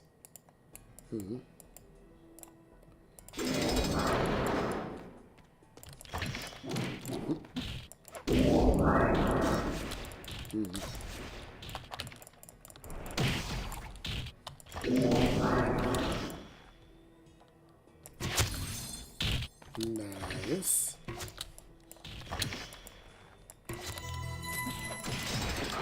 Just like bowling.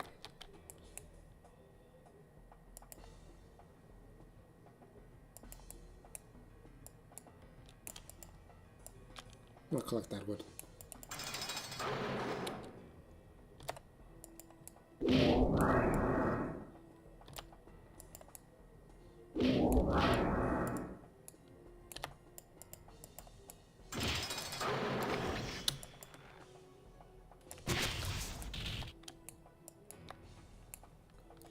Ease up and leave off some of that potential aggro pressure.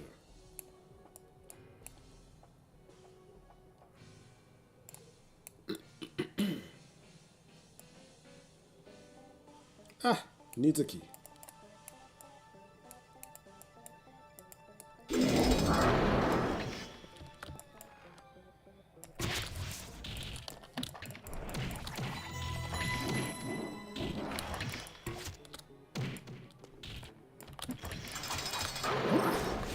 Interception! We got an apple. I'll take it.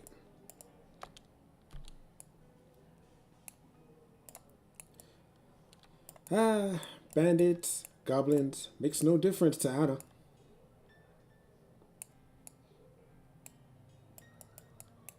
If they impede on her profits, then of course we'll eliminate them all the same. All either way.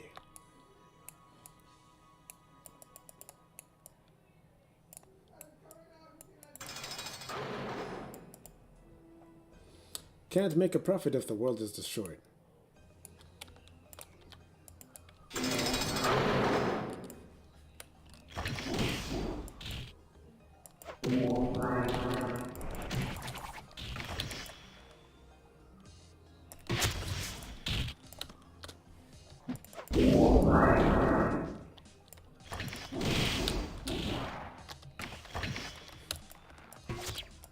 Well, that, ladies and gentlemen, is the primary necessity of windmill.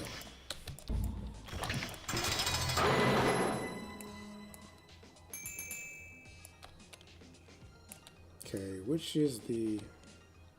Definitely not that one.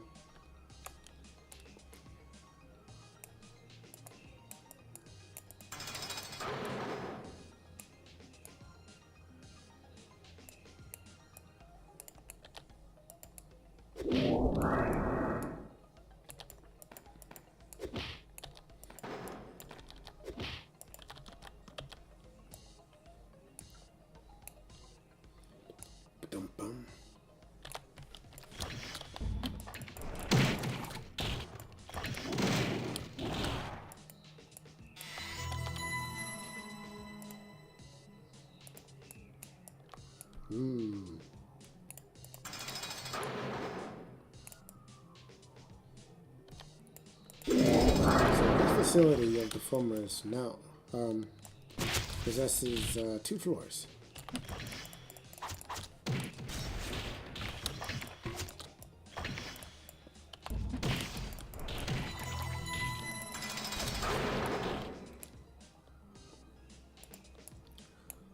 Ah, we're meeting at the end of the line, finally.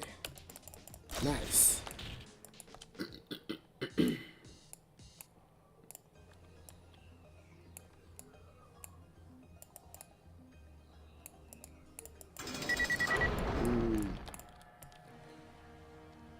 Hello there, big guy.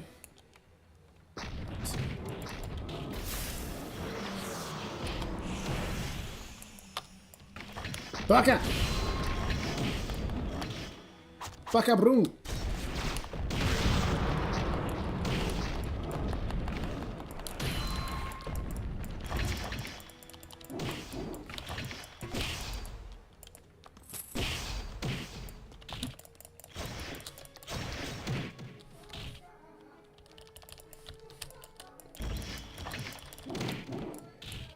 A bit of delay.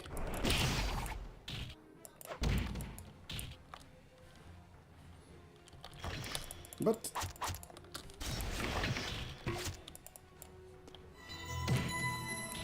mission complete.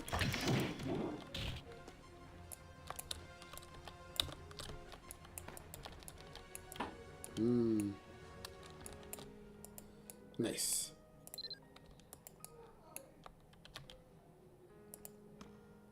The Book of Revenge, Volume 2.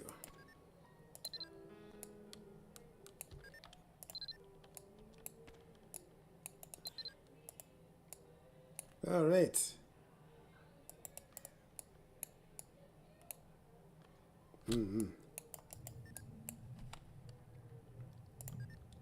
We're becoming avid collectors of malicious paraphernalia. That's for certain.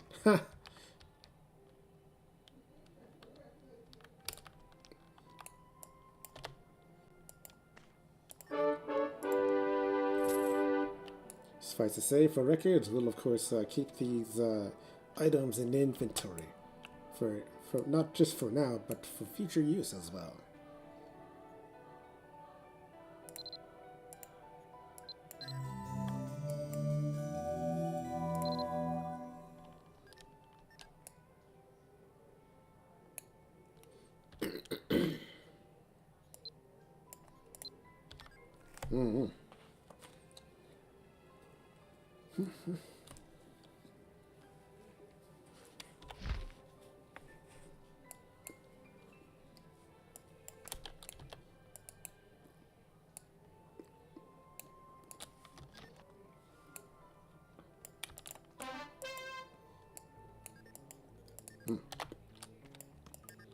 To the bank.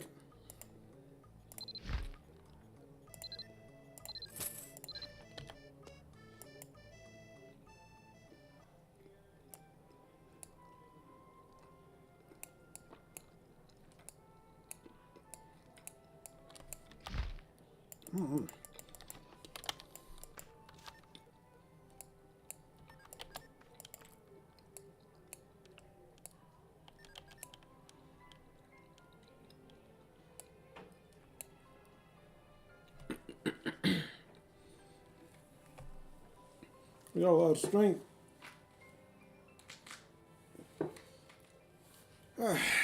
We need to increase our will at some point eventually as well. For a considerable sturdy amount of resistance to magics.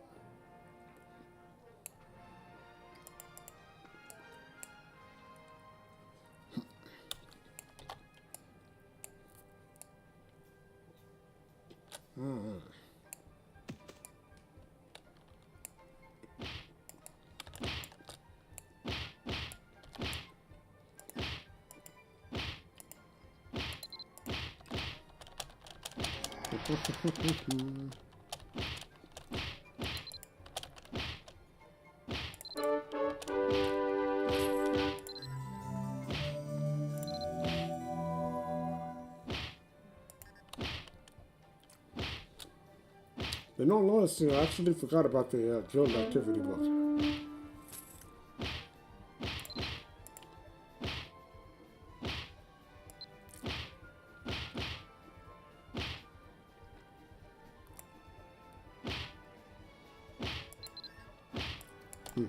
So 3-day grace period, huh? Hmm.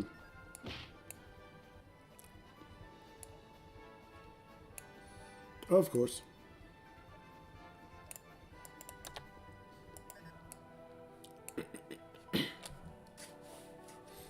You must be here for the translation of the next volume. Here, I think you should read it for yourself. It's better than having me summarize it for you. That said, I can't believe what's written in here.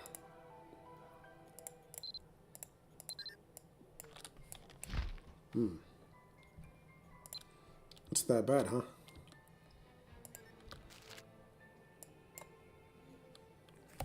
So you would probably rate the book about a 5 out of 10? Not really the bestseller? Book of Revenge, Volume 2. Why can't this beautiful world be ours? Why do those wicked humans have to claim ownership? Why does God ignore the treacherous acts of these humans?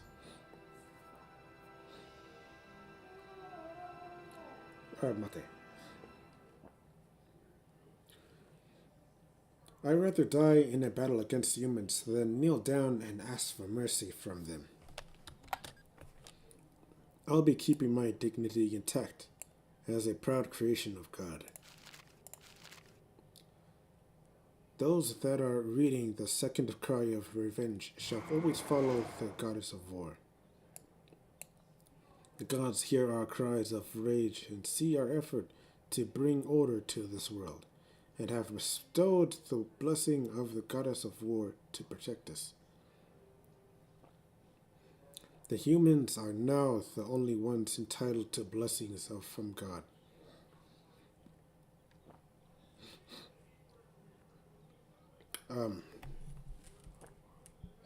Need some water.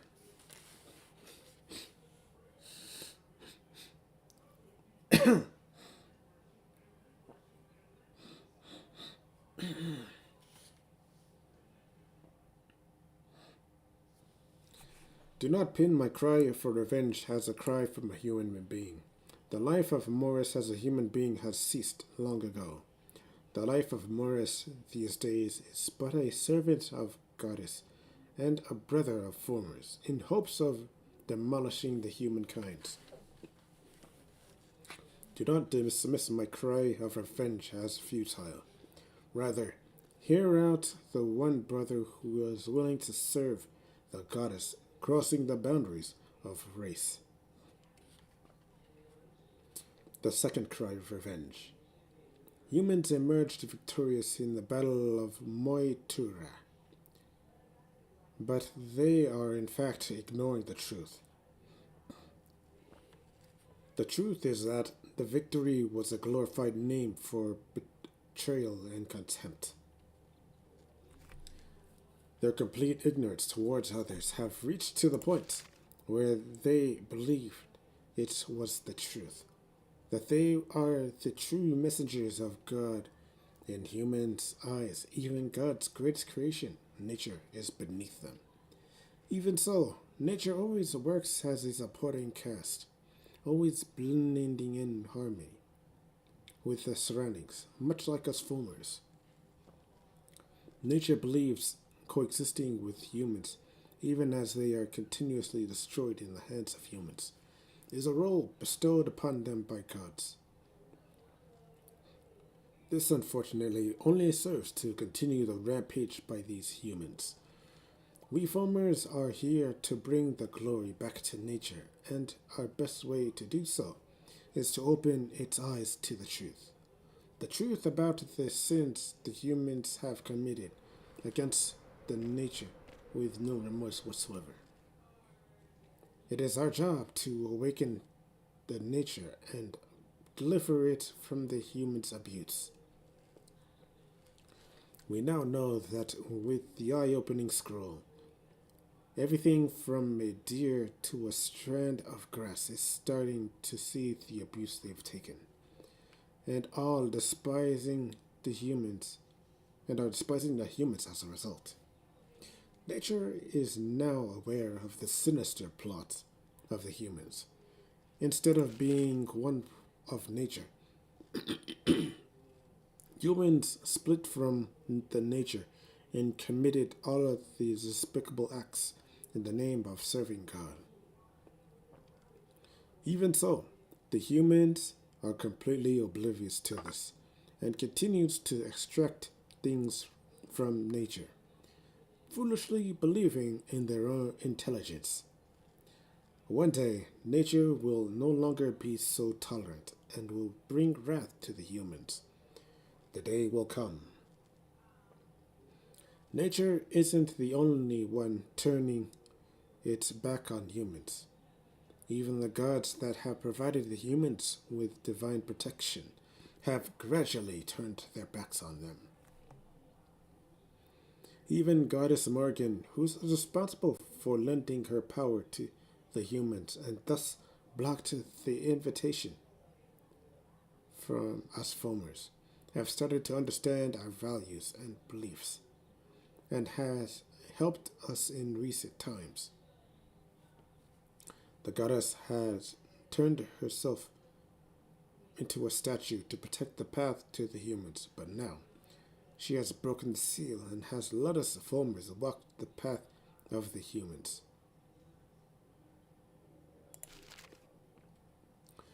Never forget the supports of the goddess, who has opened the doors for us to return to Erinn, the place we shall reclaim.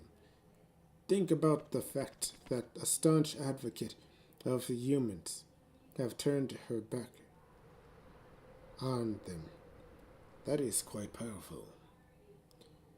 This is the time where all of God's creations have turned their backs on the humans, and the gods are clearing our path for a brighter future.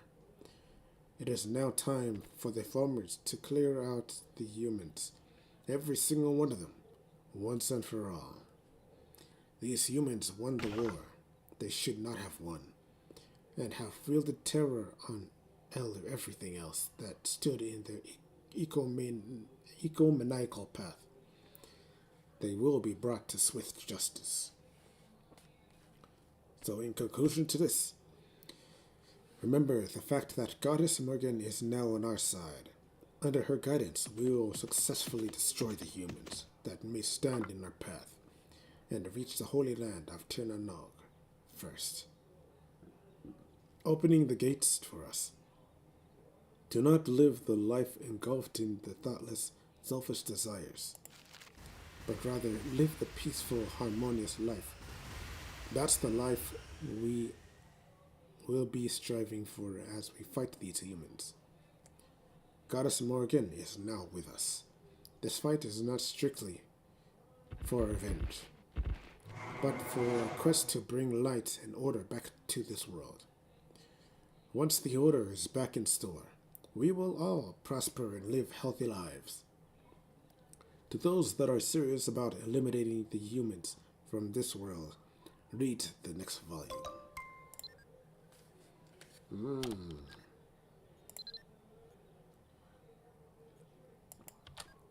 This is without a doubt a crescendo to what's to come.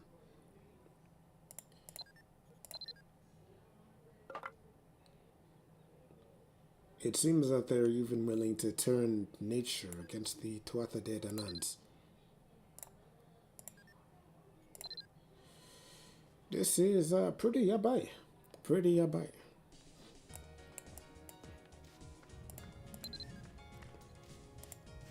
So, it leaves one to wonder, what exactly are the chiefs thus? Should he, content with reading this? Good job. You are quite resourceful, both finding the book and having it translated. Now, let us see what secrets it holds. Duncan starts flipping through the book. Huh. So it's true. That's why the former scrolls exist. The formers recognized that humans and nature were growing apart. I think we need the last volume of this. If what I think is true, all of their plans will be in that book. Ever since the Magtriad, Foamers have been preparing for another war. We don't know anything for sure yet, but if we don't uncover their plot and stop them, Erinn could face disaster. We have to find the third volume. Please, if you have to find the last book of the Foamers. And don't forget that you must not tell anyone about these matters regarding the goddess. Of course, otherwise it will cause pure unadulterated chaos. That pretty much goes without saying, Grabs.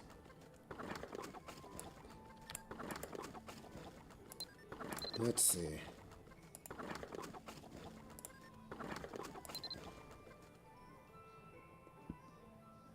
Time to let Ara know that we acquired the second volume and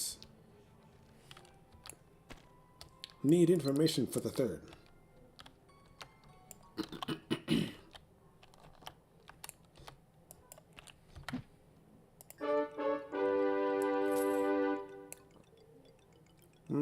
Since you're looking for volume 3, I'm guessing you already found volume 2? I'm afraid I haven't heard anything about volume 3 just yet. It's turning out to be a lot harder to find the last volume. My distributor has been absolutely useless. And Erinn says she hasn't come across such a book. Even Leslie says she doesn't know anything. Same with Stuart. I've asked everywhere, but I don't know how long it'll take. I'm afraid you're going to have to be patient and hope for the best. Understand. I'm quite confident and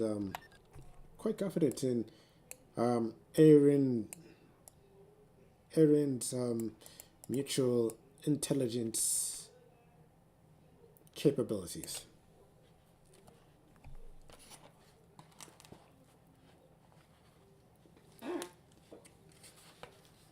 Sending off owls in all manner of direction to acquire that which is of course sought out.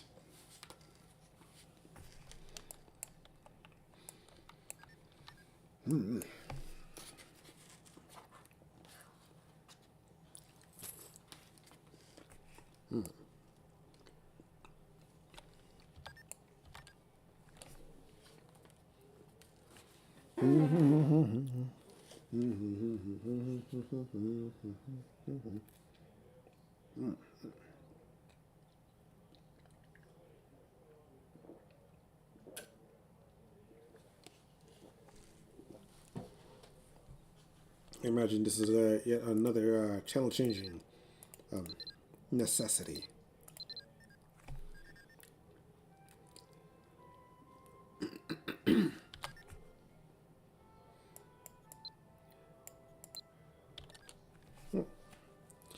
I guess not.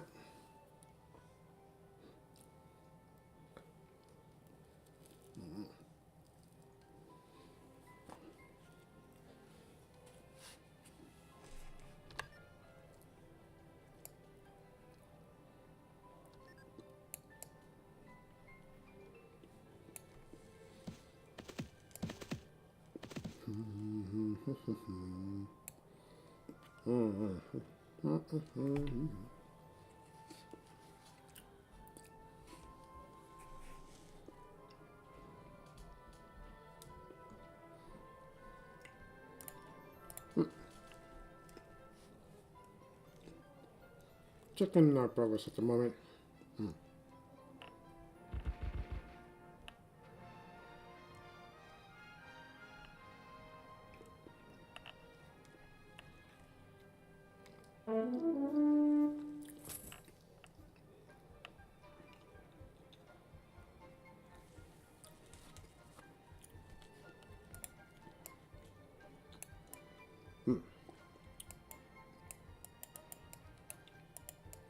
We're about more or less nearly a third of the way through.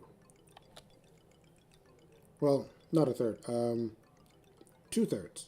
2/3.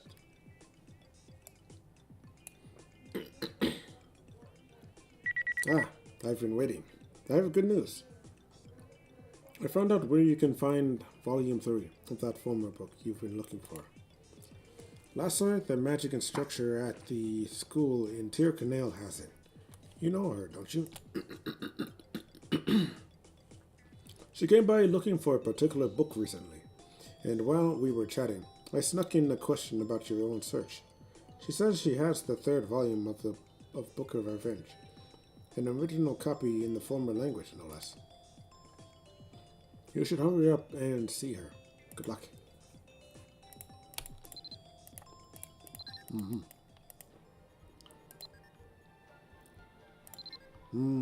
Good old darling Lesser. She possesses a book.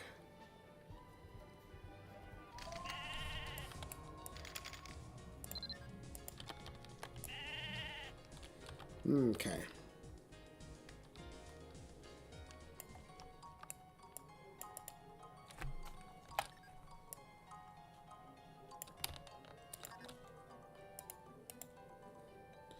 Let's see. So what was you who was looking for the book? Hera had asked me about the book before. Did she tell you what I told her? Yes, the book isn't actually mine. It belongs to Seumas, who works at the ruins excavation site in Gyrek. He said he found it not too long ago while excavating the site, but he could not read the writing, and asked around and came to me to interpret it. But it's too difficult for me as well. Forget translating. I couldn't even read one sentence of it. I was barely able to figure out the title. When I told Ceramus, he said it was okay and asked me to return his book, so as a matter of fact, I gave the book back to him. I don't know if you were able to read it because it's such a difficult book to read, but if you want to take a look at it, stop by the ruins excavation site in Gadek. I'm sure Ceramus would be happy to find out if there is indeed a way the book can be translated. Naruhodo. We'll do that then. I'll take you up on that offer.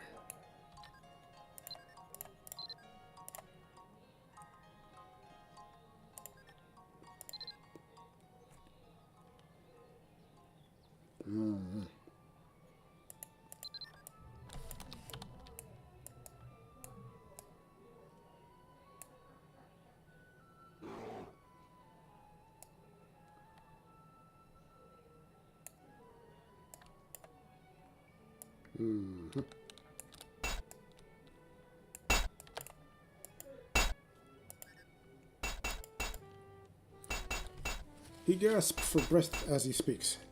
Ah, I suppose you're the one Ladser mentioned. You want the Book of the Formers? Not too long ago, I asked Ladser to translate it, but she said she couldn't do it. I probably won't be able to figure it out myself anyway. Here. Here's the book. Hope you can make some use of it. Alright, appreciate it.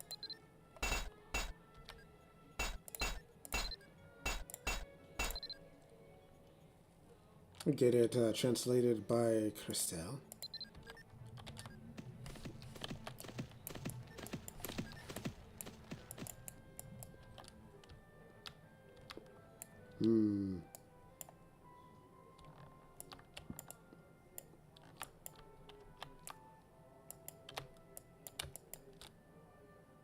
Christelle, we found the third volume, the final. Is this the final volume? Yes, it appears it is. I knew you could get the job done. I'll let you know when my translation is complete. And naturally, she'll of course work as quickly as a computer.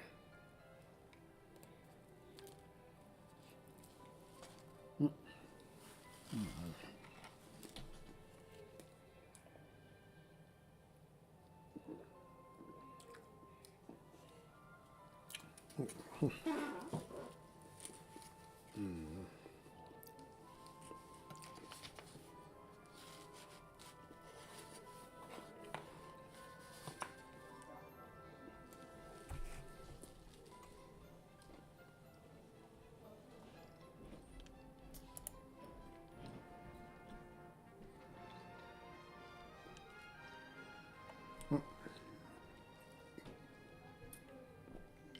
think we're just going to take the extra time to consume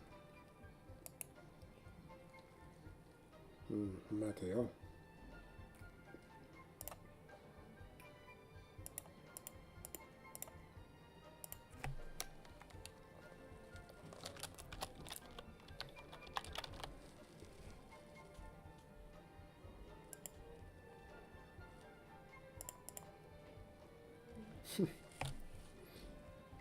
That's pretty good, eh?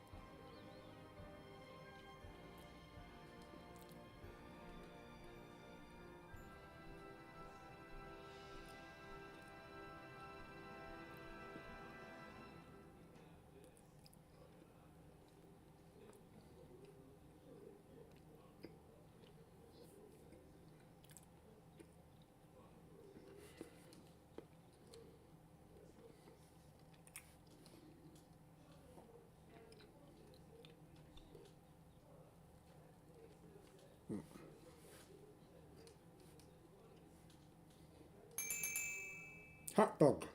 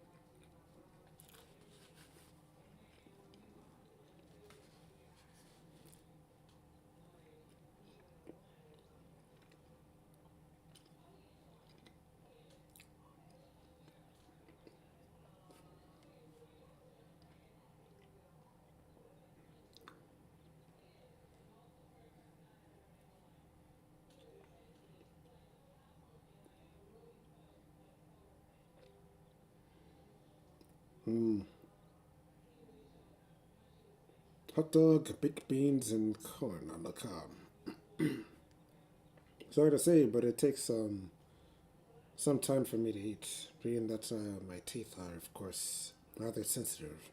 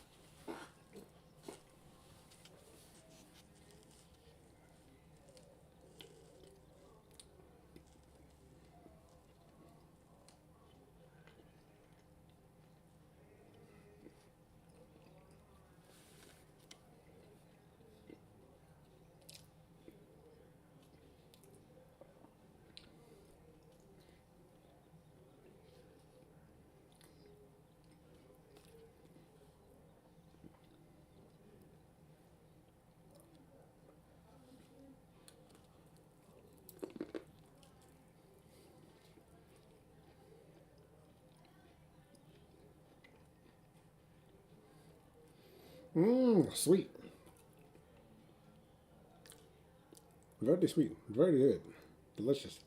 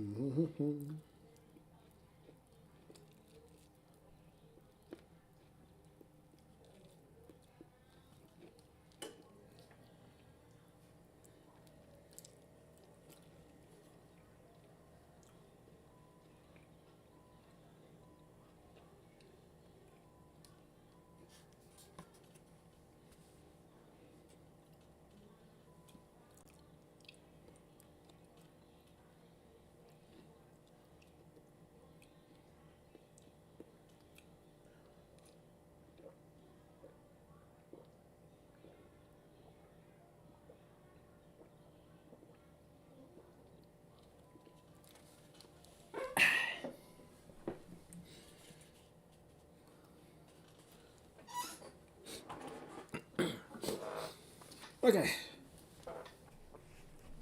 All right.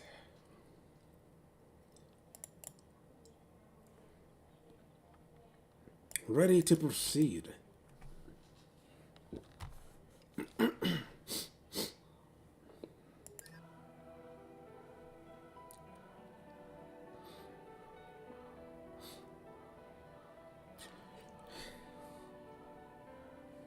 Here's your translated copy.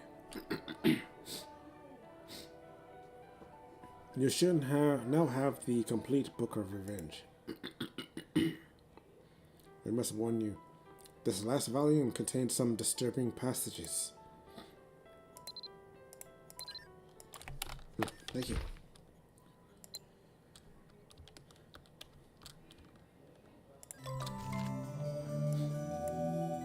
Alright, let's see as to why they had completely stopped sales of this book itself.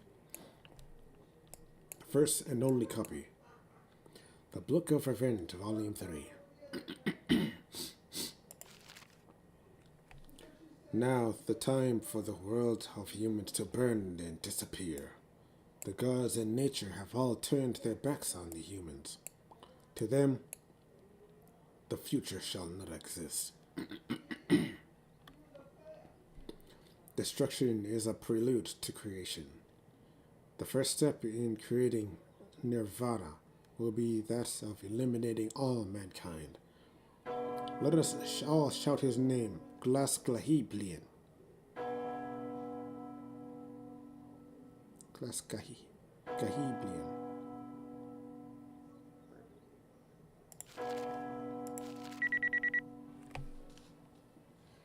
To all former warriors, the goddess of revenge has allowed us to deal a judgment blow to the humans that are incapacitated with greed and lust. Do not question the goddess's intention. Do not question my words only because I am a human being. Remember Jabshiel, the one you have followed in spite of the fact that he was a human being. I now ask you to show me the same level of trust and dedication you have displayed for Jabshiel. I, Morris, will never do anything to betray your trust. I will value my life as a friend of Fulmer, and spend every second looking for ways to destroy humans in this world. Moreover, I will prove it to each and every one of you. This is the third cry of revenge. The Fulmers are born as outstanding, powerful beings. There is no plausible way for Fulmers should fall behind humans in anything, whether it be individual battles or group battles. How can Fulmers be compared to foolish humans who are only concerned with themselves? Even with this, the two wars that took place in Moitura turned out to be colossal losses for the Fulmers. If this had made you question the true powers of the Fulmers, think again. This is only a slight misstep in the overall picture. Believe in your immense power, Fulmers. Under the guidance of Goddess Morgan, we will emerge victorious where it matters the most, the final battle. As I have previously mentioned, the humans won last time with betrayal and deceit, not because the Fulmers were inferior to them. Humans even crossed the values of God to emerge victorious in the battle, and this has only caused their already growing ego to skyrocket. It has come to the point where the gods are now turning their backs on these foolish humans.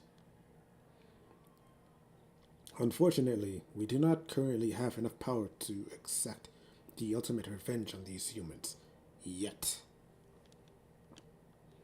It will be good to wait until we are strong enough to overthrow them, but we do not have the luxury to wait. As long as humans have their sights on Tirnanog, the paradise of the gods, they will inevitably turn the place into just another conquered land governed by human values, and that'll be a tragedy unlike any other. It is our duty to prevent them from taking over Tirnanog and restore order in this corrupt world. So, what can we do to combat the greed of humans and destroy their world? We must dominate them from the very beginning and sweep over their land with ruthless abandon. Remember the battle on Senmag Plains against the humans. Remember the dominating victory we had on them. Humans had no time to react and were swept away by the Fulmers. They had to retreat from the plains themselves, licking their wounds. That's right. We can do this by reviving the one being that sets the human society ablaze. Glaskahebian. It may be difficult to summon Glaskahebian, but it's not impossible. I have already figured out a way to do so.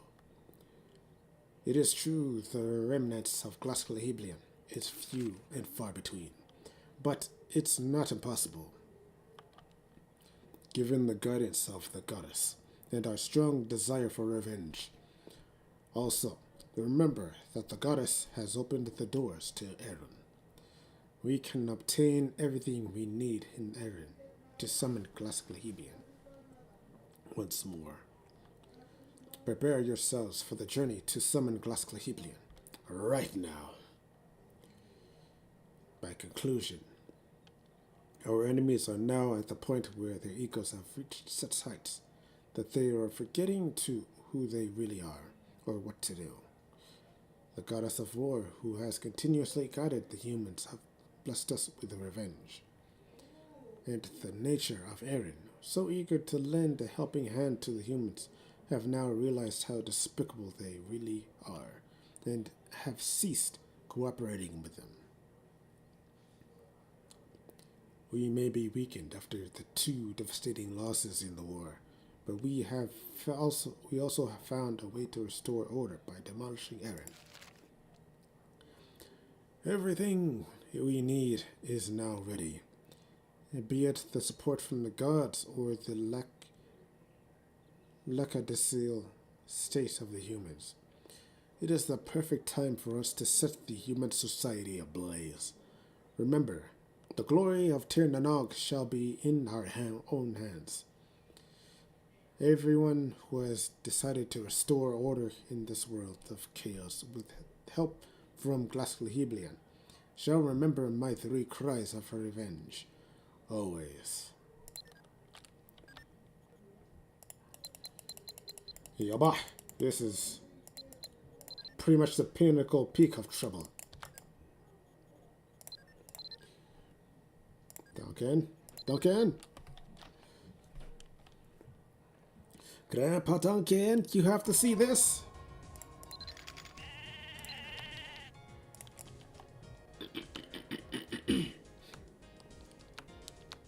Please pray tell you have some knowledge of this Glasglehiblian being that they speak of.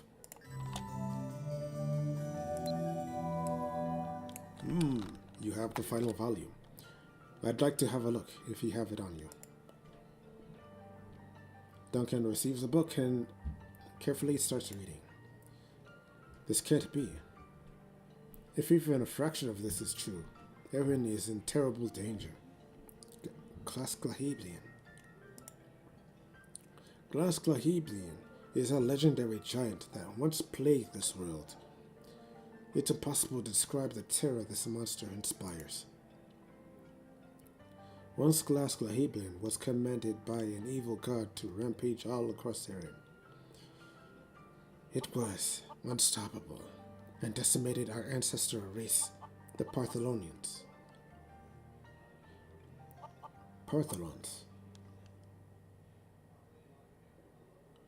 This force of evil is what drove them to seek refuge in this small mountainous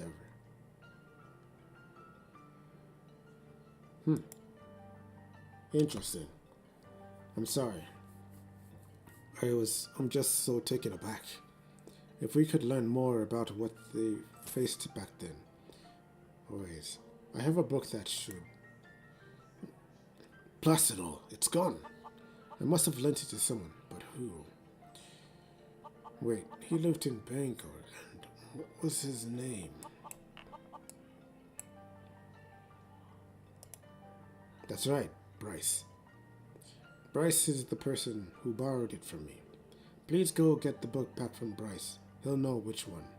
Believe me, we need that book.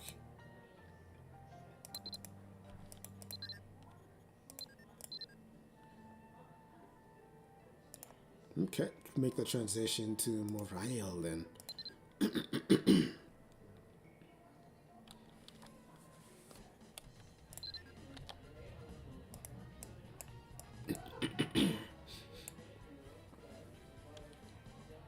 Moving quickly with haste.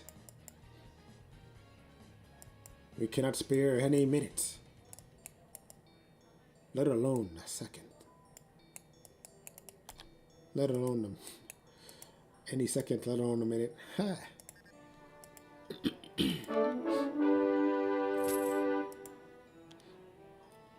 So, you must be the one Duncan sent from Tir Canale. He sent me a message by Owl that brought me up to speed. See, the onset established powers of Erinn's intelligence network is pretty freaking quick.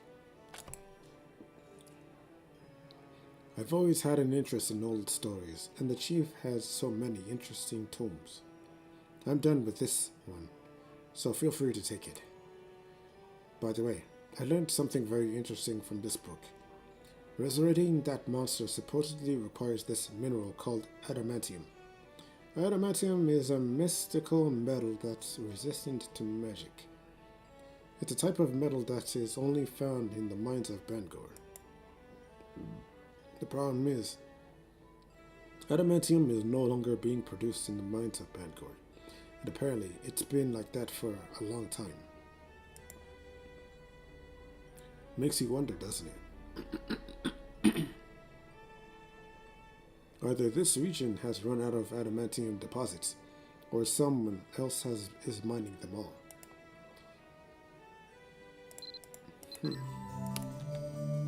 Interesting.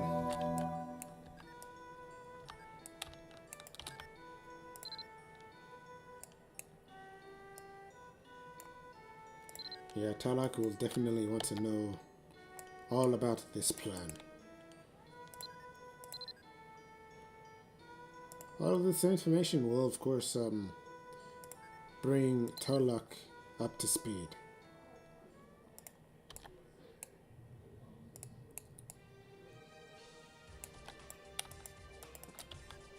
To think that all of these problems have escalated so quickly to this point.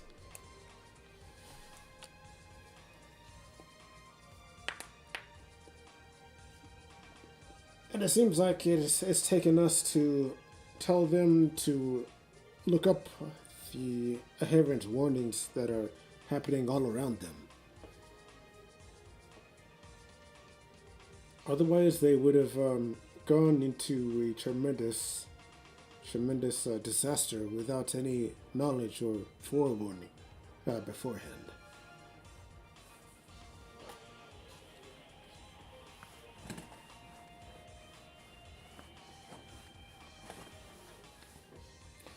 That would have been tremendously devastating disaster.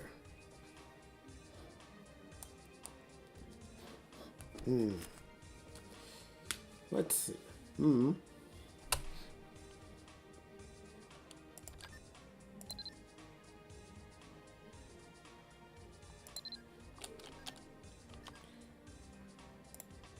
So, glass Glaheblian spawns.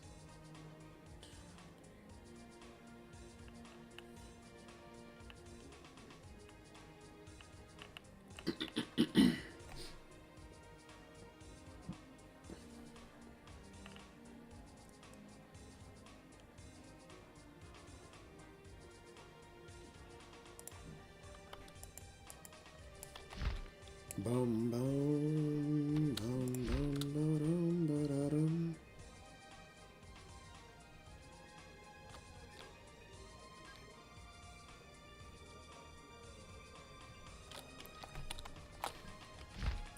Ba-da-dum ba-dum bum bum bum bum.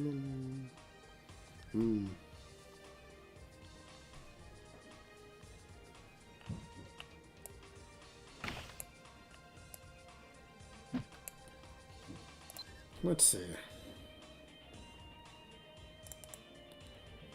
Let's check out some dyes.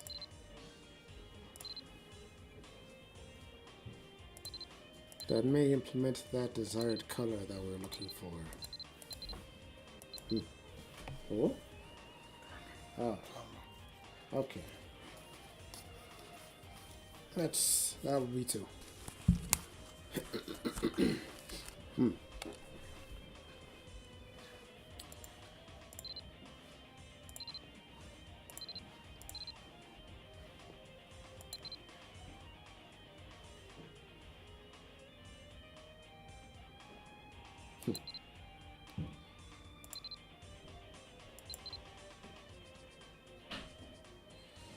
Let's see.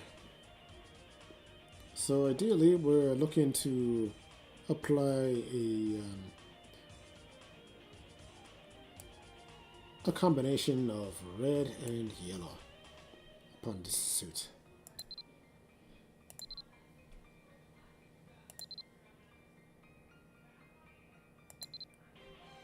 Let's see.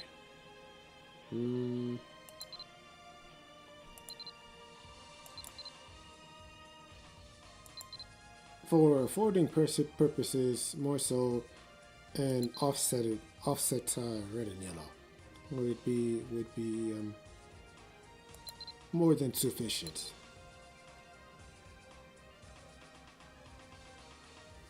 Let's see. I can of course bring up an image. Let's see.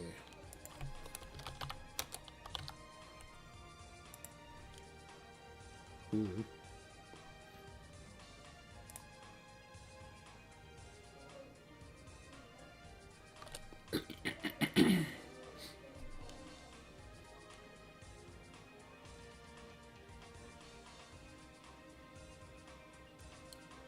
Mm-hmm.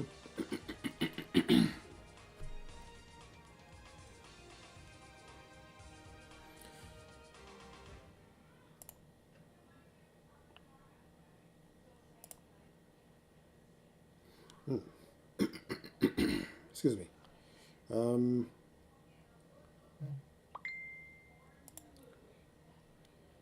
Something.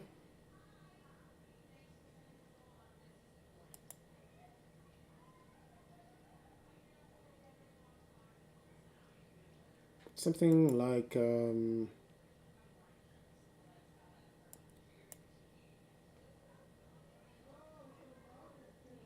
terms of the color coordination.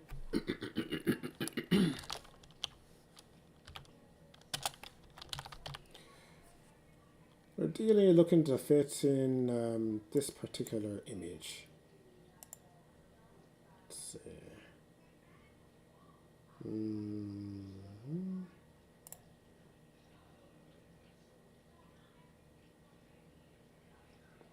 Yeah, it's pretty big, pretty big.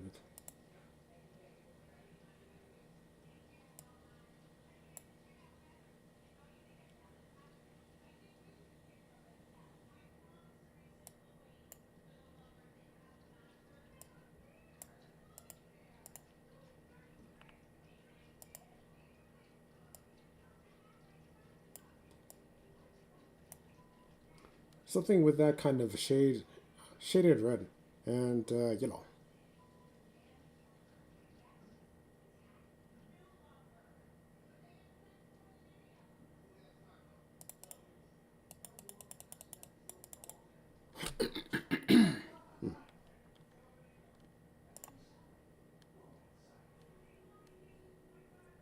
Yeah, ideally that's of course what we're going for in terms of image.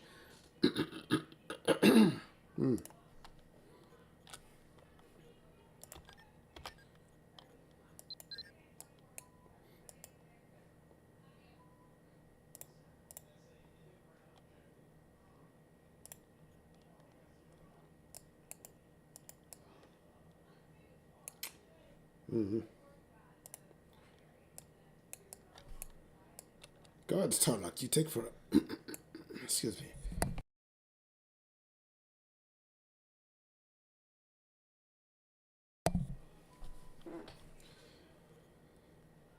My voice is waiting to tell me that it's reached its limit, but we still have some distance to go before we finish off.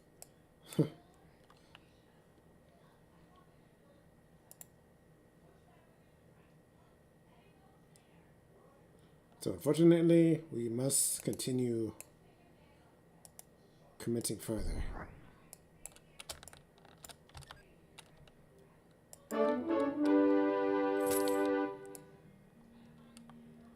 Your bear transitionings are rather inconvenient, Tarlock, I must admit.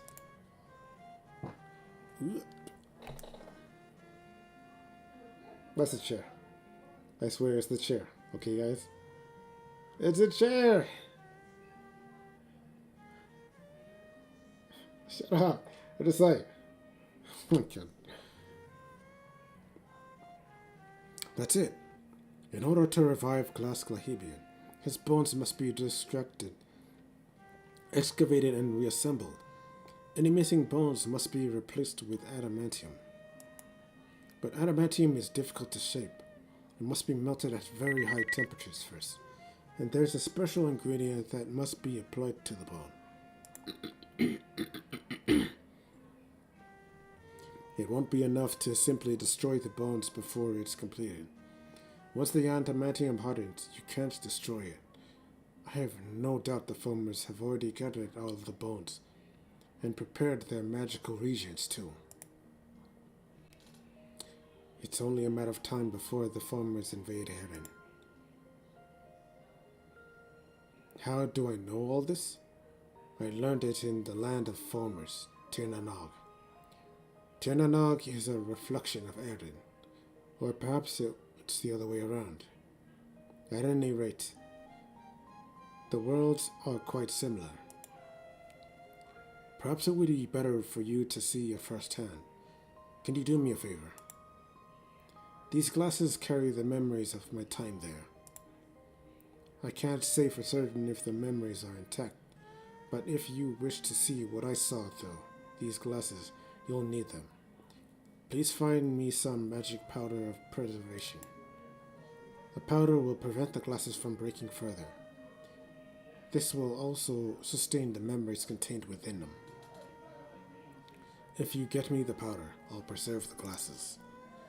You can find the magic powder of preservation deep inside Field Dungeon.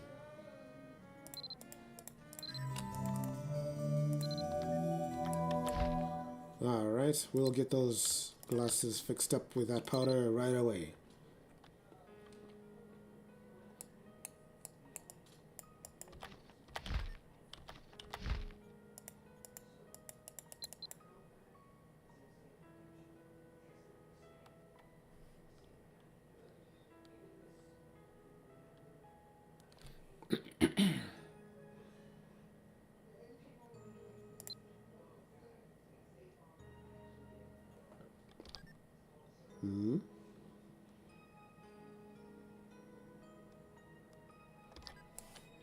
Yeah, we weren't given anything for that powder. Rechecking sources.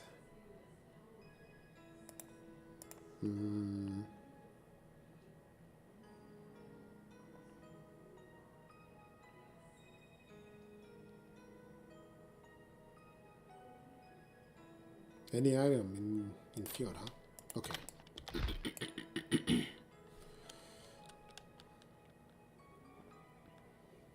This one, without a doubt, take quite a bit of time.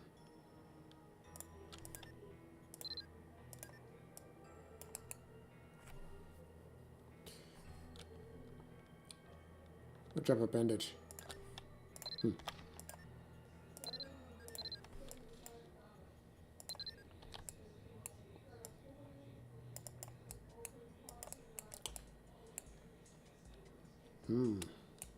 So each and every single dungeon was once before established as a river for all humans.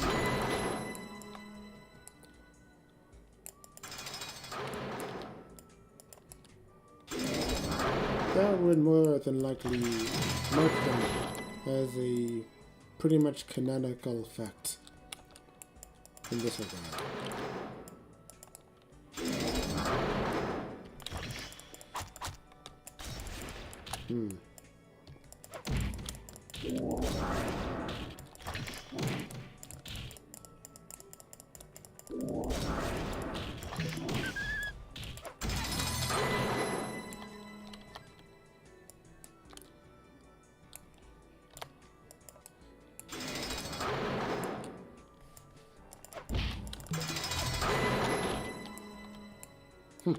Already seeing werewolves this far in? Interesting.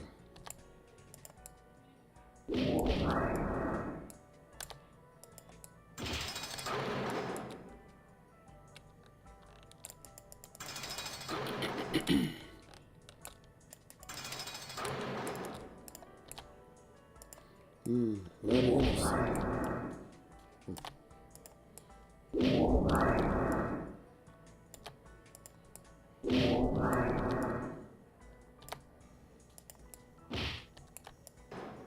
So, seeing now how this place is feeling like we're running over, it is quite certain that This was once a fortified castle. Much like the ruins of the Temple of Time. Or,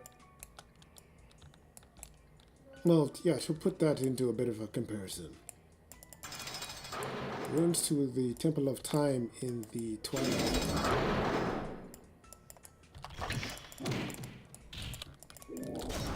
So there's a vast amount of history stored within these walls. That much is, of course, certain.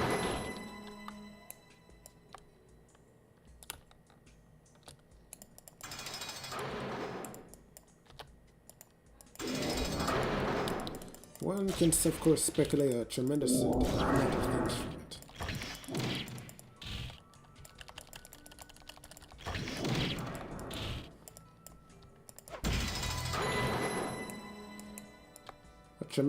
Well, several decades have passed since its established ruination.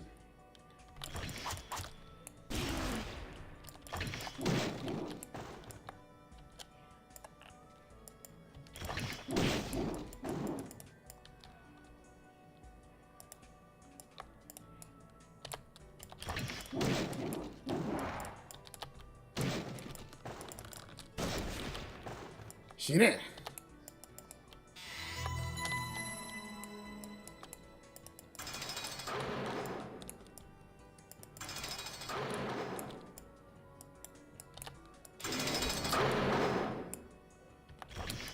So pretty much to say, this place is now a former fragment of its grandeur self.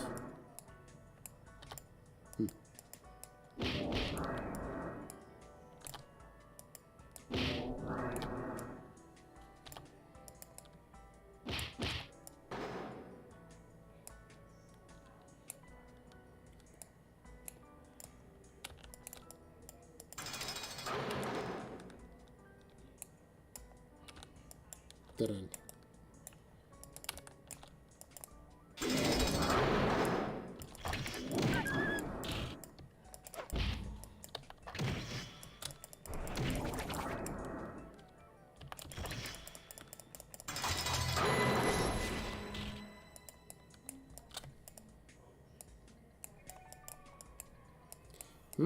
If the dungeon remains like this, then this will, without a doubt, be relatively simple to complete. And hopefully return back to Turlock within that allotted time.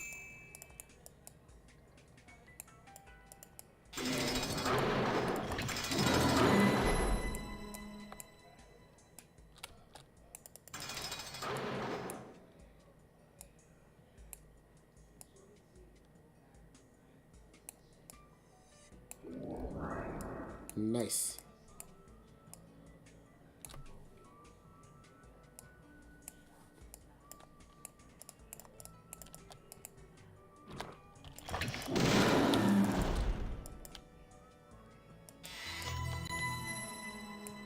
There's only one floor. Good, good.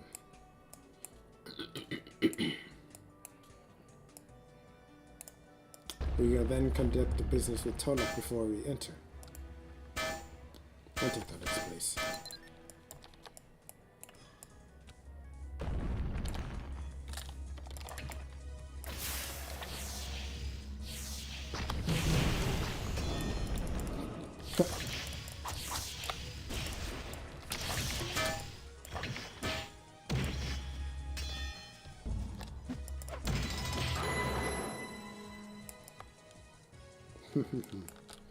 Finished.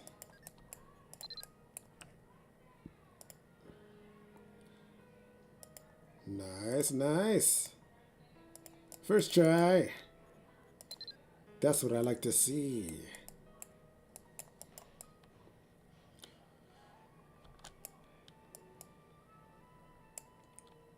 I suppose I might be jinxing myself to say this, but long gone are the days of having to struggle in order to acquire hard to acquire items such as that.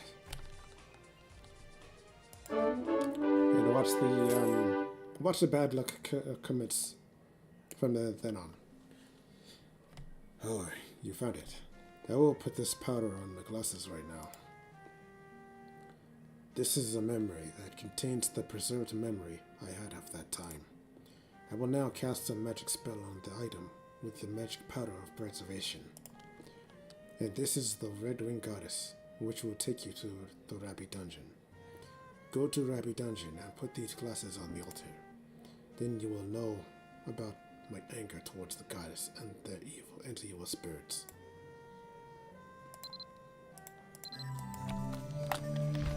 Will do.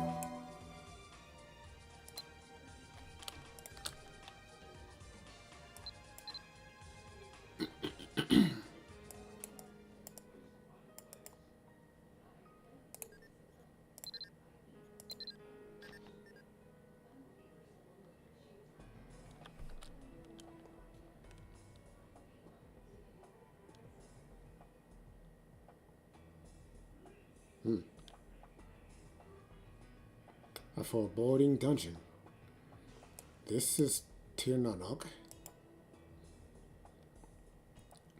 But it's so creepy. Are you sure about this? I'm certain, Ari. I've checked it many times.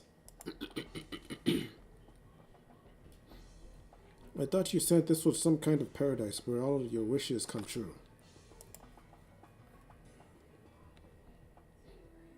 Ryrie, keep your faith in the goddess. You saw her in your dreams, remember? She guided us here for a reason. This place looks so grim because the goddess is threatened by the foamers. Once we rescue the goddess, we can fulfill our dreams. If you think so, Tarlok, then I believe it. Say, if we rescue the beautiful goddess, she'll probably also reward me in some way, no? Can already sense some malicious evil intentions. Okay, let's go, Tarlok. I'll help you. Thanks, Ryrie. And thank you, Mari. If we go just a little bit further, just a little more, then we can bring Tirnanog to Erinn through us. And with it comes paradise. Let's go.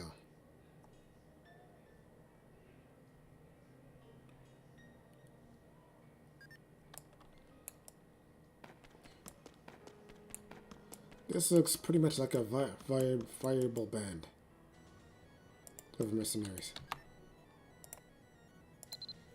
Here we have for Masters of Archery. Gotta make use of the specialization with it.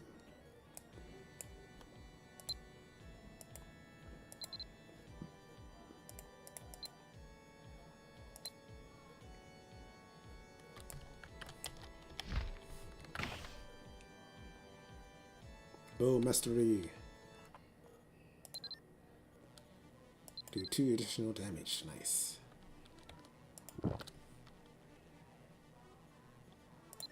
So ideally, with a full party of 3, you'll have all of the members pretty much blowing the established roles with one another. Let's see. Archer's schoolwear. Arrange your uniform modified to accommodate protective pads. For female archers and a quiver. Let's see. She is 10. But the size indicates more so that she is 9.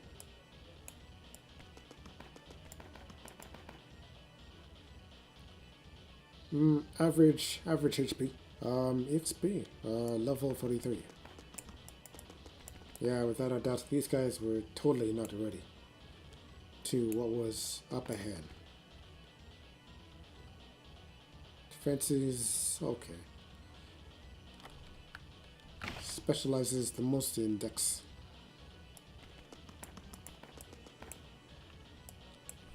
Let's see. Grandfather's bow. Duncan gave you this bow. He said it was made by the druids, but it looks like a toy bow to you.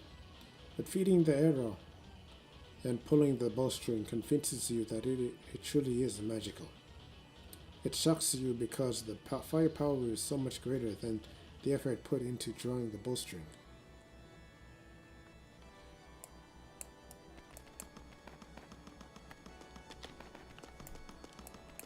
So at this time they had augmented superior weaponry.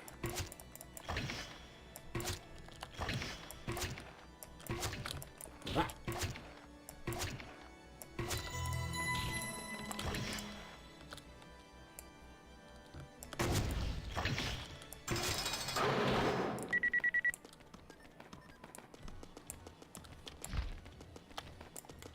Oh.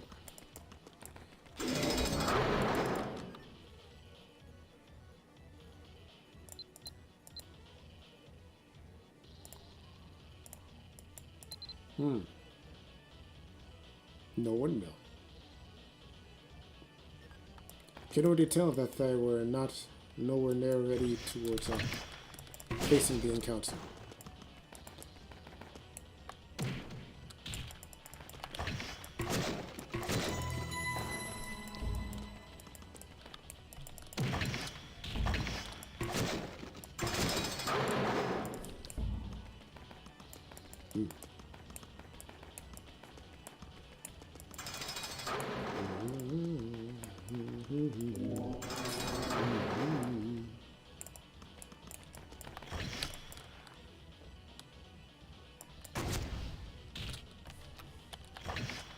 I keep thinking I have crush shot, and I really don't.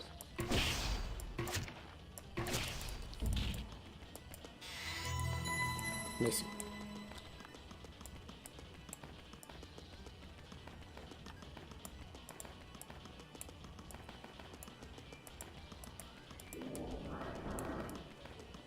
They were well trained, but not masters of their craft. If anything, they should have taken as much time as needed to master their specialty. Seeing as how they're, of course, treading in the land of formers.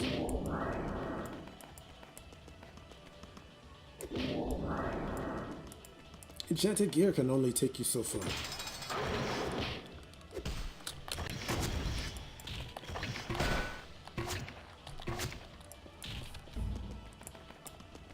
Okay, Shine.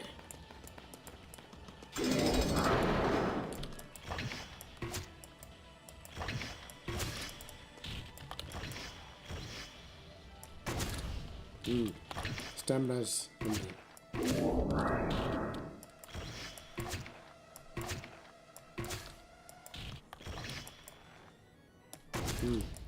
Which of these skills and abilities are using up the most amount of stamina? It seems to be Arrow Revolver.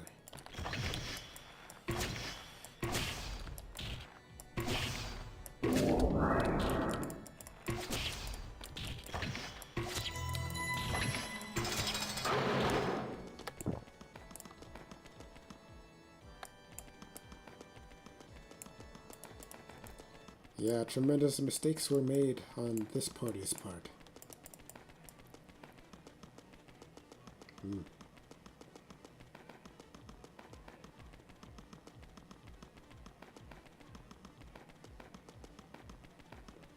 In a way, I suppose that these three could be ultimately considered guardians. Potential guardians looking out for the sake of Erinn's future. But despite what they had discovered, they had failed when they were defeated and killed.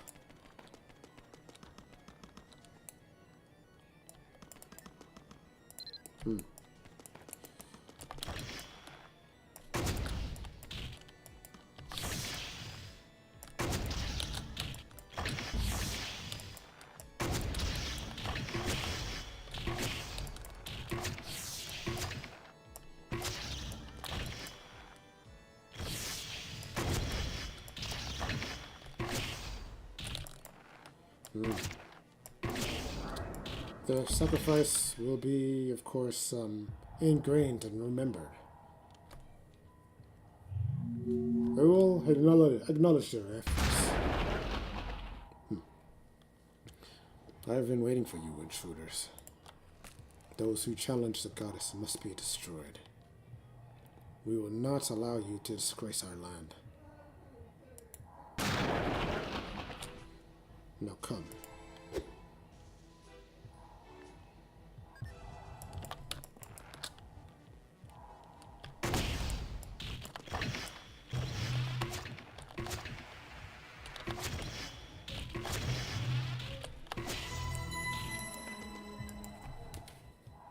You want to repeat that again? I may have underestimated you, but this is far from over.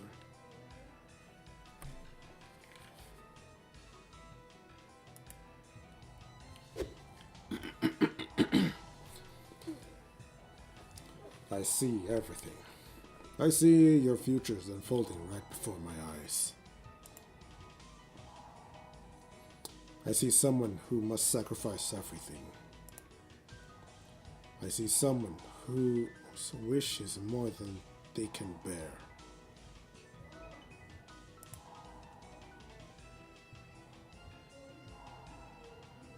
And I see someone destined to suffer for eternity.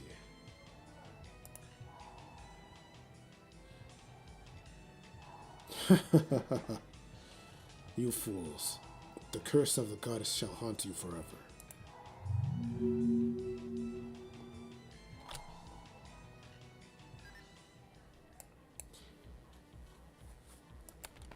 That should have been right then and there, their onset moments to turn back.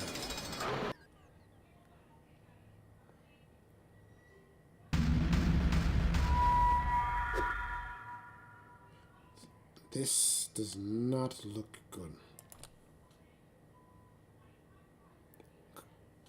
Glass Clahabian? You know what this thing is? It's the very beast that ravaged Erinn in the distant past. Why is it here of all places? Tir na Nog is supposed to be a paradise. I can't believe this.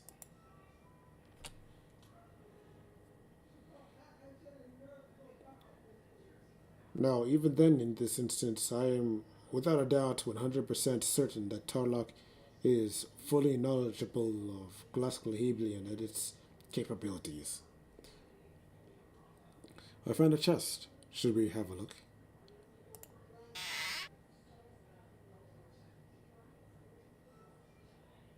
Tarlok, take a look at this book.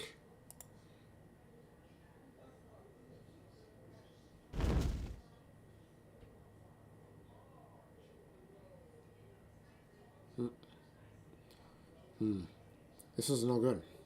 It's written in the language of the Foamers. I can't read it. My master could have, if he hadn't died. I thought I taught you not to steal from others, Tarlok. Who's there? Show yourself. Wait, this voice. It can't be.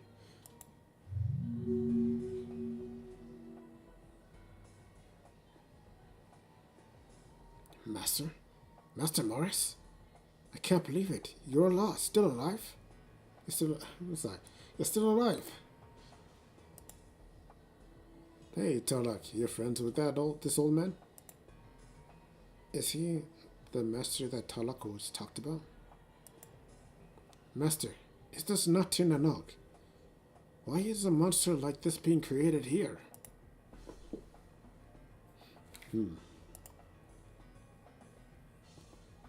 Master, please tell me what is going on here. We are here to save the goddess and open the gates of Tir na Nog. Where is the goddess?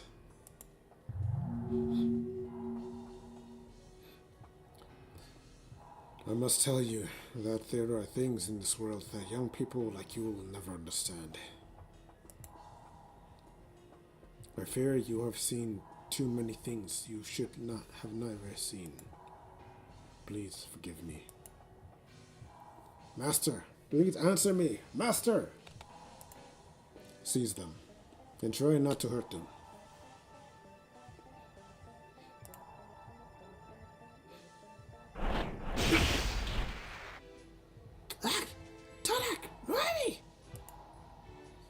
Sorry, a little bit of my voice acting slipped out, that one. Got caught up in the moment. What is this? Come on, you want a piece of me? Mary, stay behind me. You must stay close. Murray? Stop. Don't hurt them.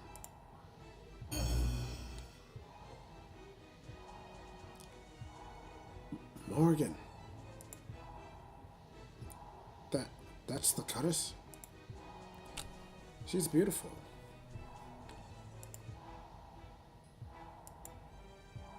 Dark Lord, these are the humans that defy the very concept of order and peace. They have disobeyed my divine will and dared to set foot in this place. Why do you let them live? I, the goddess of war and vengeance, command you, go and bring their heads before me. What? No! Stop! Murray! Riley!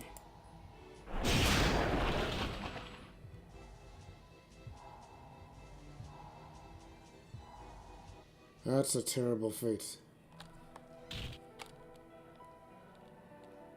That's a tremendously awful way to go.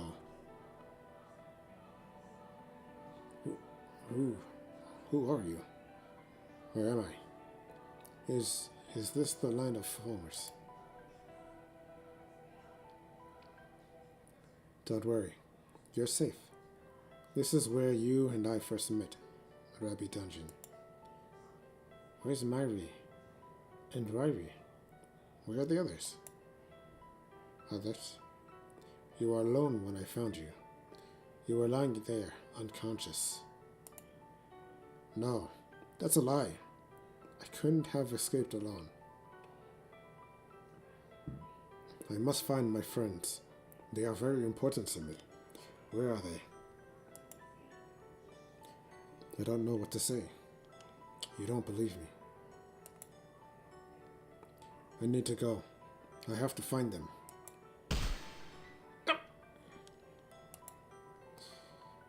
You're badly wounded. You may look fine on the outside, but inside you have suffered terribly. This magic circuit's damaged beyond repair. It doesn't matter. You're awfully stubborn. You know that if you leave now, you won't be able to come back alive. Why are you helping me? Don't you remember what you told me before? Love is more than just overpowering others. I may be a foreigner, but I do want to learn more about love, one step at a time.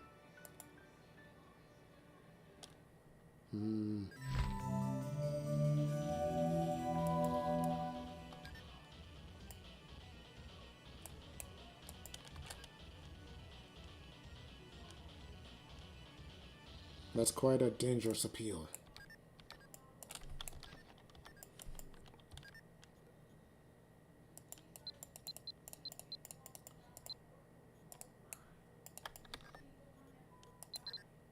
So perhaps it would be very much at this moment that their downfall became apparent for the three warriors.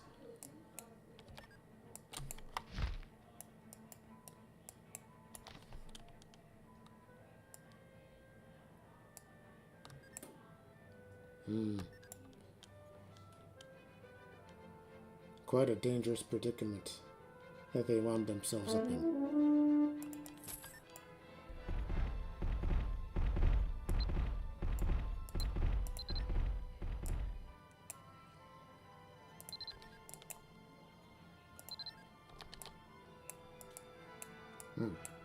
Alright, so time to discuss this with Tarlock today. Determine what his perspective or outlook on this situation is.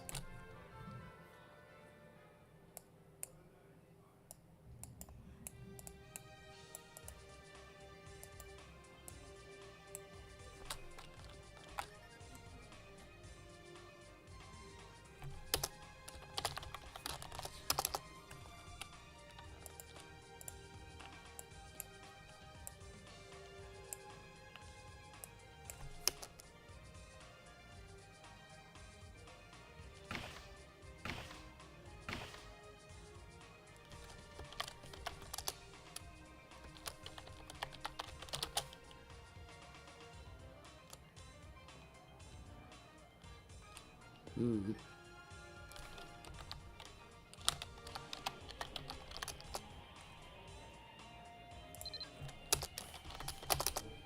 Mm.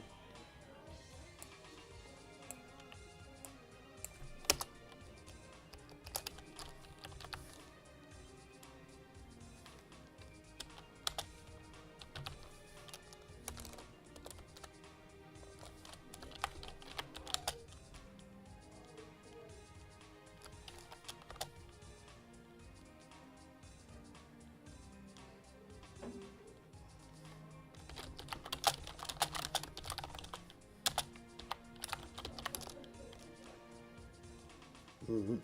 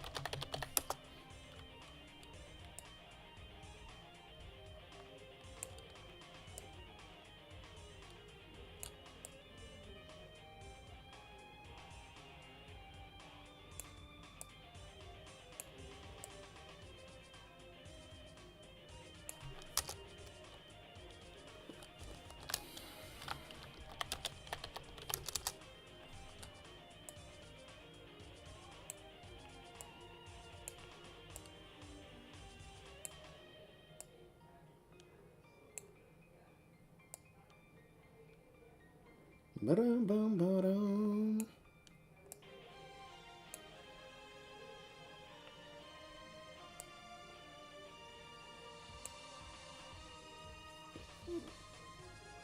Mm.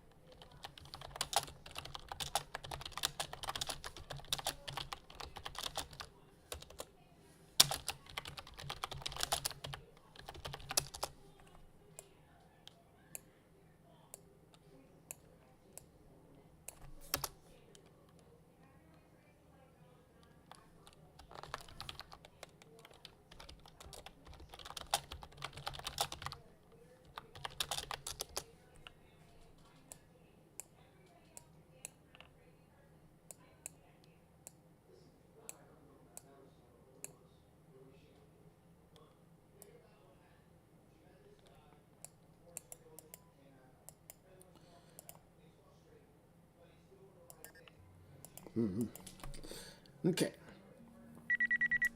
Now you know what I've been through.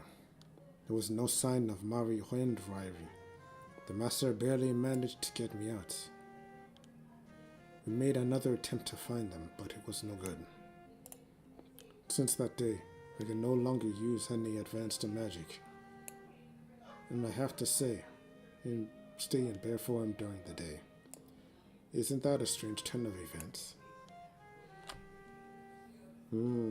Doesn't seem like you could have even used in. Doesn't seem like you could use intermediate magic either.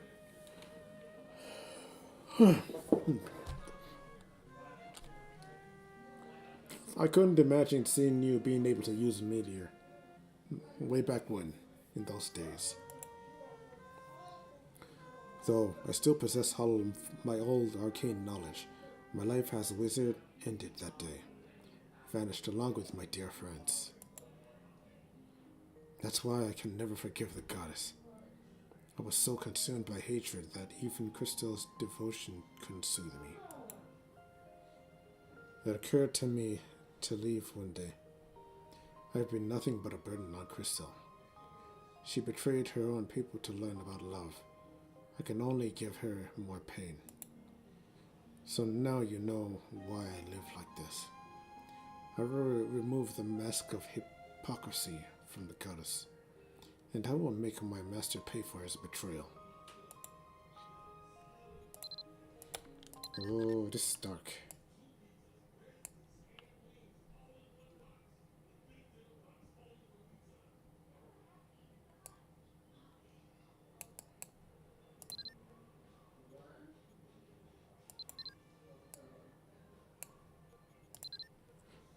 Madame.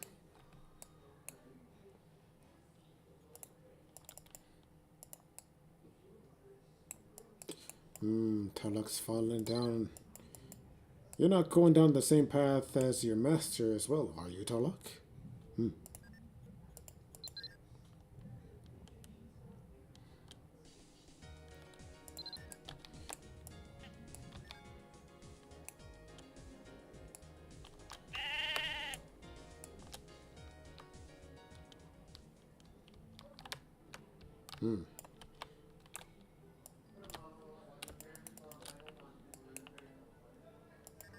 So it is already established as to what occurred with Ryrie, but for that sake, we'll keep it silenced for now until that truth is exposed. You tell Duncan about the experience Tarlok had in Tirnanog. Is that what happened to Tarlok? That's unbelievable. But I suppose there's no choice but to believe him. There's one more thing I'd like to tell you. What I'm about to tell you is a secret I've kept all my life. So promise me you won't tell anyone else, okay? You said Morris tried to save Tarlok and his friends at the last minute when they went to Tirnanog, right? I'm sure that wasn't only because of Tarlok. Mari. It was because of Mari. Mari was Morris's only daughter. Morris recognized that fact. I knew his wife Sheila before she passed away. She was killed by humans instigated by nobles. Instigated.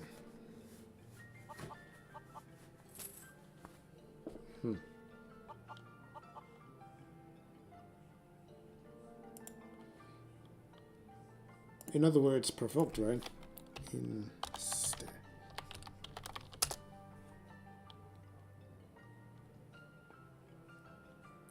By definition, it is, of course, bringing about or initiate an action or event.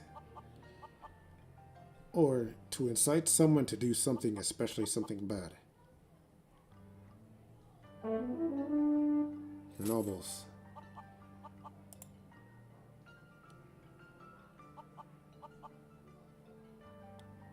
Some nobles can, without a doubt, not be trusted. But Mari was sent to me with the help of the wolves and deer. So nature itself had brought salvation to the infant child. Mari's memories of her parents were personally erased by her mother. Even despite that, would she not be able to remember that at her age, though? It would mean death for her to remember her parents.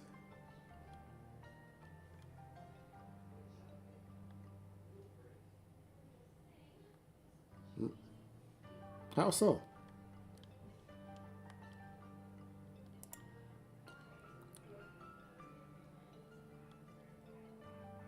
So if her mother was able to cast that type of spell on her daughter, that would mean that Sheila was also a druid. So I raised Mari myself.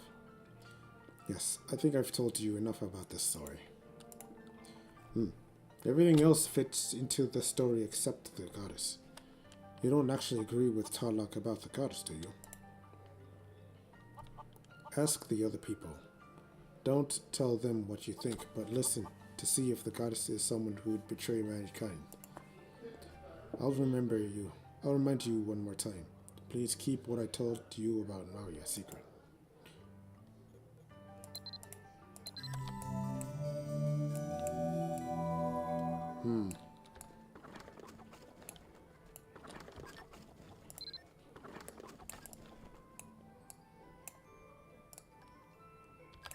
To die without learning the truth.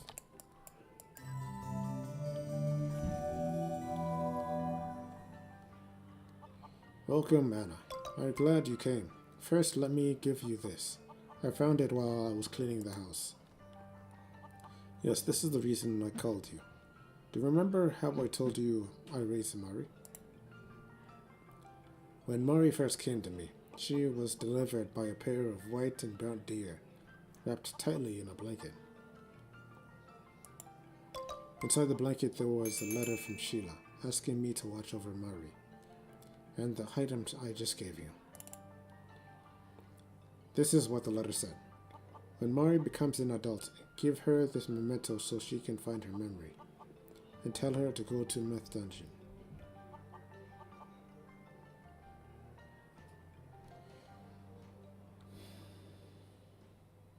Duncan, it was your ultimate responsibility to protect Mari from harm.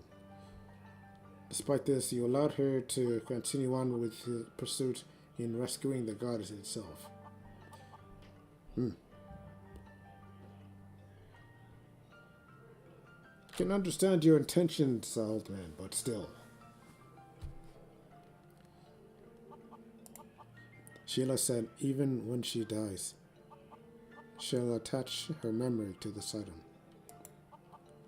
But now, since Mari doesn't need it anymore, I'm giving it to you. That's pretty sad. It seems like an item related to Morris. I hope it will be helpful in some way in your search to fine-tune Nalog. Giving you a red ring of the goddess as well. So hurry up and go to Meth Dungeon. I wish you the best of luck.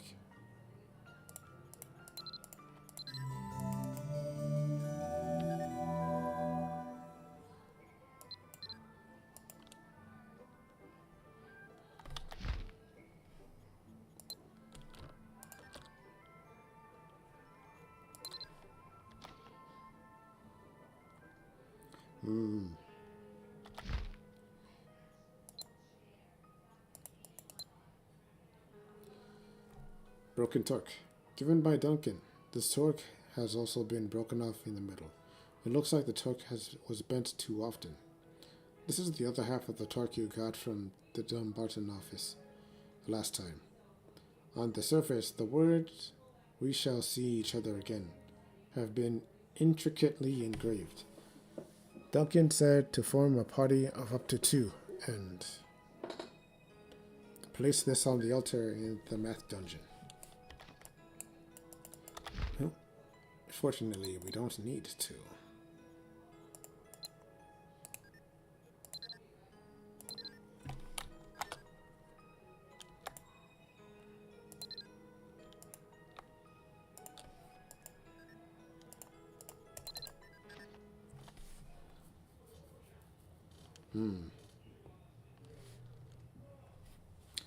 Ah, you're alive, dear.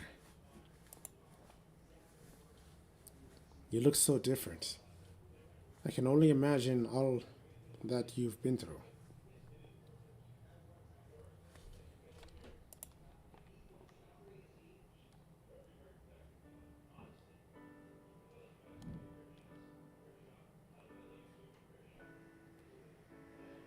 Morris? Morris? Don't you recognize me? It's Sheila, your wife. She doesn't realize that she's dead. That's quite tragic.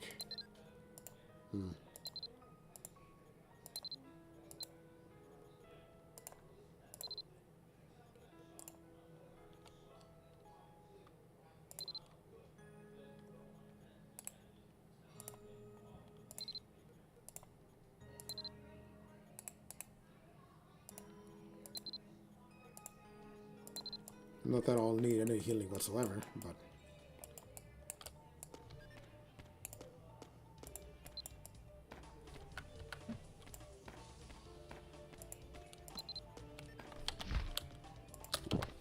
Then pop it.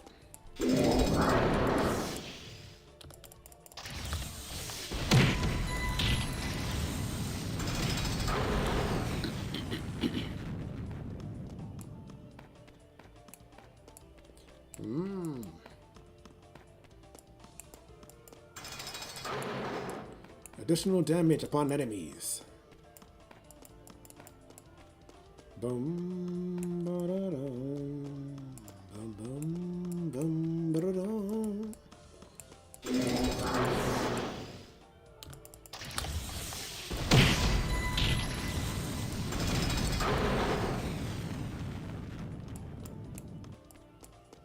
Commencing the reenactment. The sheer wanton destruction of all things that stand in my path.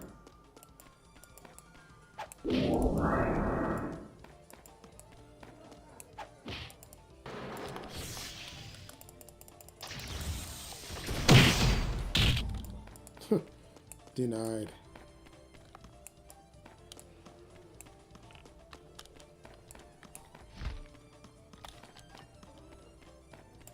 See, yep. Regarding the stats of Morris, he's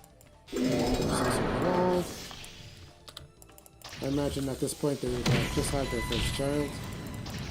She sent her child to Duncan at this point in time before getting killed off by her supposed friends. Or rather, some people that were instigated by nobles.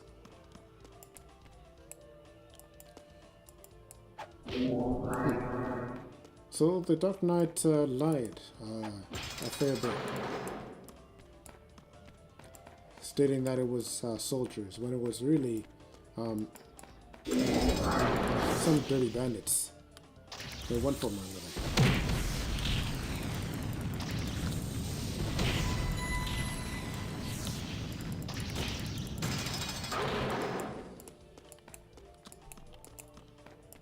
So Morris is level 72.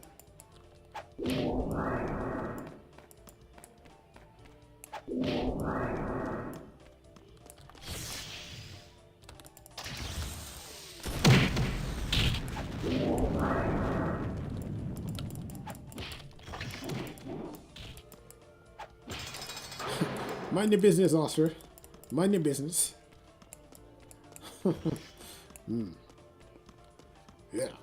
Hold on. Let's see.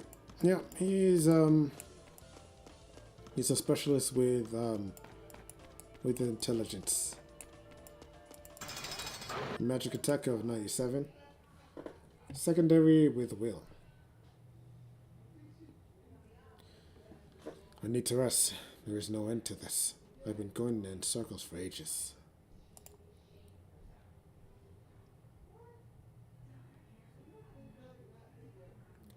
We made a promise to each other that we would meet again.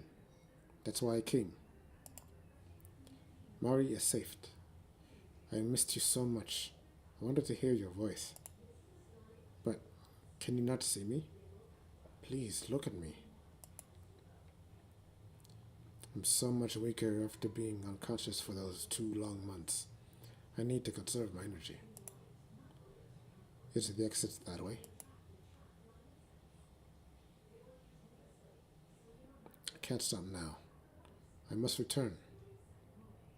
I swore upon this torque to Sheila. I won't stop now. I will make it back to Sheila, and I will ask my friends. I will ask them why they betrayed me. Why they were compelled to stab me in the back.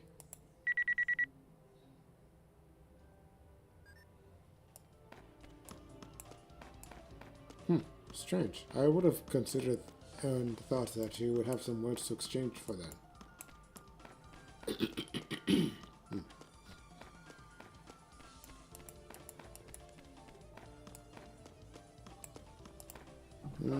Just a minute.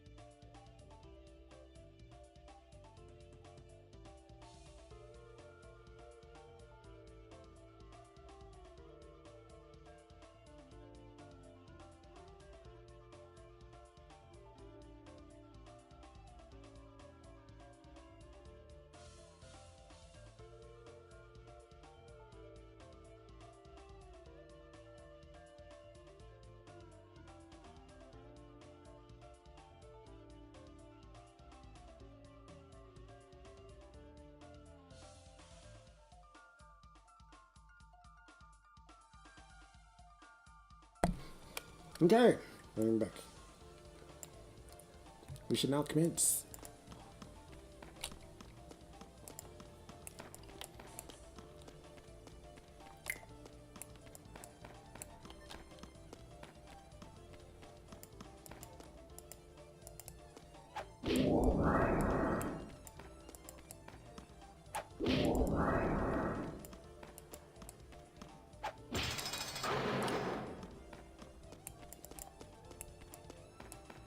Bum, ba-da-dum. Bum, bum, bum, ba-da-da-da-dum. Bum, bum, ba-dum, bum, bum, bum, bum, bum, bum, ba-dum.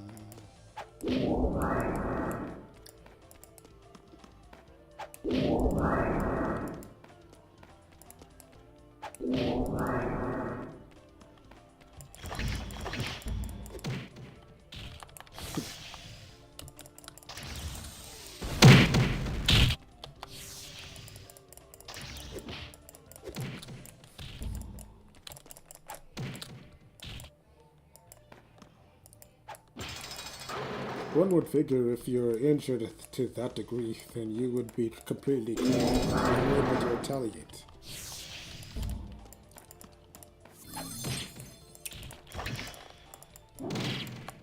That should more or less be the case.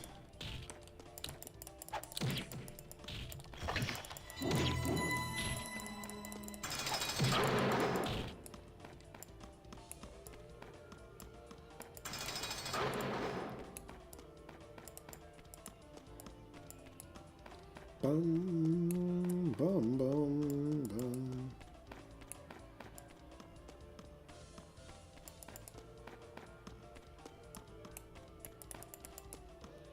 Always gotta make sure that there's no ulterior room that is hiding a key.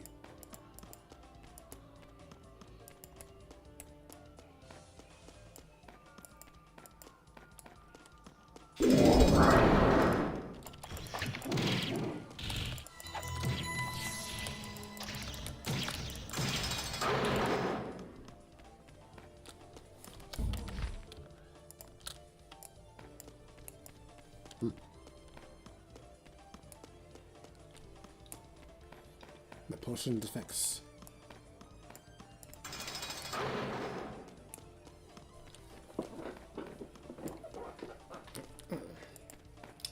Bum, ba-dum.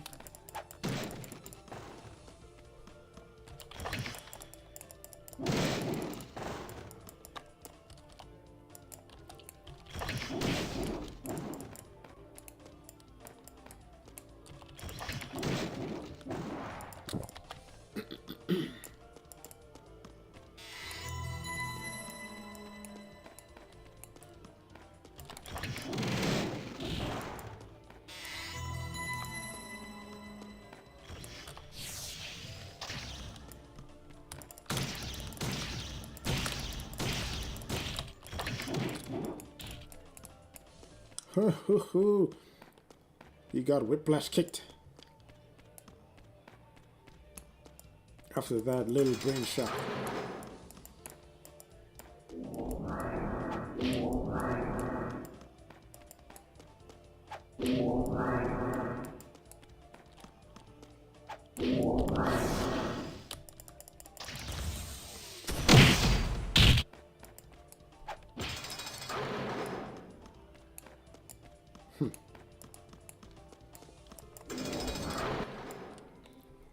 Alright, so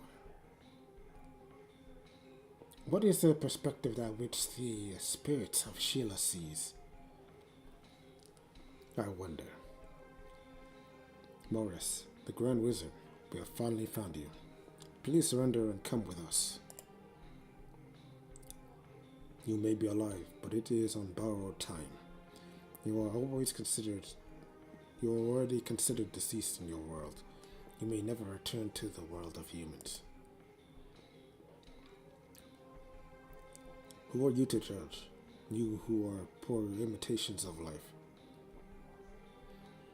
Who dares stand in the way of inferior's razor? Morris, I apologize if my words have upset you, but they are the truth. Your life is no longer in your hands. You live only by the will of the goddess Morgan. Japchiel sacrificed his own life to preserve yours. Grand Wizard Morris, even if you return to the human realm, you cannot sustain your life. Countless farmers have sacrificed their lives for you. You must realize how valuable your life is.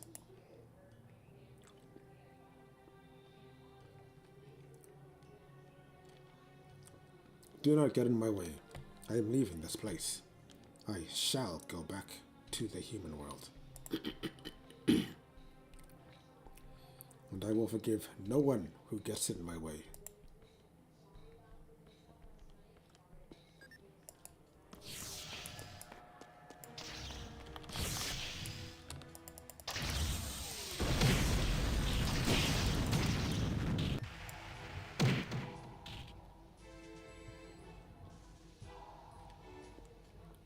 Stop, Morris. That's enough.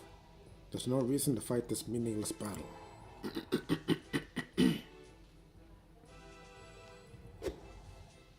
Step aside and don't make me repeat myself.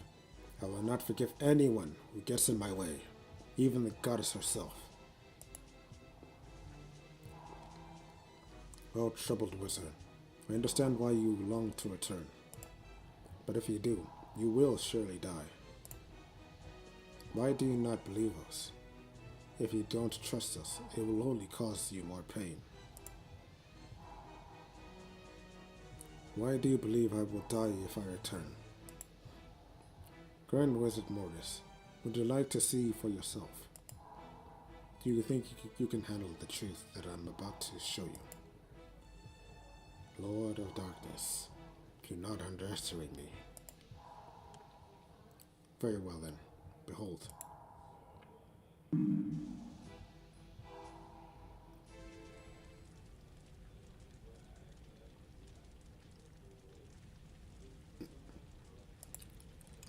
This is my house.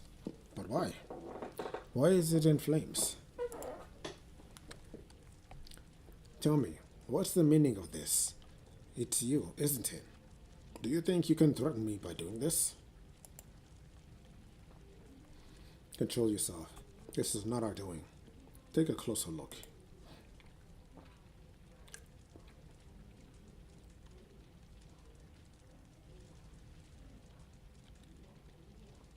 It can't be. Why are human soldiers, why are they destroying my home? I could see that there was some fair bit of manipulation in the story.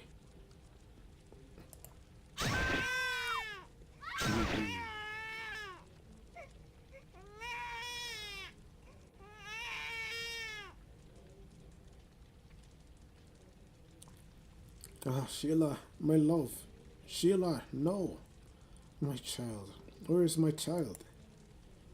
Ah. Ah. Oh my god. What did I say? No. No, stop. No. Why? Why? The nobles heard the tales of your so-called friends and sent their men out for revenge. We tried to stop it. I am sorry. Because you learned of Jabshiel's ultimate spell. You and everyone related to you were murdered. You were fortunate enough to die as a hero, but your family was not so lucky. This all happened while you were unconscious.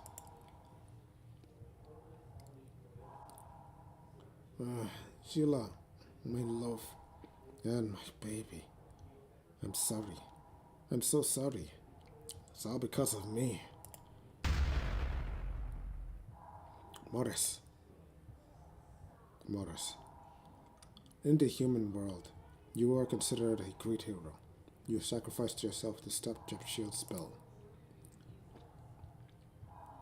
Did you ever stop to think what would happen if you, the departed hero, were to return to your world alive?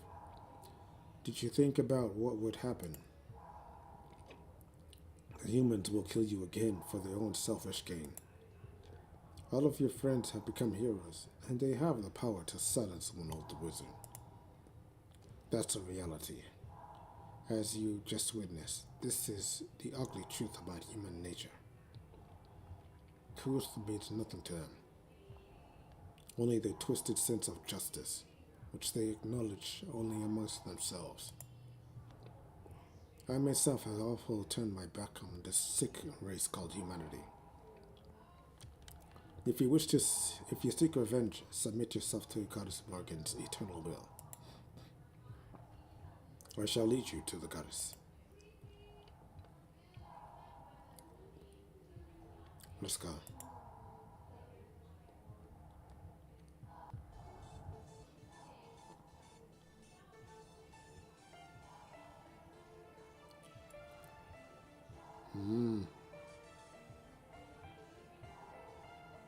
Morris, you poor soul. You must be in so much pain. You are. Morgan? Yes, I am Morgan. Protector of humans.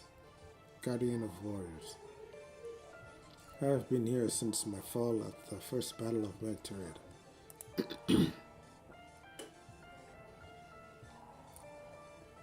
No, it can't be. Something is definitely wrong. So she senses a veil of deceit as well.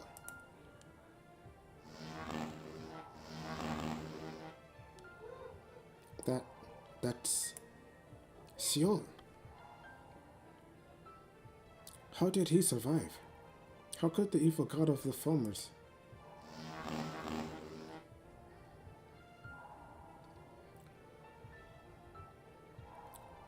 Then, is this Tirnanog? No, this can't be Tirnanog. Where you are is not important. What is important are your feelings towards humans. Your betrayal, your hatred, and your sadness. I see. Even you have given up on humans for their immoral nature. Do you forgive those who slaughtered your family? If the opportunity of vengeance comes your way, will you not seize it? No, please don't listen to her. There's no sense in hating all of humanity.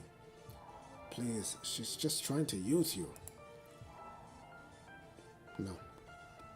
I will have revenge. No matter what, no matter the cost. Those who have made me like this, and those who have killed my family. I will follow them to the depths of hell. I will not let them escape. Morris, no. Though I am a guardian of warriors, I am also a force of warrior and vengeance. I have lost all hope in humanity. They slay their own brethren out of greed and selfishness, to achieve the order of Atan Semeni, to bring true peace to the world. Humanity must be destroyed. No, what are you talking about? You understand my will, do you not? You're not Morgan, imposter. Morris, don't listen to her. Look at me, please. Oh, goddess. I am yours to command. Tell me how I can have my revenge.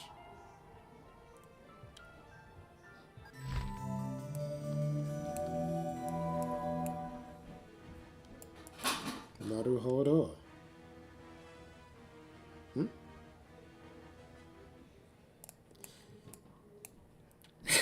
What was that, was that tapping metal just now? Don't worry about it. Don't worry about it. It's fine.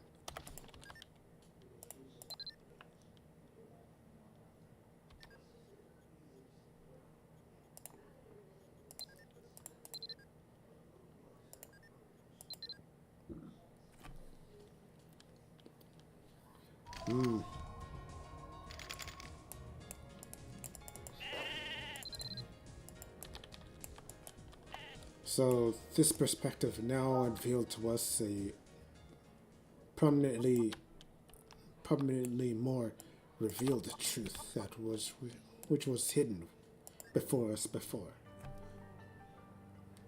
Hidden to us before. Yeah. Yeah. Is this true? Is that true? Is that really the memory that was held within Sheila's memento? The goddess was white-winged and was wearing a mask. Then there's no doubt it was Seol. Sequel. I was a bit suspicious when I heard of the Ghost Armor and Dark Knights, but I had no idea he could still be alive. Sequel is one of the gods of the foamers. He is the instigator of all evil. He is the one who brought Glasklahiblian into this world. to destroy our ancestors. He is responsible for bringing courage to wrath.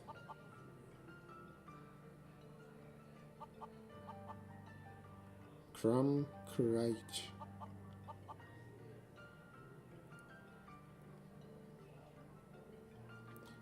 The goddess lost her life in Erinn because of him.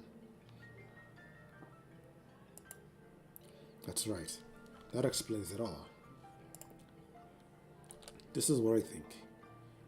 When the goddess was creating the barriers in the dungeons, Shikol petrified her and took her to Tirnanog, which they had conquered. Then he pretended to be the goddess to rally forces of evil and Morris. That clever bastard. Hey, there's no doubt that Morgan is calling upon you. She desperately needs your help. Hurry, you must go to Tirnanog and save the goddess.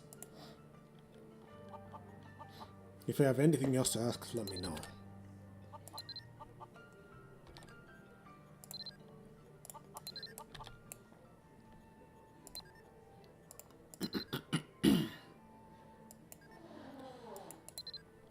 Well, all of the pieces came together. We now know what we must do. Tulak, we need your assistance. Wait, that wasn't the real Markin? White-winged and their face was covered. I don't believe this. I've been deceived. Why did I never think of that? It's Sikol. There's no doubt. The god of the farmers. This is absolutely unforgivable. He dared deceive not only my friends, but my master as well.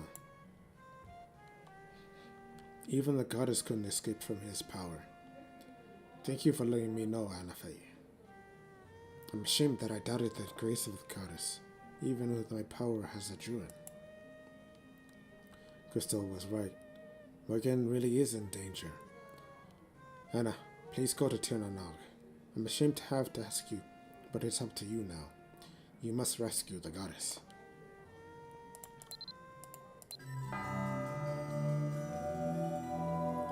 Hear me. Can anyone hear me? Anyone? Master of Destruction glass will soon be reactivated, and the momentum required for the reservation of wind sample is almost complete as we will much longer. Once the avatar of destruction has left, come and defeat Glass Glahiblian. Spread it here. The door, the key. Hurry.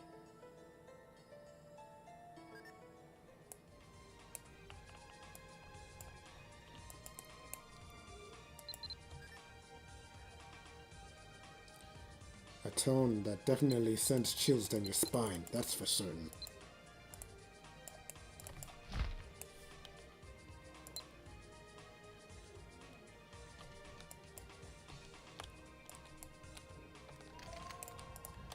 It seems that Goddess Morgan has been beckoning a great deal of meta-heroes to tread into Tirnanog. Those who have at least some semblance of fortitude.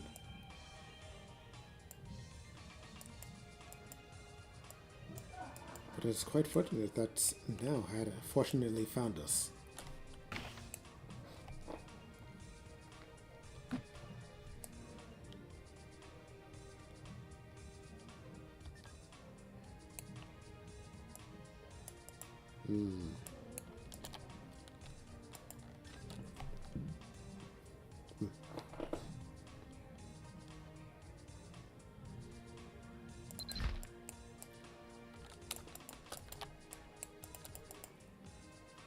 Wait, so we got this pendant. A pendant from the goddess I saw in my dream. It's hard to believe that I received an item in my dream, but here it is in my inventory. I guess I have no choice but to believe. Yep, that's truth.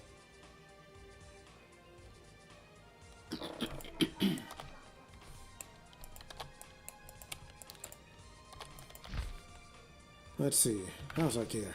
Gear's looking pretty fine, pretty good, not bad. Mm-hmm.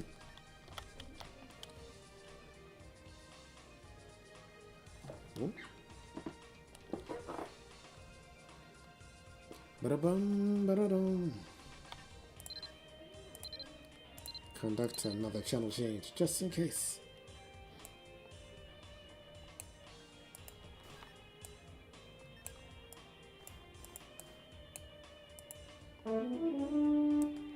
That's all.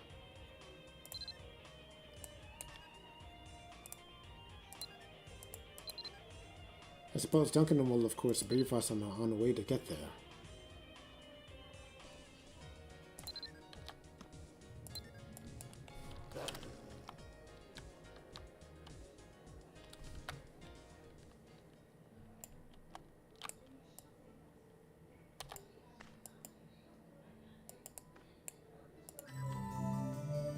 I'm glad you're back. I realized something. The goddess said that the day of Classical Hebrean's resurrection is approaching, correct? Just as I thought. Morris must be behind the resurrection of Classical Hebrean, but we have no plan to combat this. For one thing, magic doesn't work on adamantium, so it's not so easy to merge with magical creatures. That's why special regents are required. They say the soul of a brave human is needed. It's possible that they have the soul of one of the 3 missing warriors. If so, then this is truly a crisis. They have the soul of either Ryrie or Mari. That's terrible. We have to stop them somehow. You must find a way to get to Tirnanog. If only there were a former you could ask. Crystal.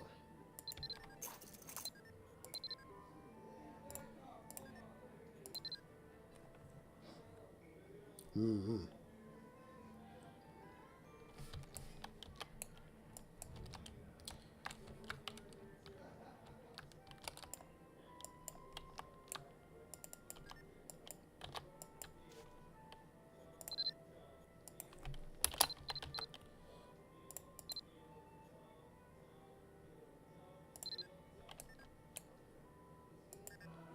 Mm-hmm.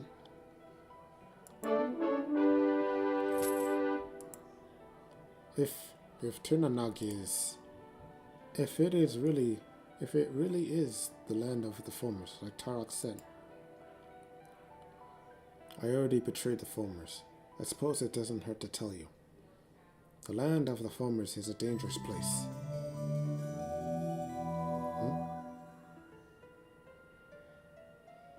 Gentleman Crystal. Receiving a telegraphic message. Living divine of goddess Maria. Oh, it says not much time. I see Erinn in flames. They've already used the metal from your world. It's in its final stages. The party is bound by the power of 5 magic stones. I need your help. If the seal of the other world is what's helping you, you'll need 3 warriors. All 3 shall possess their power. From a party of 3, become the leader and break the seal.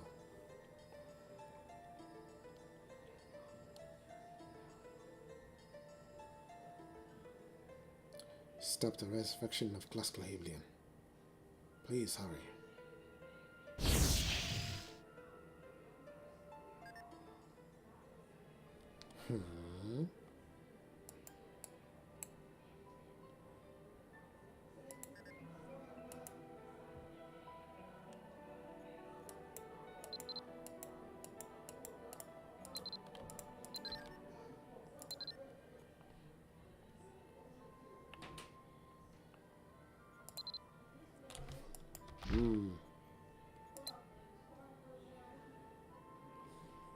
To Tirnanog we go then.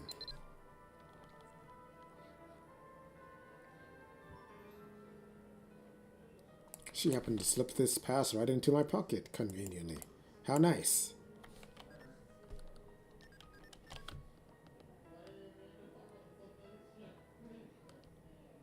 A black foam pass. Ominous energy is emanating from it. Although it's called a pass, it looks more like a talisman that gathers mana. It is said that if you place this on Bounty, a door to another world will open.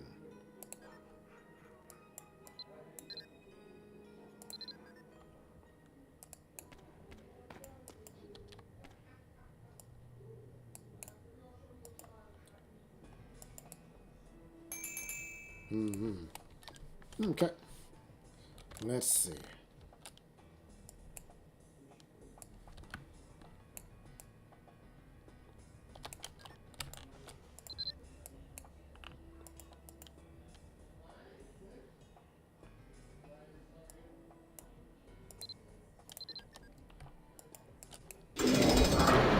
No need to fret. We'll take care of this situation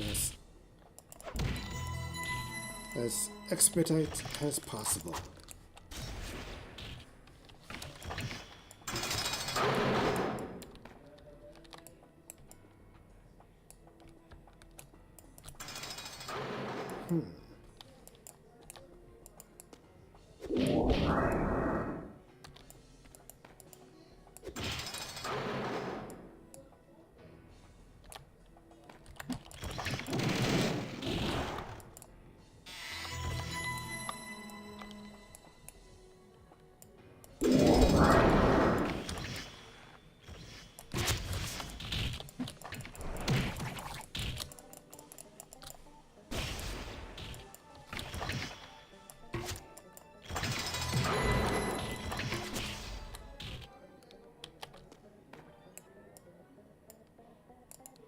Shouldn't forget the mimics.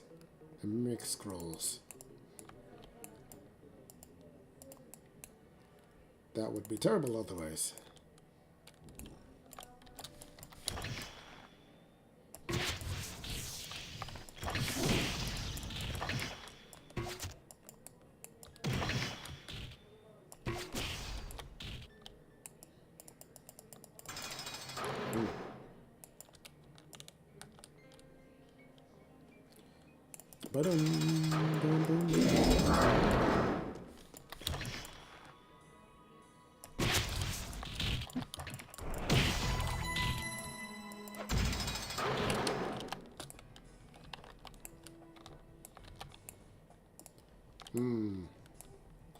Yes, all clear.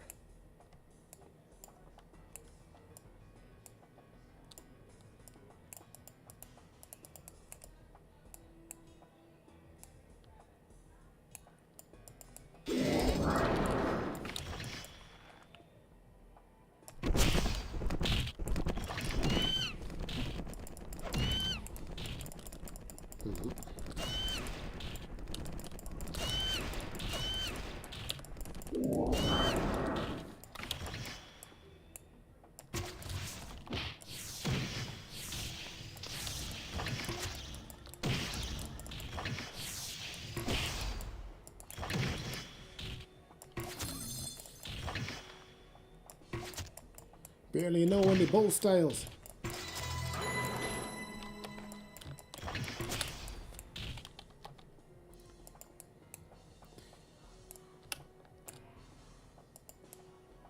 So it's high time we commence with the biggest operating job in our life, compiled by contracts.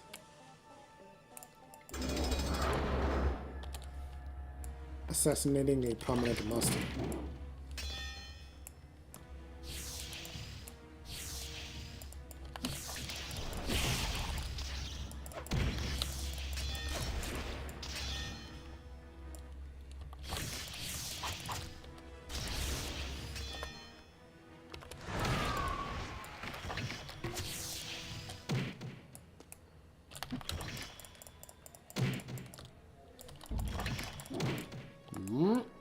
Okay.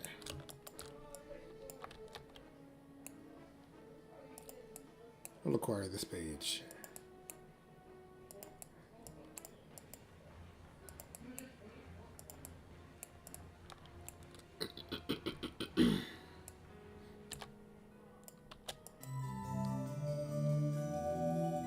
Seal breaker of the other world.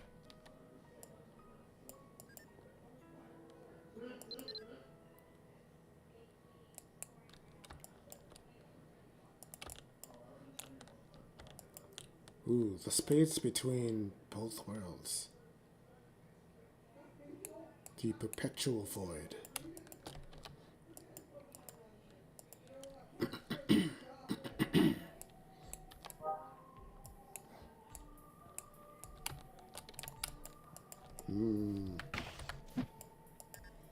Let's see. I see you're not from around here. Well, I'm the last human around these parts. It's pretty lonely, and I don't like to talk about why I was left here. What? You think this is Tirnanog? The legendary paradise Tirnanog? Ha! Ha ha ha! Look at this world. It's a barren wasteland, ravaged by the foamers. Why would I have a leg like this and live all alone in paradise?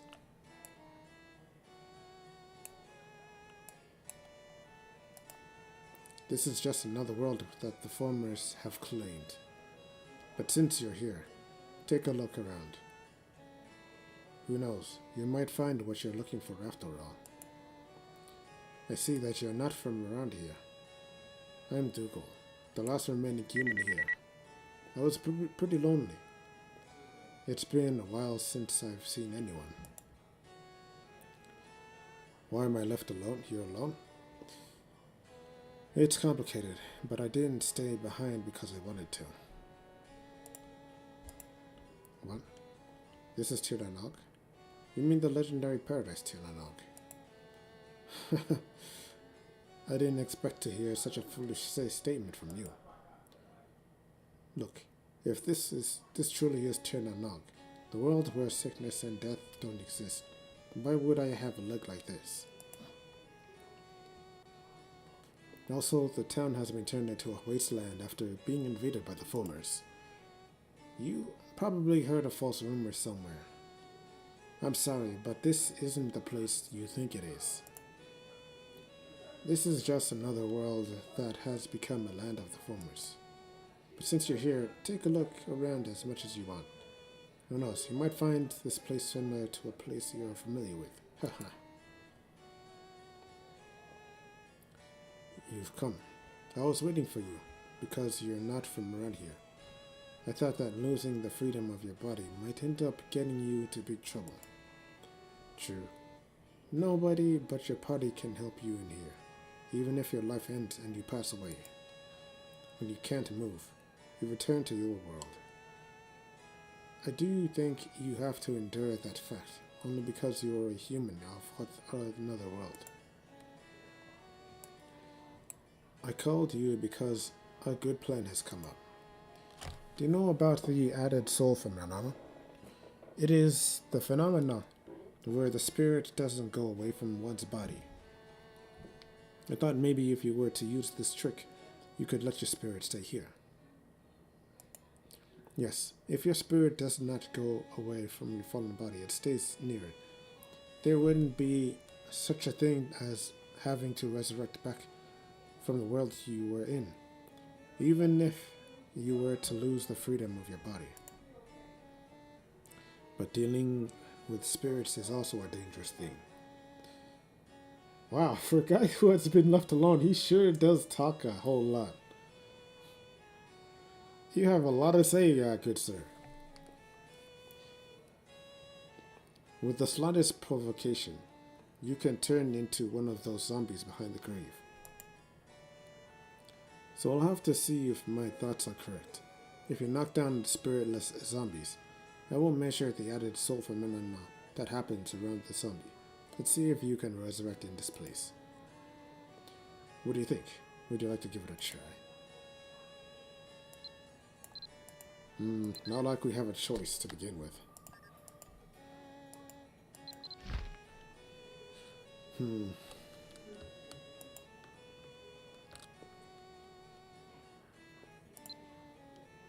Let's see, first aid, quest.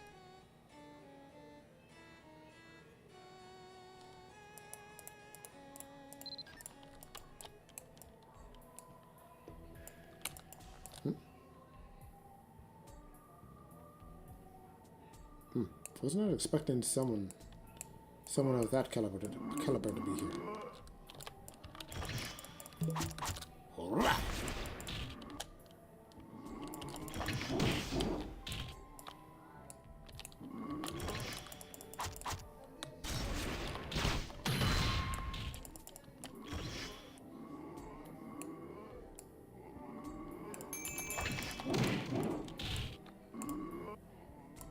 Ah, you only have to eliminate one zombie.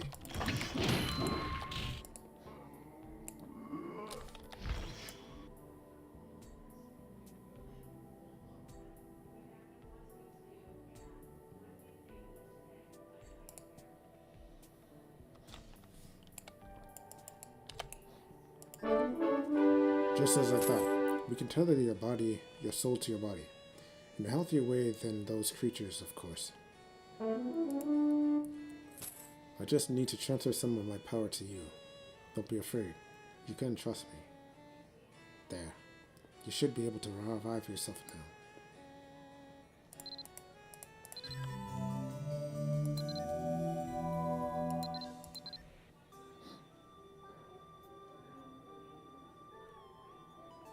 Okay.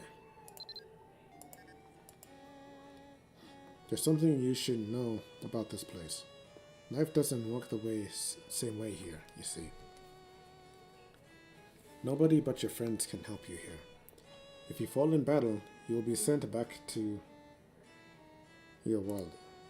However, there might be a way around that. Some spirits don't leave their bodies upon death. Those things across the graveyard are proof of that.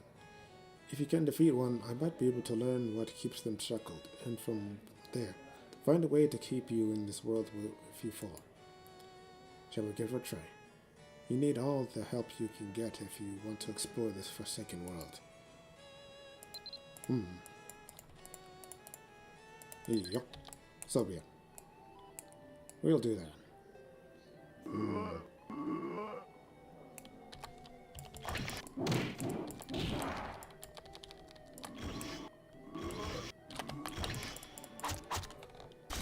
So you need 10 zombies destroyed, right? Simple.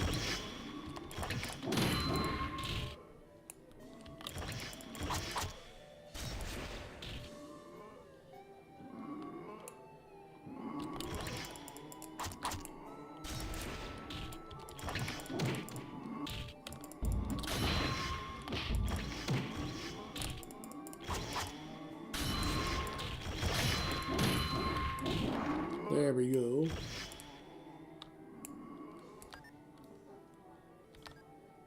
How's that? Just as I thought, you can tether your soul to your body in a healthy way. Transfer some of the power. There.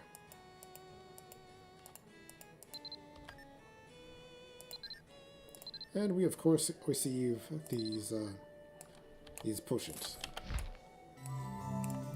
which is ideally what we were after in the first place to begin with. Nice, we got 5 of them. Well, 10.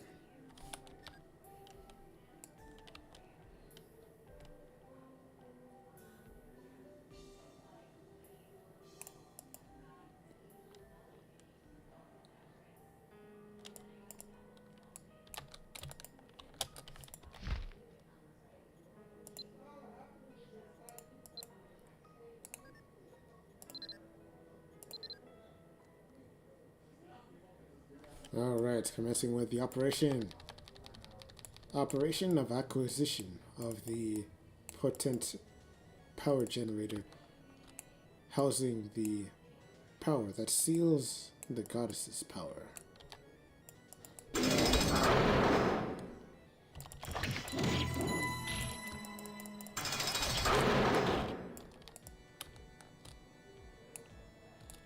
Bum bum bum bum.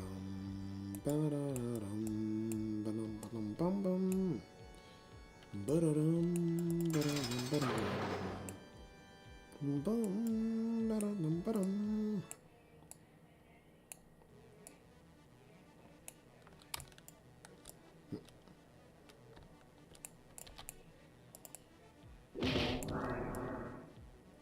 Lagarasa.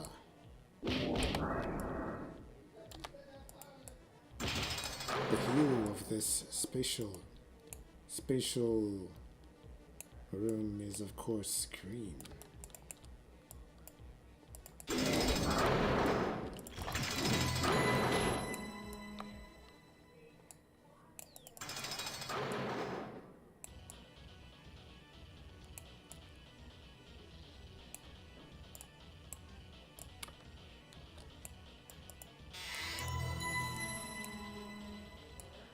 It is stated, of course, to be ill-advised to allow one's pet to take a crack at attempting to shatter the crystal from its placement.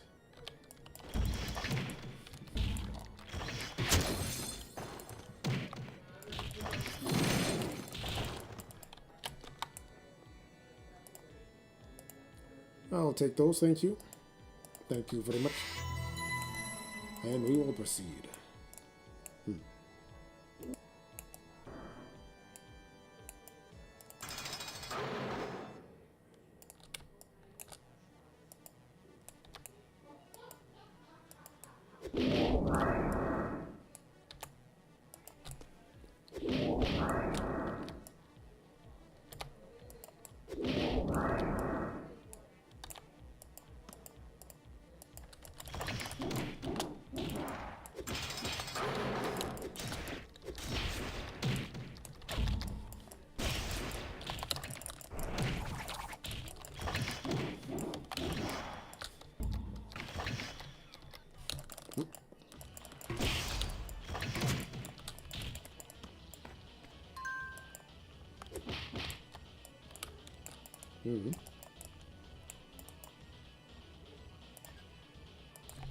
Awesome.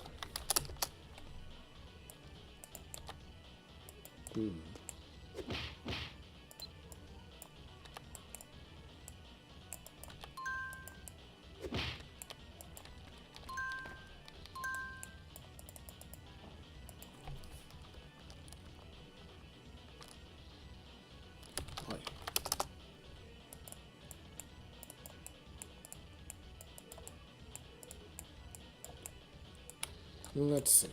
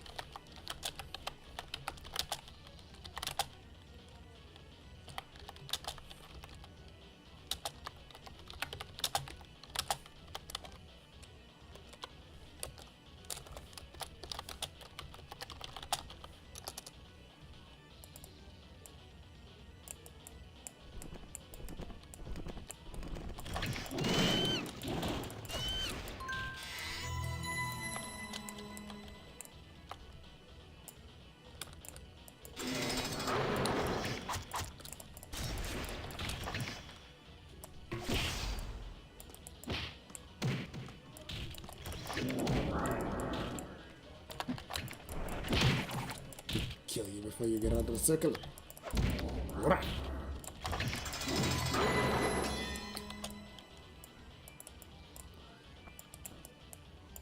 Two flowers.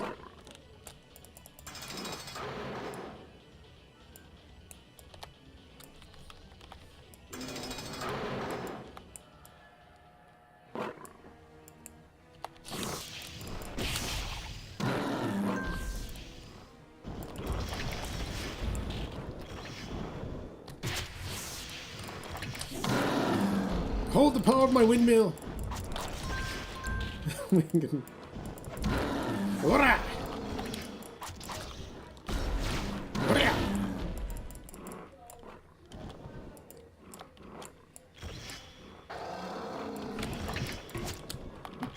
Oh, you thought you had me here. Eh? You're not very smart.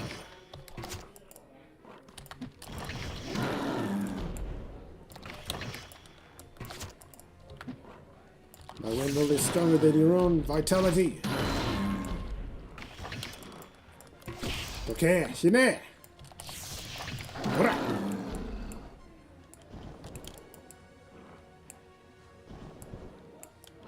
Ooh. You sure you want to do that? Oh, it's too late to change your mind. Ora!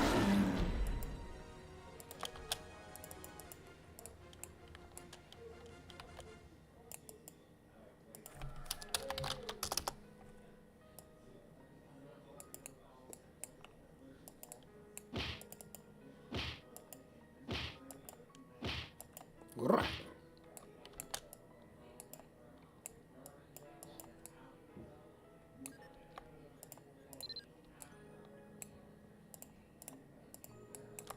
The black orb that is considered the holding chamber of the goddess.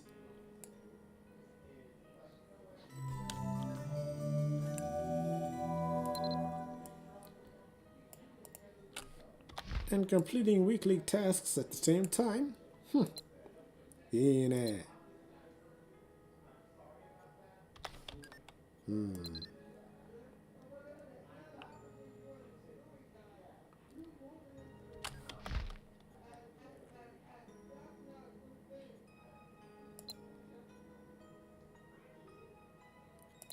Black orb, huh?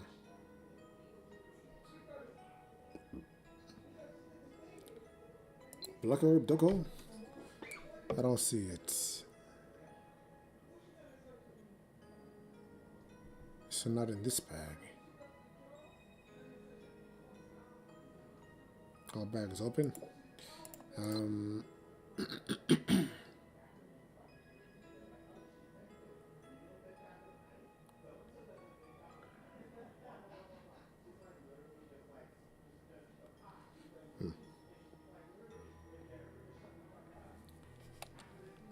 Let's check a little bit of a review regarding glass Claheblian.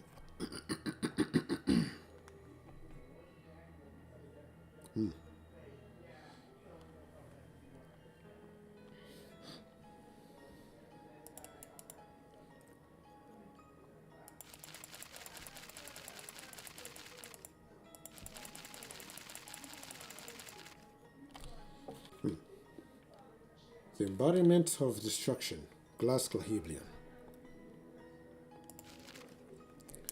This occurred when I was young. I saw it with my very own eyes. The howling of the gruesome-looking giants as they were torching everything in sight. Chotomate.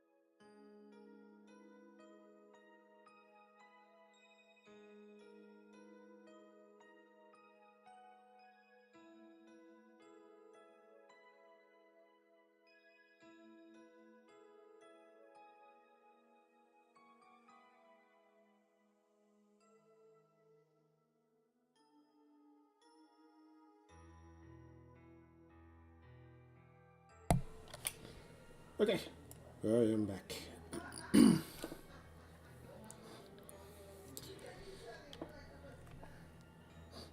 Let's see. 6. Set it aside.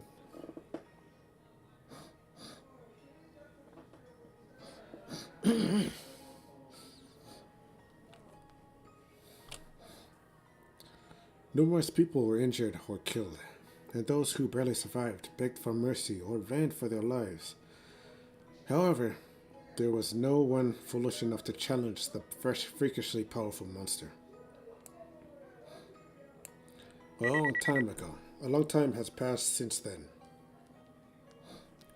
I wonder if people still remember that giant monster today. Do they still remember the name Glasgow? Even after reaching adulthood, I couldn't escape from the fear of this monster that had been tormenting me since that fateful day.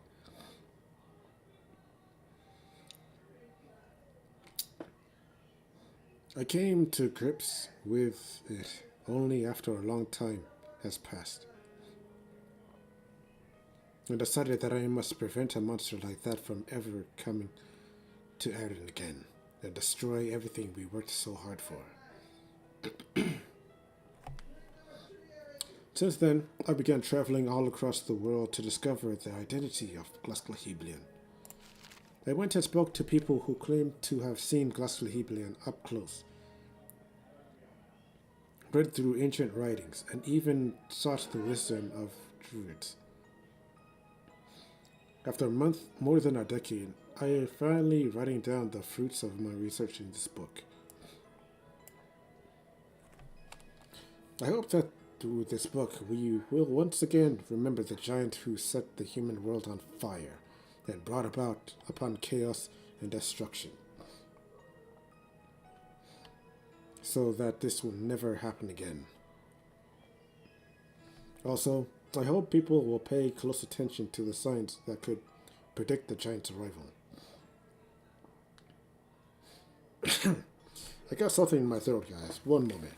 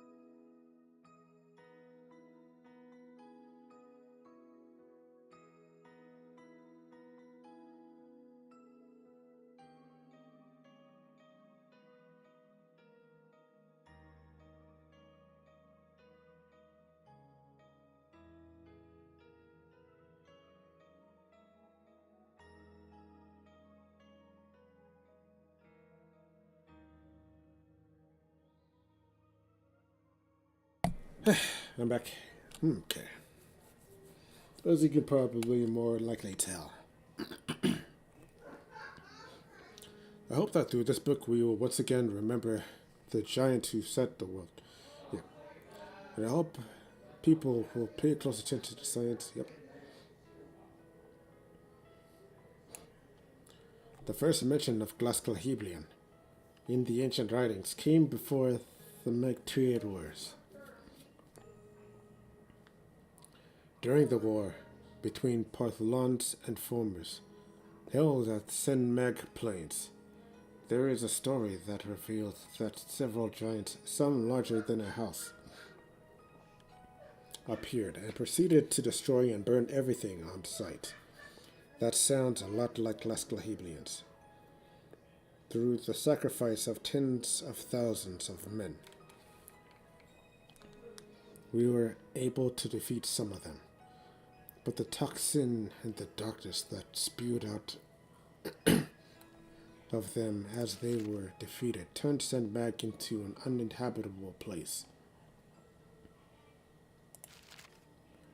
Toxic and darkness.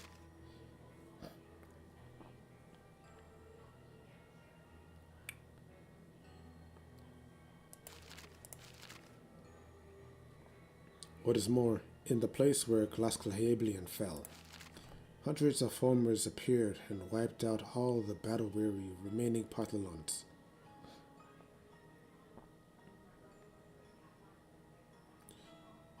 So farmers give birth and rights to the corpses from Glasclahablian.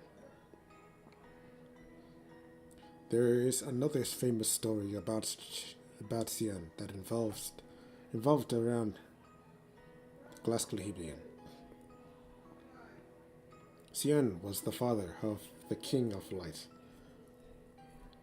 Lucetius. It is said that he went to go see a Glasclahablian, and he was able to receive his son from that meeting. This Glasclahablian was given to a craftsman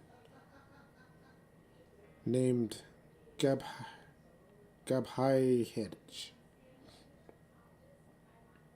Hedgego from the former King Balor to burn and destroy the human world. However, because Gahide was not a summoner, he eventually lost Glasclahablian. Besides these, there are other records of Glasclahablians. It has not been officially confirmed, but there are records that Glasclahablians were spotted during the Martyriad Wars, and even in the story of the three missing warriors. Glasclahablian is mentioned there as well. However, these stories have no way of being confirmed, I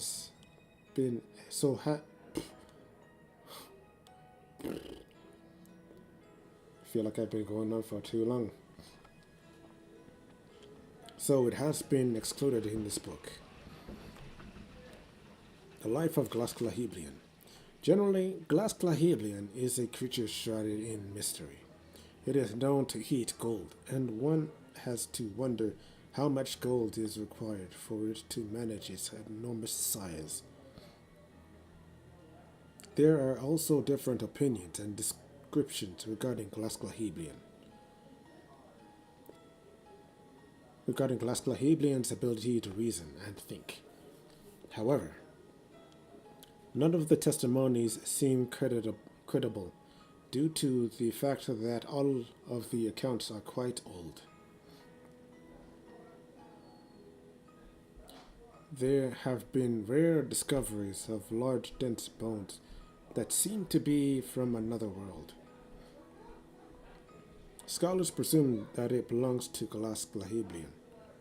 Strangely, these bones have been scattered all throughout Erinn, discovered piece by piece. Therefore, trying to piece together their lifespan is extremely difficult. It is not even known how to distinguish the gender of Glasclahablian. However, there is evidence that Glasclahablians reproduce, which can only mean one thing. No evidence. They are summoned into this world through a powerful magic. In order to liberate ourselves from the disaster that can be created by Glasclahablian, we have to be fully aware of how Glasclahablian is summoned in the first place. Summoning method: forming the skeletal frame. Yes, this will all come to use eventually in the long run, later on down the line in the future as well. So it's quite imperative we take up knowledge of this at this time while it remains available to us. According to the ancient records I looked up, summoning Glasclahablian requires several procedures. The most important step that seems to be common in all of the records is forming the skeletal frame. In order to summon Glasclahablian, it is said that one needs to collect all the bones of the ancient giant after it has deceased. if even one of the bones are missing, the summon doesn't work.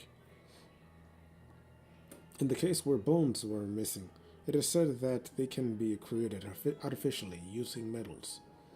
Using the artificial bones, glass Clahebian's skeletal frame can still be formed. However, not just any metal will do the trick. This is because the summoned glass Clahebian's weight and power cannot be withstood by ordinary metal. There is only one type of metal that can endure the powerful yet swift movements of glass Clahebian: adamantium,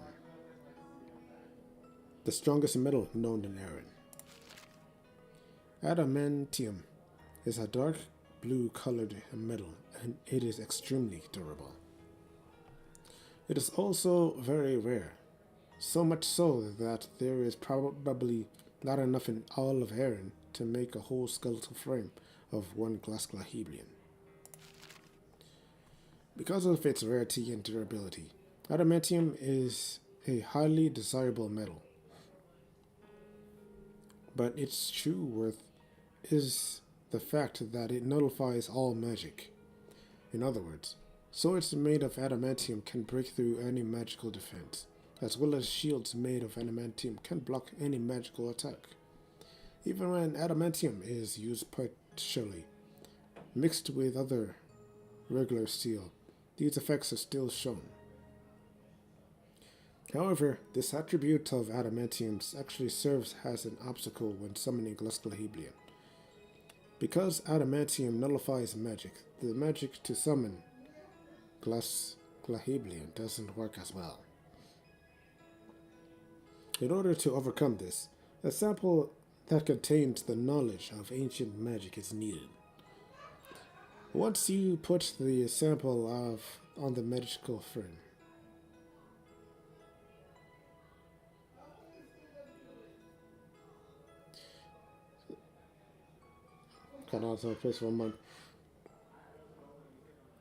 made of adamantium, the ancient magic power seeps into the bones, and amazingly, the adamantium's natural attribute disappears and works as part of the summoning process.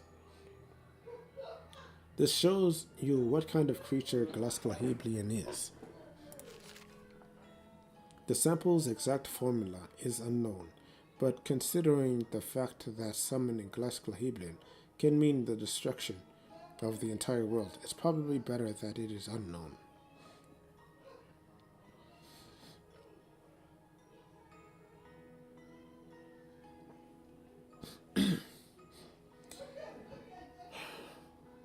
Fortunately, we're of course reaching near the end of this.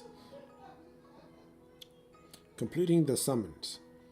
Once the sample is rubbed onto the skeletal frame and the summon magic is used, the power and limbs from the other world begin growing on the skeletal frame and forms the body. Despite this entire process, a steady and secure supply of mana is required, and this is too difficult for a regular wizard. If the mana supply is successfully supplied, glass Clahebian slowly grows and forms as it begins, listening to the summoner. Once the summon is finished, the used up mana is blackened and dissolves back into the environment as it darkens the sky. Erg. Once the summon is complete, glass Clahebian needs a significant amount of food, which is gold. If it does not eat, it will become more ferocious and go wild, eventually dissolving back into bones. According to one theory, this is why monsters always carry around gold. Therefore, if there is an increase in monsters spotted carrying gold, it could be that they are preparing to summon glass Clahebian. Glass Clahebian is a creature with enormous strength and magic power. However, imagine this. What would happen if the summoned glass Clahebian doesn't listen to the summoner and begins acting on its own will and volition? fighting against the summoner. It's implied that a powerful summoned being's will can conflict with the summoner and become uncontrollable. So, when dealing with a powerful summoned being, such as Glaheblion, how the summoner will control it becomes an interesting question. One of the solutions to this problem is using a summon method that excludes the summoned being's will.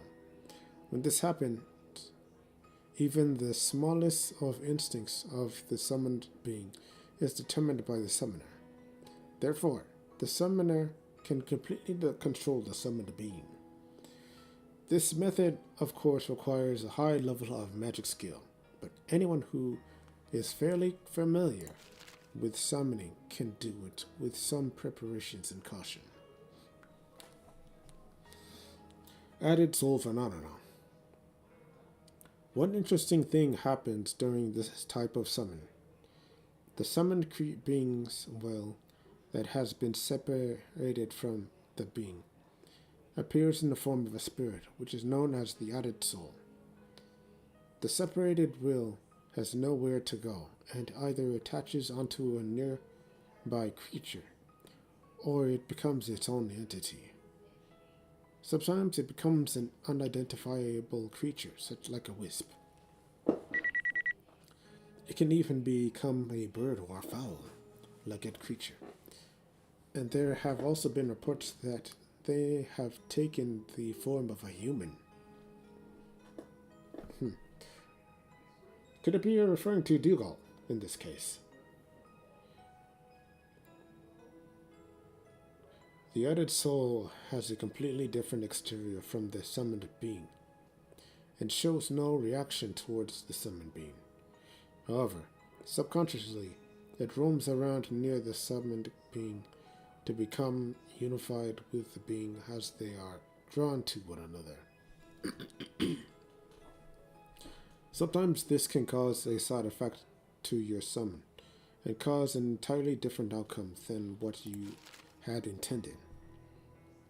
Therefore, when using the method of eliminating the summoned being's will, you need to watch out for this. The added soul phenomenon not only occurs between the relationship of the mind and body in one entity, but it can happen between two different entities that have very intimate relationship, such as husband and wife, friends and couples. Some scholars use this phenomenon to explain soul stream. Wait.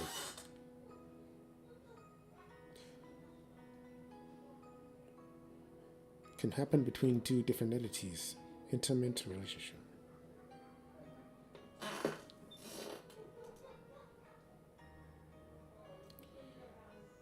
With that, I've explained all I can know about the Glaheblion. Please remember all that is in this book, so that the tragedy of the past will never occur again. Now I entrust the future of Erinn to you. Naruhodo.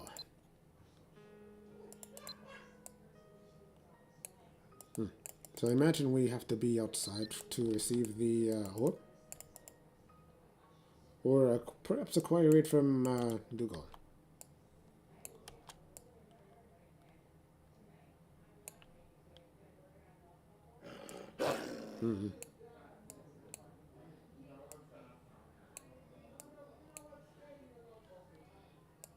Let's see.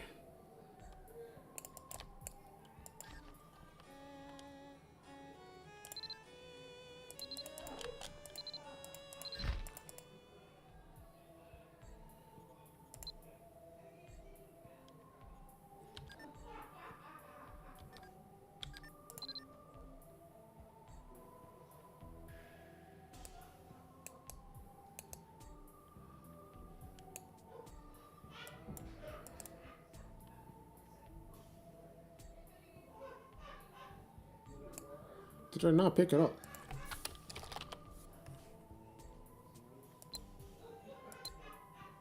I literally didn't see anything on the ground that dropped.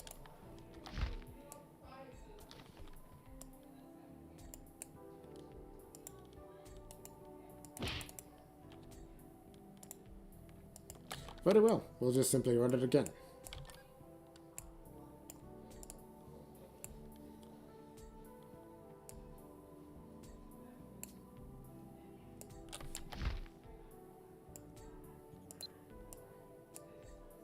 As if this police can stop us now. Okay, come on. Get in the hole. There you are.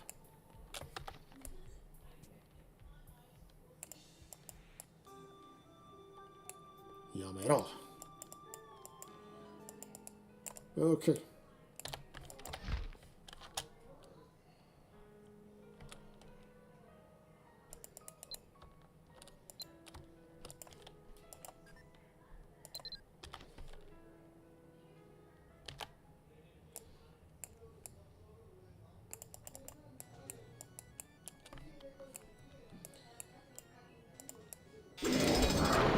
So, once upon a time, prior to modifications applied upon this very segment, the struggles towards acquiring many of the onset pieces in order to obtain passage into the goddess's sealed chambers dungeon required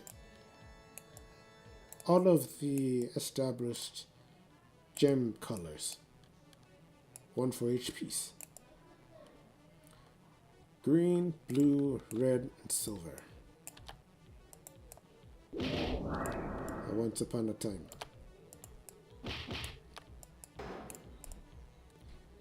So a total of 4 pieces for the orb itself had to be collected from each of the 4 colors. A refinedly elaborate seal established way back when.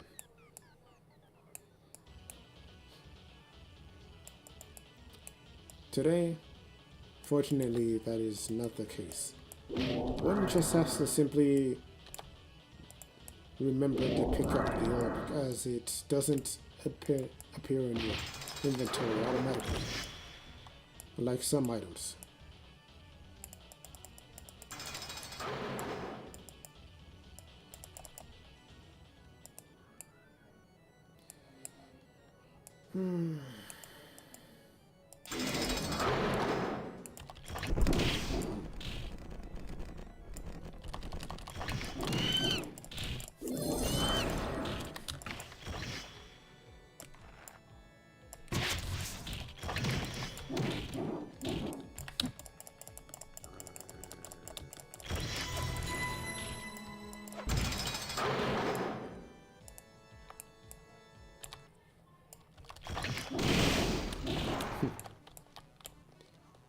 Nice and clean.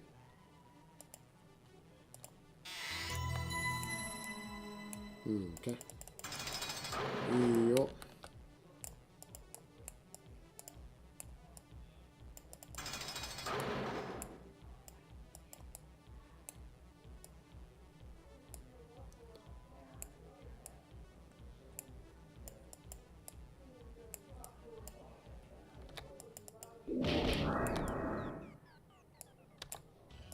How about I see you?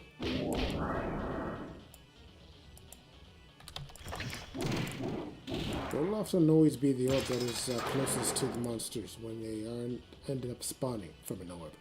Always.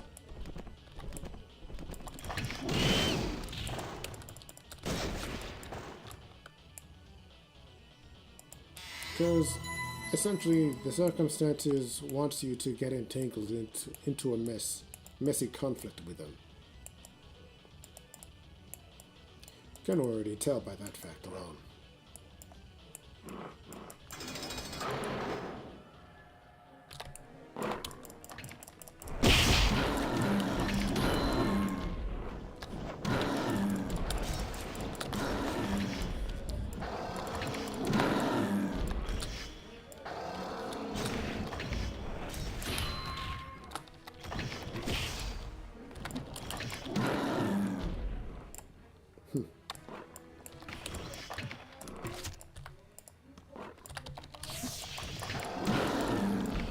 feeling some delay.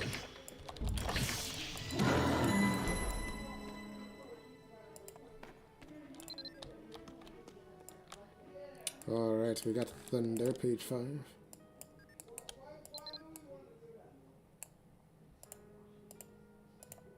Take that MP.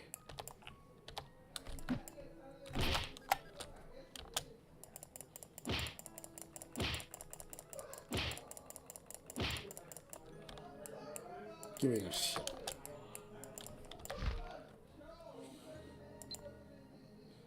This is it. This orb was part of a broken seal. Throw it on the LD dungeon altar. F altar to reach the goddess.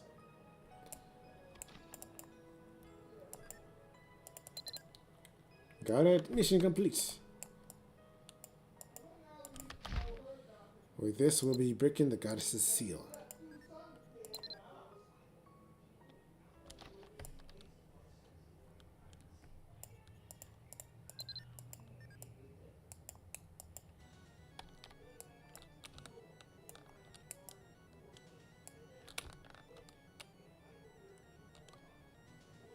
As you can see, we've entered the very pinnacle of the dark seal, associated with blocking the goddess's power.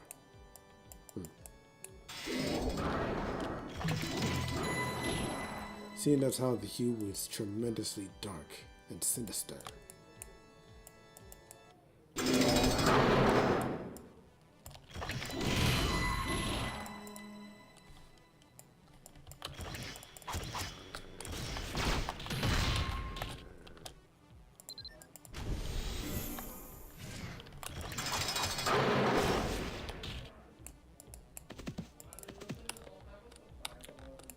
Any other openings? No? Okay. We'll collect fireball pages too. So that's 1, 2. We got 5.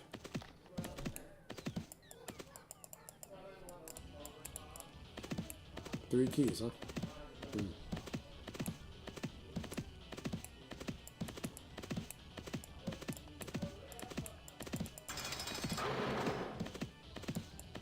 This place is so elaborate.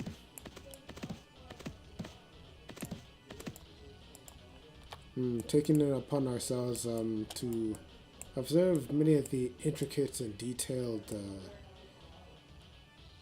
structurals and what we would call it architectural foundation. Waters and whatnot pouring from the hull itself.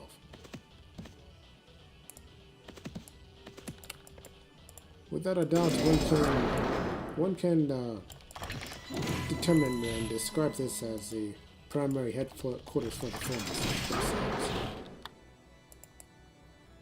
It's very likely they had constructed this place themselves right as soon as they finished conquering.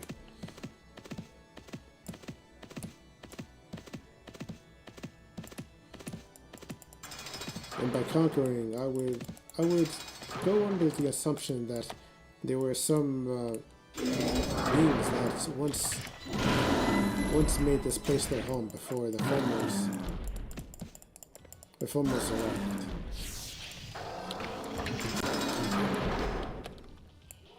So once they did,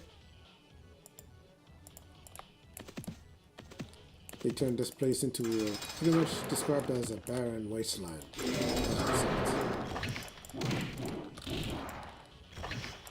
So, in such case in point, they ruin everything they touch.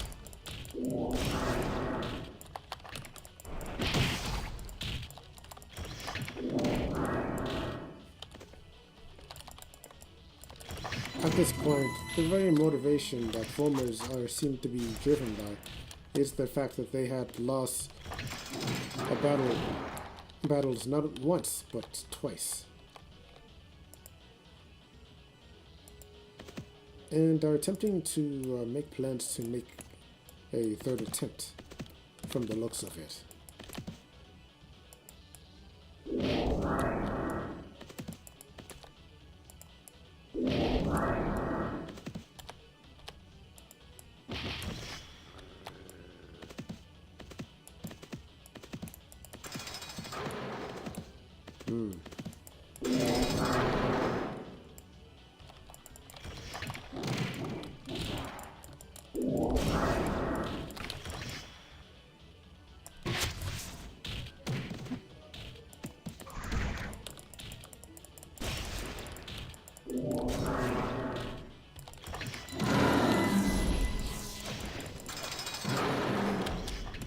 It's like you, as you can see, like a many a creature and a foul monster make their appearance here, from skeletons wearing high-grade armor to um, light gargoyles, heavy gargoyles, and whatnot, filing the ranks,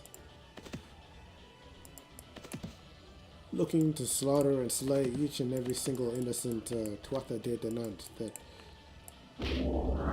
have absolutely no understanding of the meaning of revenge.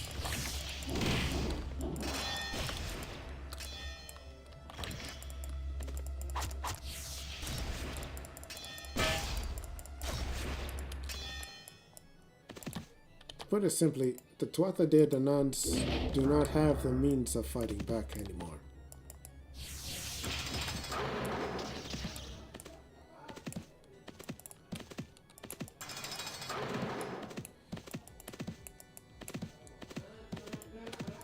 Of course, to state it more correctly, they don't have any present ability to make the preparations for any oncoming attack because of the tremendous secrecy and presence of the case itself.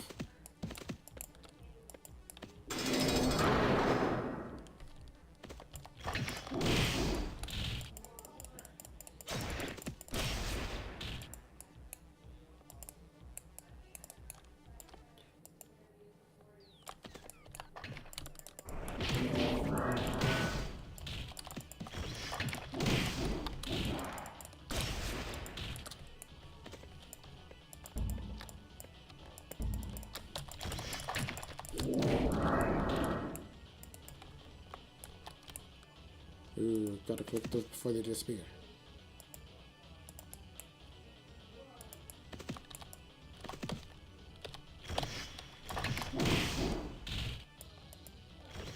Quite a lot of good drops. Very nice. I accept all this.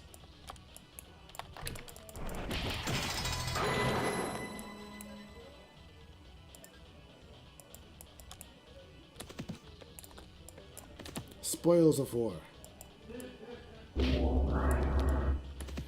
I suppose one can indeed put it simply that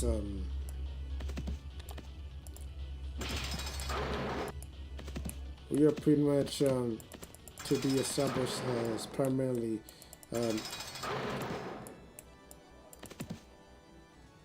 a private task force for eliminating these former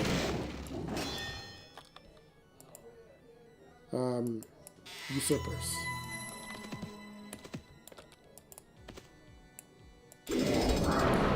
Putting it that way, it seems pretty badass, seeing as how we're now undertaking a secret mission.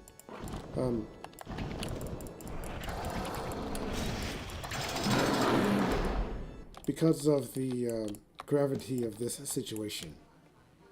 Looking at it that way, it's honestly pretty badass.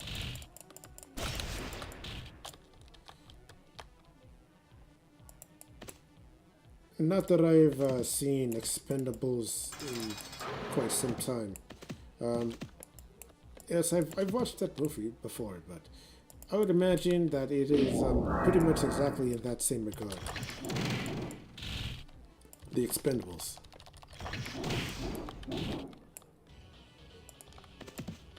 Innately featuring numerous stars and whatnot.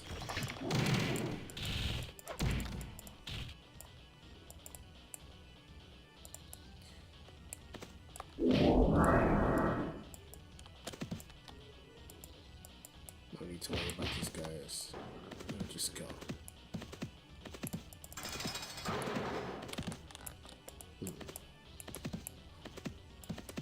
What hidden floors or doors are seen here? Nothing? Good. Okay.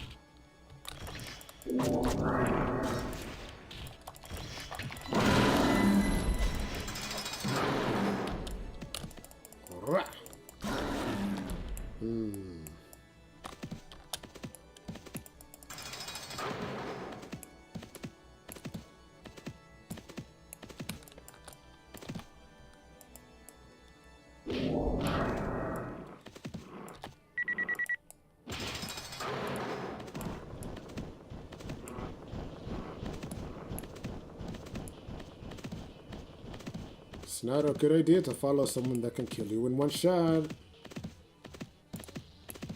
But you won't realize it because you're too foolish to notice exactly how much power is beholden in the opponent that you set your sights on. Foolish gremlin.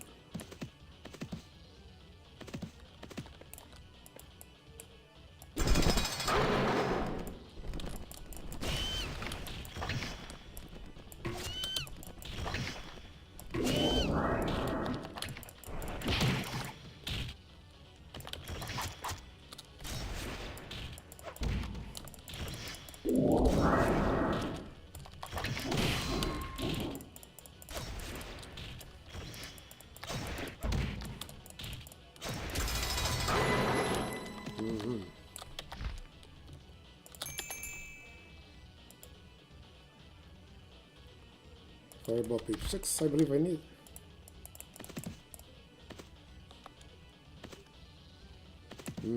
Empty.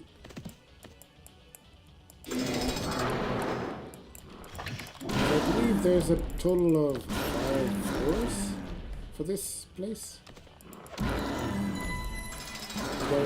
Oh, never mind. Totally wrong. That's fine.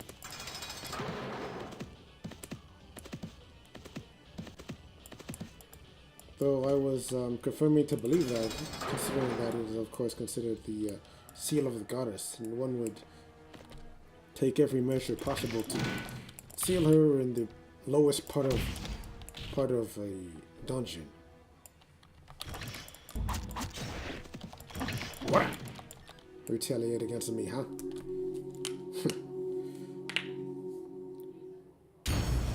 Success. Yes.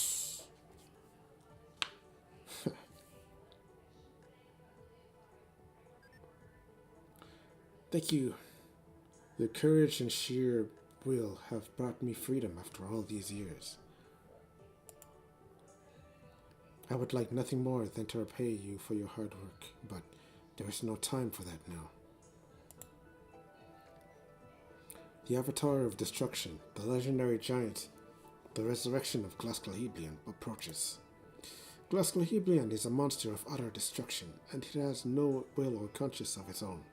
Only its body remains. The summoner binds it to their will. It will destroy everything it crosses in Erinn and Tir na Nog. You must find Glascalheblian's will and conscience, separated from its body. They must have been resurrected within a human body. Please give that person my pendant. And tell them his body, Glascalheblian, will soon be resurrected. He will help you. Though I am unable to intervene directly, I will pray for your victory. Thank you.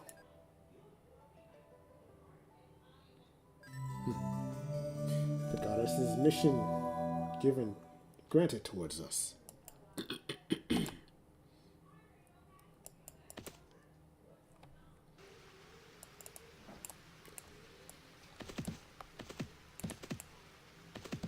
Hmm.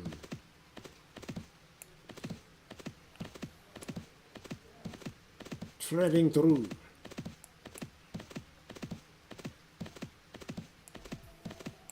I'd come to suspect that the very only living individual that could have any semblance of being the possible suspect of being Glass's will would be Dougal. There's a sudden change in the sky. What happened?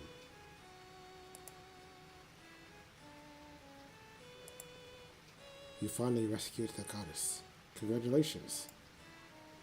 You tell Dougal what you heard from the goddess.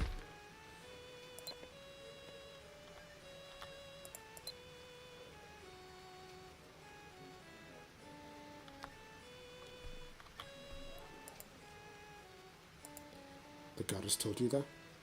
But why are you telling me this? Oh, I see.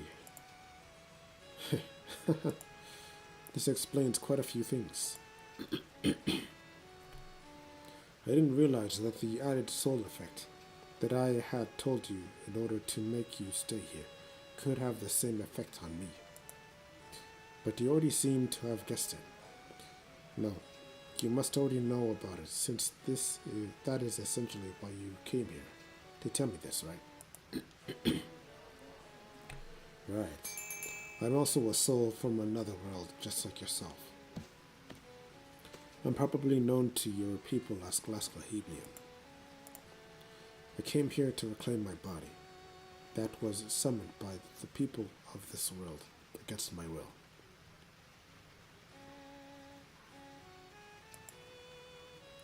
But I ended up in the body of the last remaining human in this world. My host body is weak. I can't even walk properly in this weak human form. Now that you have learned all about me, I will proceed to pursue my original goal. The goddess probably sent you to me, fully aware of what my intentions are. My goal? Isn't it obvious? I wish to reclaim the freedom of my real body.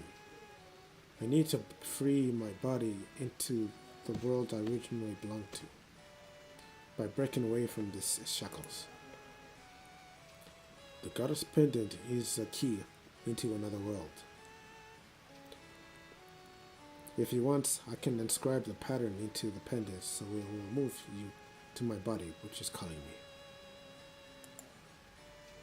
However, my body that's being controlled by the summoner would be powerful enough to blow away mere humans. I'm not sure if I should trust you with this task. Can you make me a promise? Can you promise you will defeat my body and return it to where it belongs? Of course. Okay, I'll trust you. I guess it might not be a bad idea to trust you since you rescued the goddess. Oh, of course. Of course. Go to Albi Dungeon and I'll offer you this pendant there. You will know how to use the Red Wing Goddess, right? If you succeed, it will only be a matter of time before I free myself from being an added soul.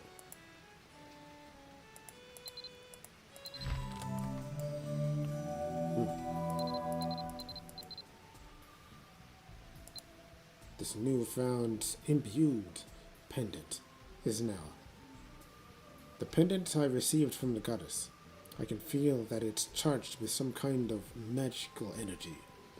I was told if I place this on the altar in Albi Dungeon, I'll transport it to where the Glasgow-Hebian is. And it allows up to 3 people.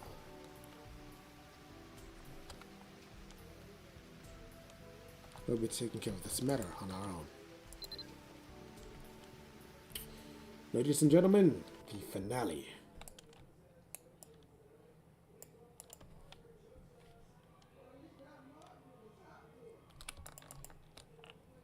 Before that, I would like to incur a bit of a client reset, just in case, seeing as how we are so tremendously close. Better safe than sorry. So, with that being the case, just a moment.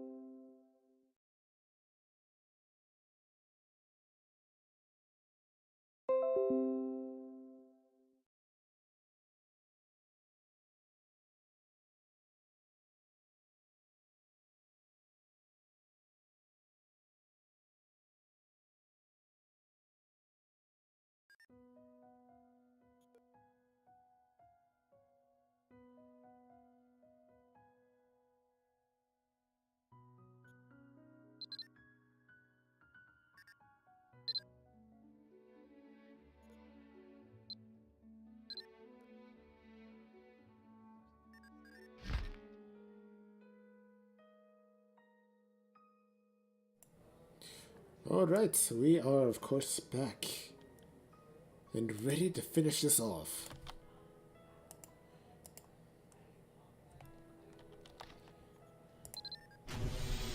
It goes all!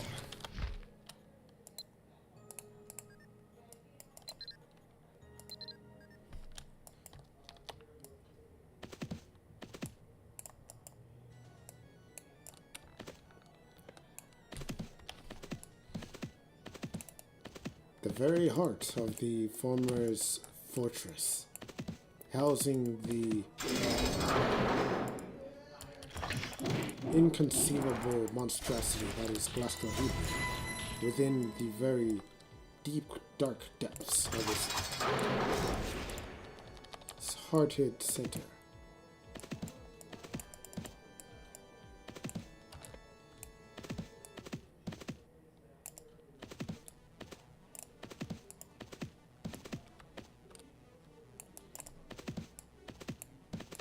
Nope. Okay.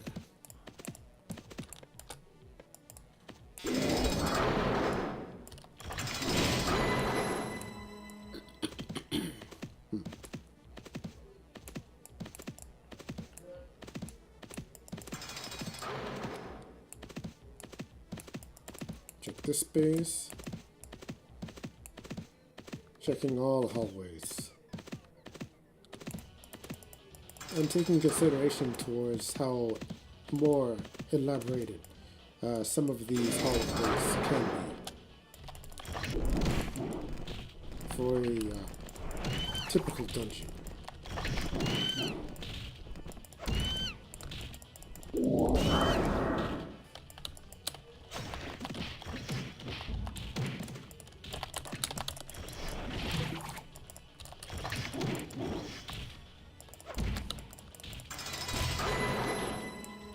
Spike like Odysseus being seen spotted here.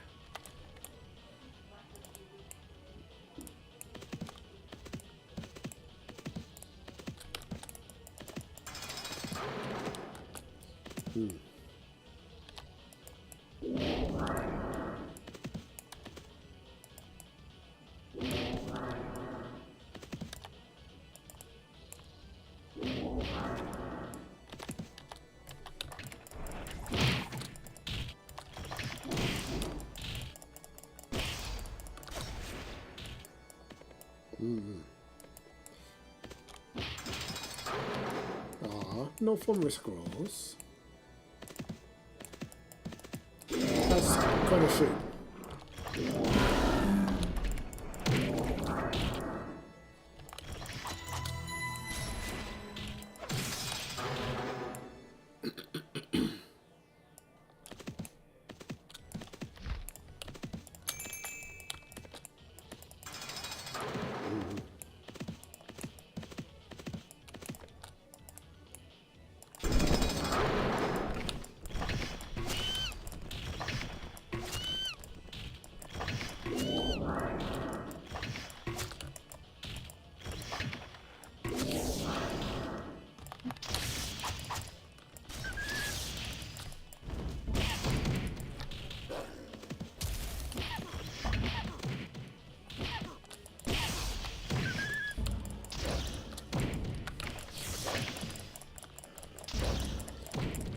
What do you mean all target? That's the target. That's the target. Shoot the target.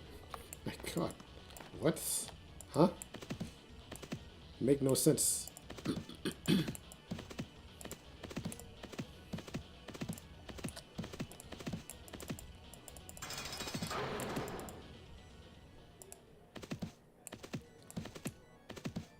I believe this one is, of course, 5 floors. 100%.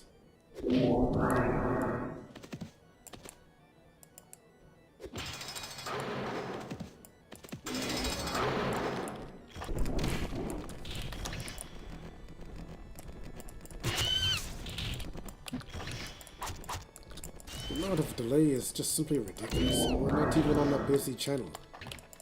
But I can feel how heavy the placement is.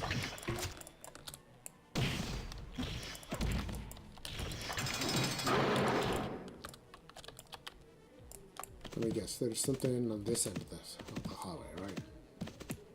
That's so too predictable.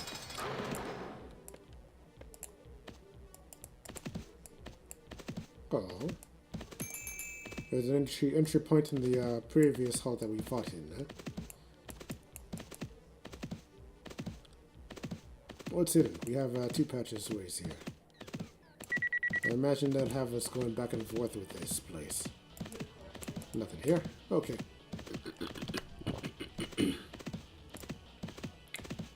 Wakata. What about here? Nothing? Okay.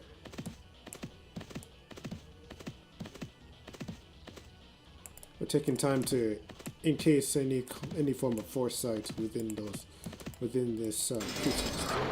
Without a doubt, there would be plenty of rooms there.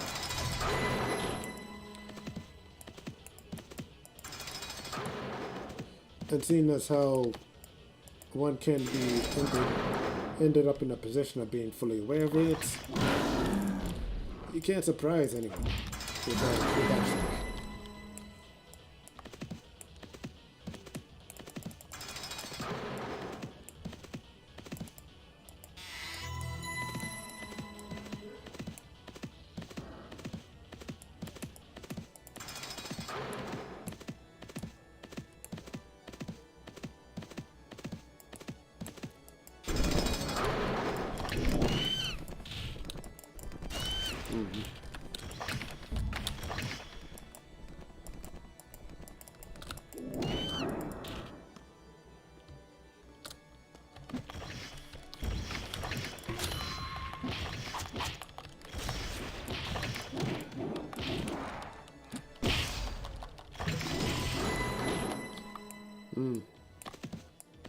Nice, well-timed crit.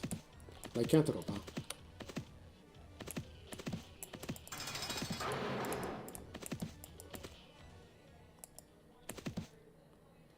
Floor 3.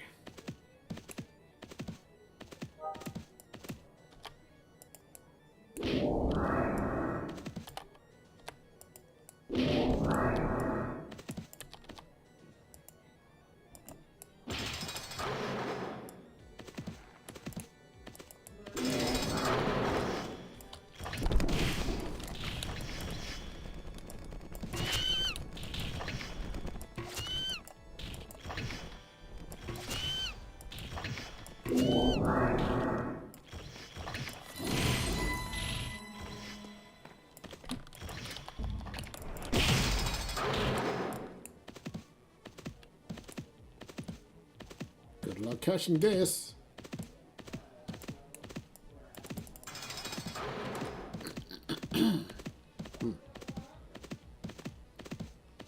Delving deep.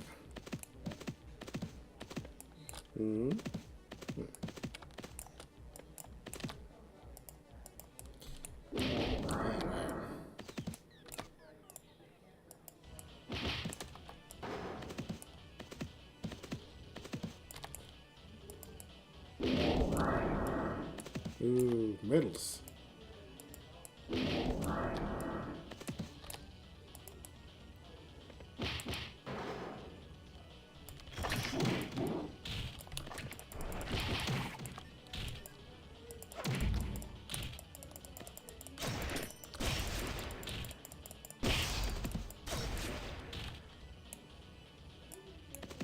Not a single useful trap. Lest I disappoint. I am filled with nothing but disappoint.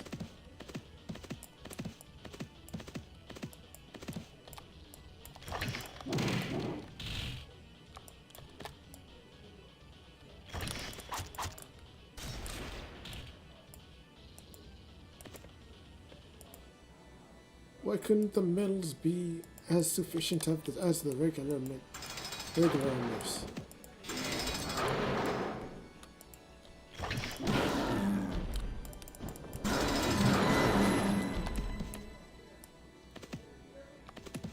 Double down. Double down.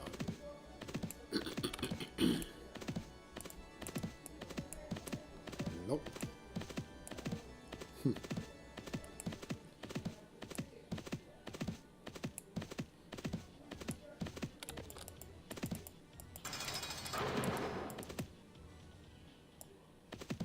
Floor 4.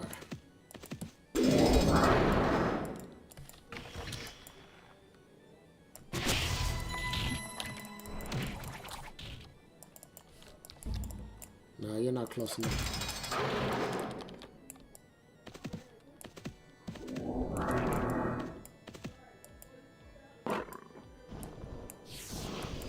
You're right there, huh? Nope, this one. Oh, okay. Bit of a surprise, but whatever.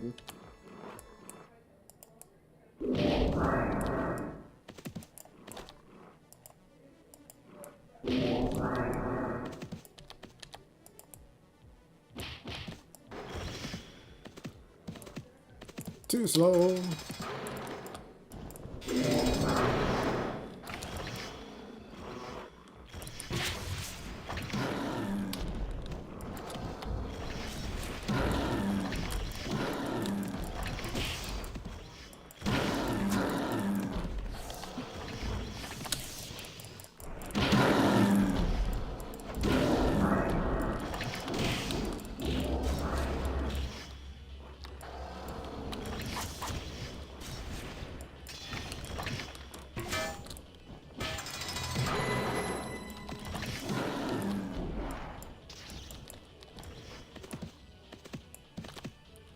The medals!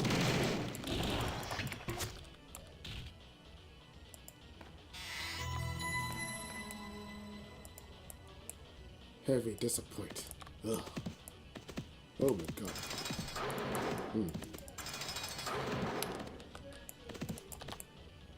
Alright. The Reds!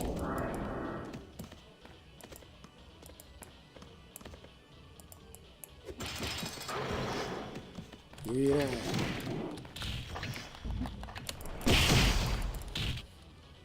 Yeah.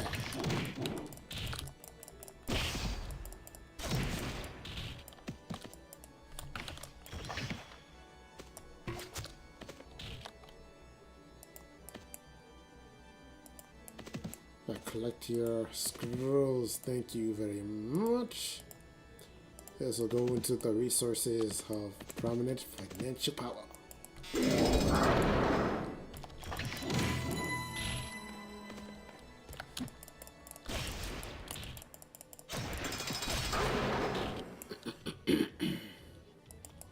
Collect the firewood. Yes.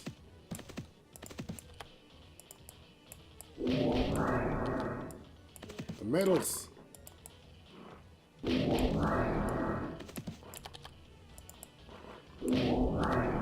Ooh, yes, we have a full house here.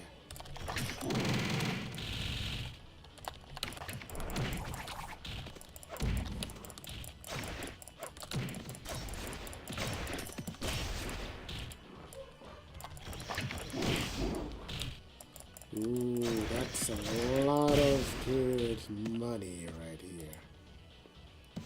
All of this? Yes, you already know where to.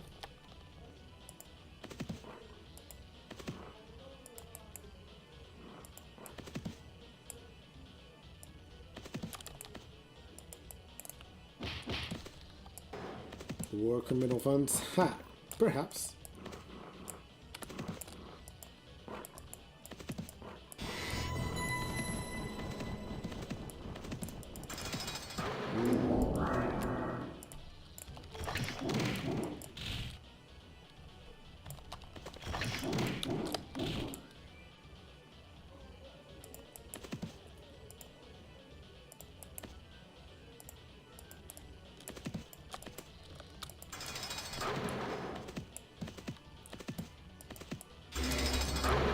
Anna, being a merchant that she is, has to keep the mindset of prophecy in mind at all times.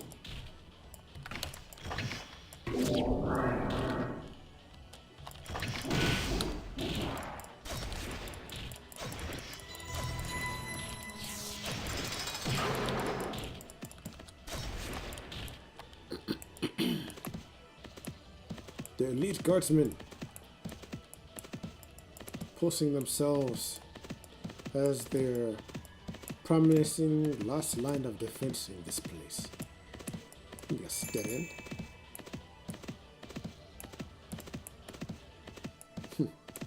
That's one. And two. As I thought.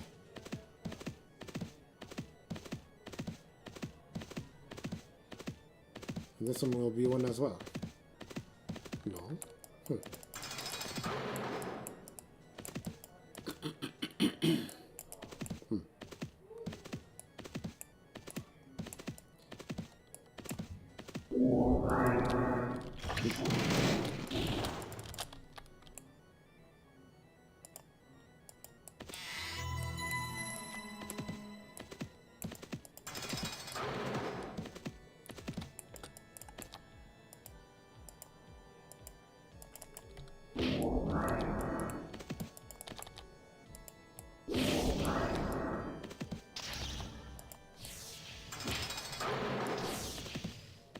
Wisps, so-so creatures.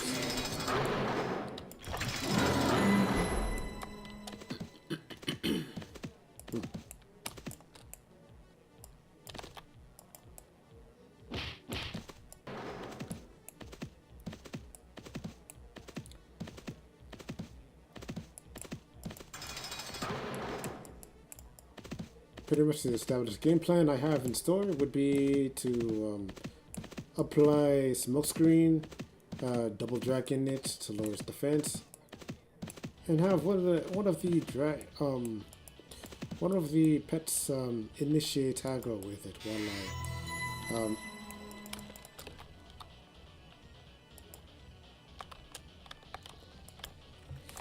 while I conduct the power of the abyss upon it itself.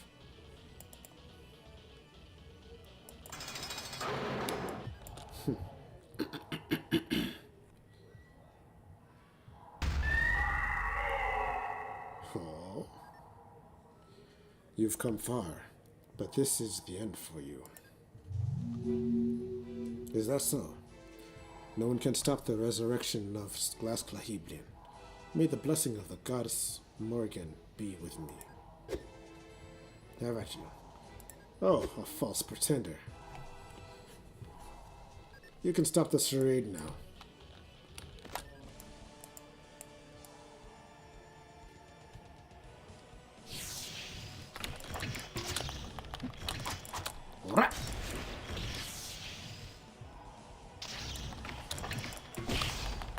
Do the same to your friend here. Are you ready for this one, Will?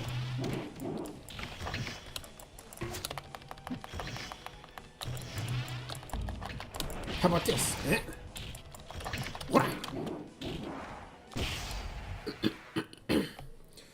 Dokura! Eh? Dokura! Impressive.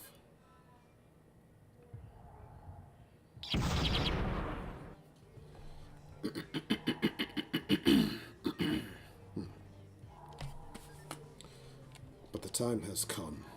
The day we have long waited. The last days of Erinn. I will grant you one final mercy. You may be the first victim of the newly resurrected Glass Clahiblian. May the punishment for your sins be agonizing intruder.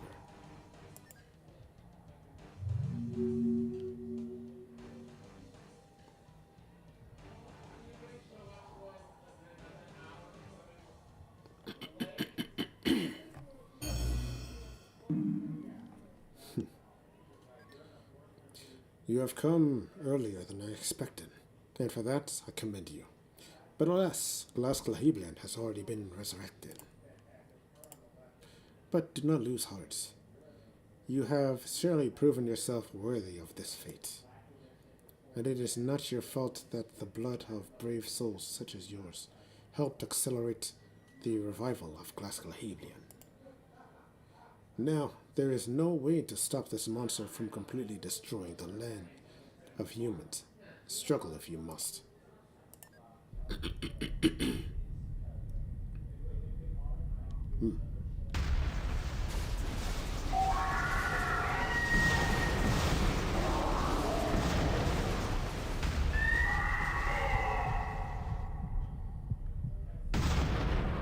Oh, I do have my tricks.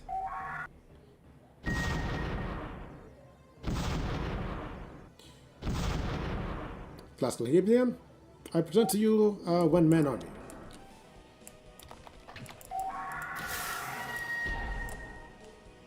Dragon summons. Disappear.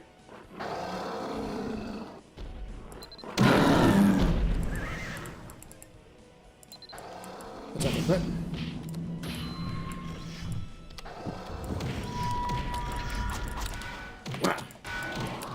You can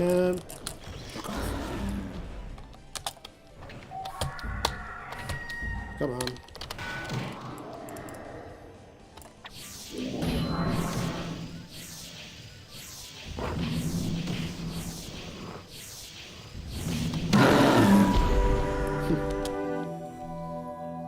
You're not stopping it. It doesn't matter how hard you try.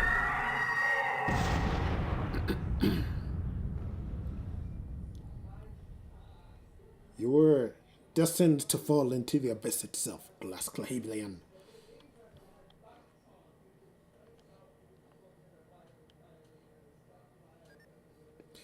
Oh my, you really defeated Glass Clahiblian.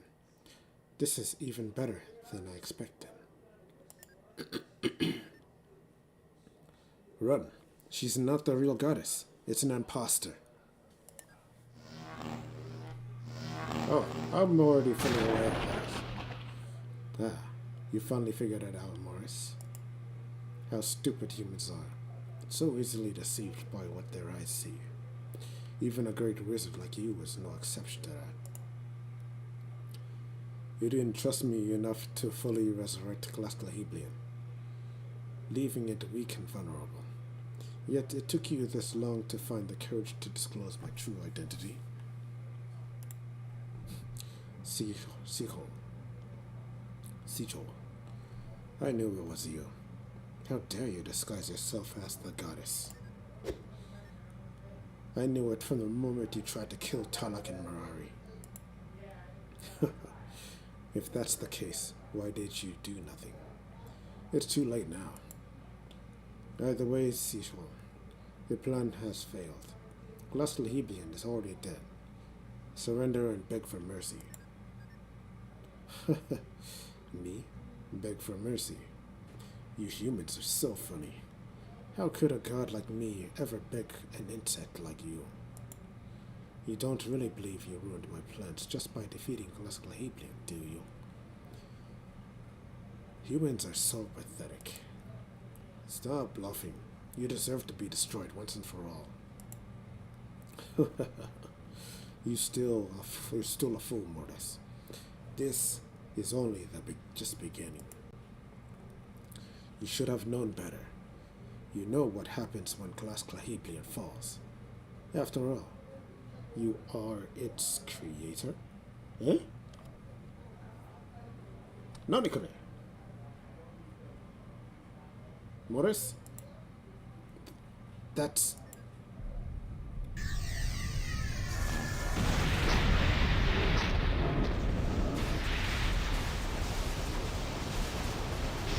Yeah?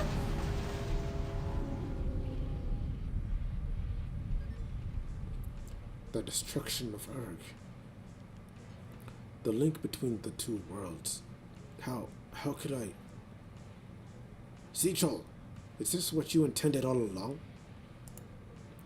Why, Mortis, you seemed surprised. A little too late for that, no. You used me. This is why you wanted Glass Clahiblian. It's all my fault, but I will pay for my own sins. I will sacrifice my life to end everything that I have started. Right here, right now, with you. Your words are ludicrous, little wizard, and your sins are your own to suffer. Your pitiful little punishments mean nothing to me. All humans must be wiped from existence. I'll cast you into hell, along with those intruders. Is that a challenge, Seiko? I may be old, but I am still a wizard. perhaps the greatest there ever was. Do not underestimate me just because you are a god. I'm telling you, man, even gods can fall. Take this.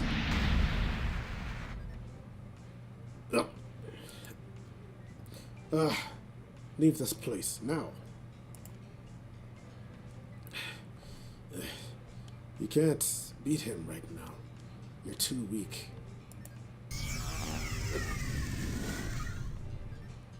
No.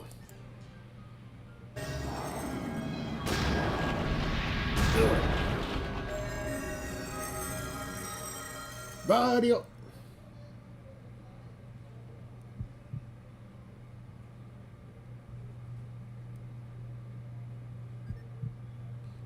Was that all, Morris? Magic, mana. Their origins lie with the gods. Humans are just cheap imitators. Even the best wizards are mere imposters. For you to lack even the most basic ability to save yourself, well, it is a fair feeling for all humans.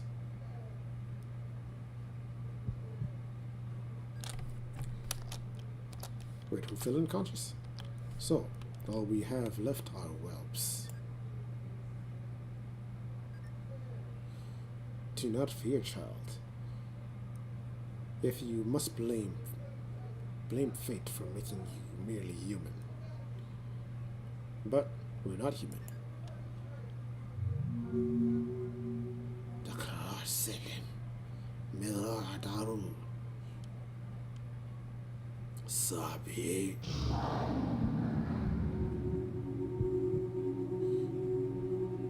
I order you in the name of the goddess. Stop.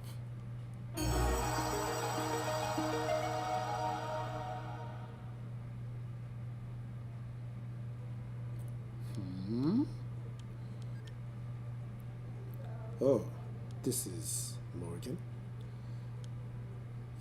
The whelp is more than it seems, eh? Saving the goddess is no small feat. You have disturbed the human world with your deceptions.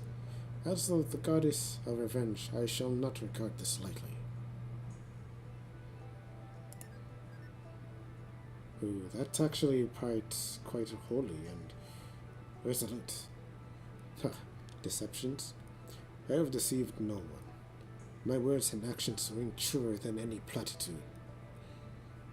Taking your form was merely a necessary step in doing so. Open your eyes and look. Hatred, war, murder. These are the creations of humans, the choices they have made. This is the ultimate truth of their kind. Ruler of Formers, heir of Balor. Why do you hate humans so? Why do you still fight after all the blood that has been shed through 2 wars? Do you not realize that more blood than just that of humans will be spilled? If another war were to erupt, the Formers will pay an equal price. You are wrong, Morgan. The first step to true paradise is the annihilation of humans. The blood of the Formers burned solely for that reason. Balor was too sympathetic, and thus he failed. But I am different. Our world will be born from the death of humanity. Are you not aware, Morgan? As a god, you must know the ultimate will of those who created us.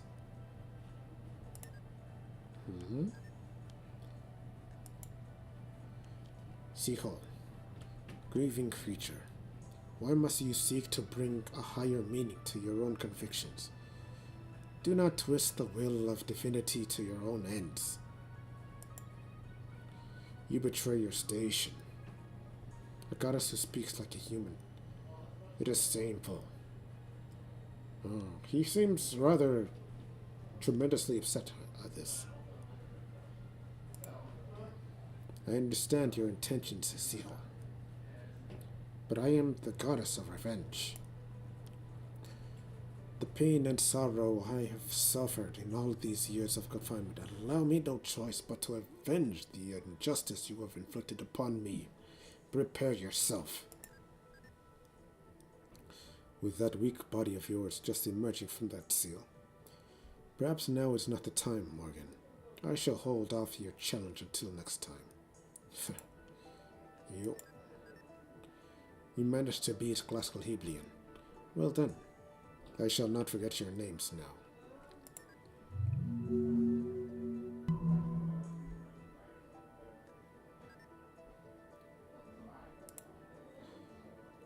I came as fast as I could, but I see it was not fast enough.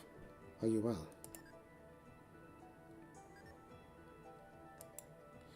You have defeated Classical Heblian. Thank you. The giant may be gone, but this is not the end. Not yet. What I truly fear is what comes after Classical Heblian's death. The dark mana discharged from the decaying shell of Classical Heblian acts against the natural order of Erinn. It tears open a gateway connecting Erinn and this world. Yes, that was the old plan from the start. Now his Dark Lords do not need the dungeons to invade Erinn. The dark mana will destroy my seal. And the combining of the two worlds is something that no one will be able to stop. Please return and start preparing for the inevitable invasion of the Formers. They will no doubt capitalize on this opportunity and soon.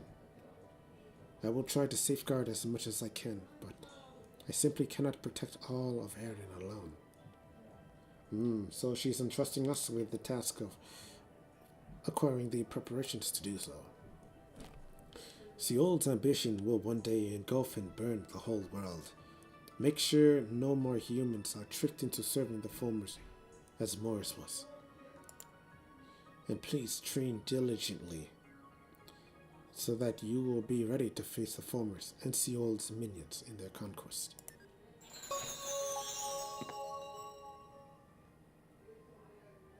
Now, Mariota has come for her father. Yes, that is Mari, the guide of the Soul Stream. You know her as now. And now you know why she called you to this world. Now, please return to Erinn. May the blessings of Limelark and Aton Simeni be with you. Farewell. And we will meet again when the time is right.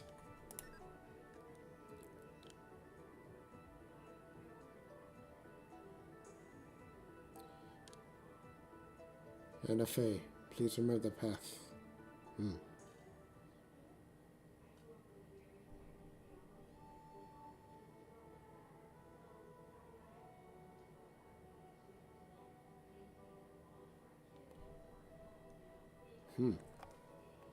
Strange and surprising.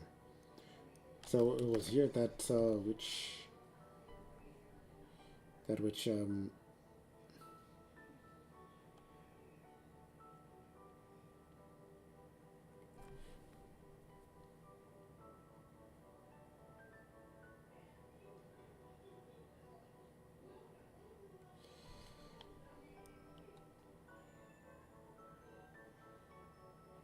it was strange that which now comes to find out that she realizes who her father was.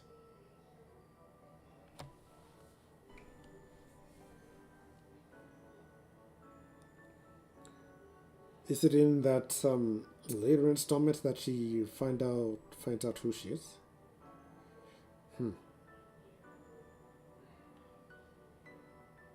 A bit curious. But nonetheless, so is that conclusive of the established tale for the first generation. The generation that which the goddess called us upon through the use of a beacon, an SOS message, to liberate her from the prison that Seahold had her held captive in. You have Glass's will returning back to its own place of reality.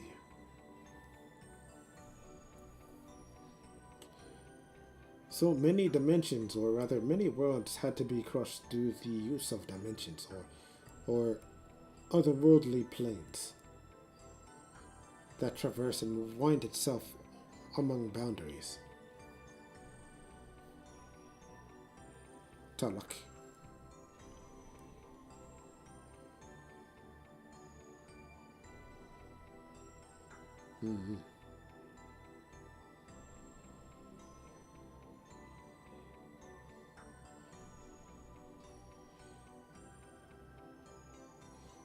So that would, without a doubt, conclude the entirety of Gen 1 Animus Archives, as it is noted within the records.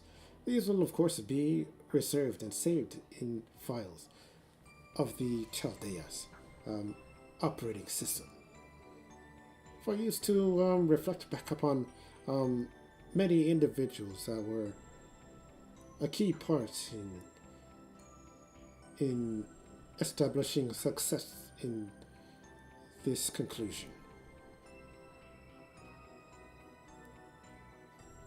That being said,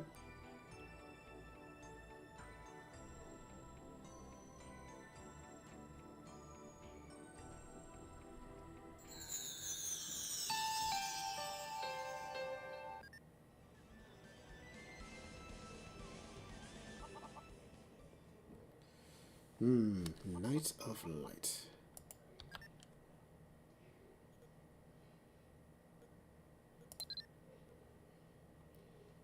The final dance.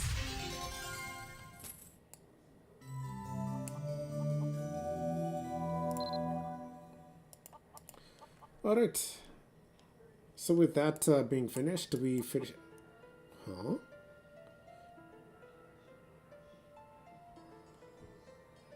Can you hear me? The goddess's telepathy. The Dark Lord is slowly expanding its territory. The Formers take over the blessed land of Erinn. Please protect Erinn. It's a road, perseverance, and self-discipline. Find that path in your main Makkah. While Seold is challenging power, Erinn's future is doomed. Become the Knight of Light, always looking over you.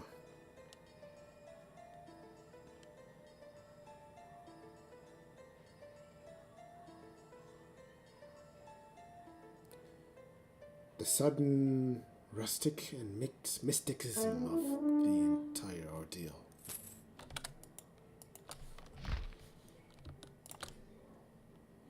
Okay. So, I would say, that pretty much wraps up the entirety of Gen 1's overall situation. It's in its entirety. Now, considered a form of a backup, to which we can, of course, fall back on in order to keep coverage and placements of different individuals that are, of course, involved in Generation 1 itself, such as Morris, Tarlak's mentor, and father to Mari. With that being said, he will, of course, be the first individual that which I'll be constructing a bona fide lore video upon. Here's so hoping that you guys are looking forward to that. So please feel free to hit the like and subscribe upon this YouTube channel for Omnica Animus. And for all other inquiries for different stories that are established in different worlds. Hit the follow upon my alternative platform that is on Twitch itself to keep track of said stories and individuals that, of course, pique your interest. So, that concludes today's broadcast. Wait, nothing. Is that the right one?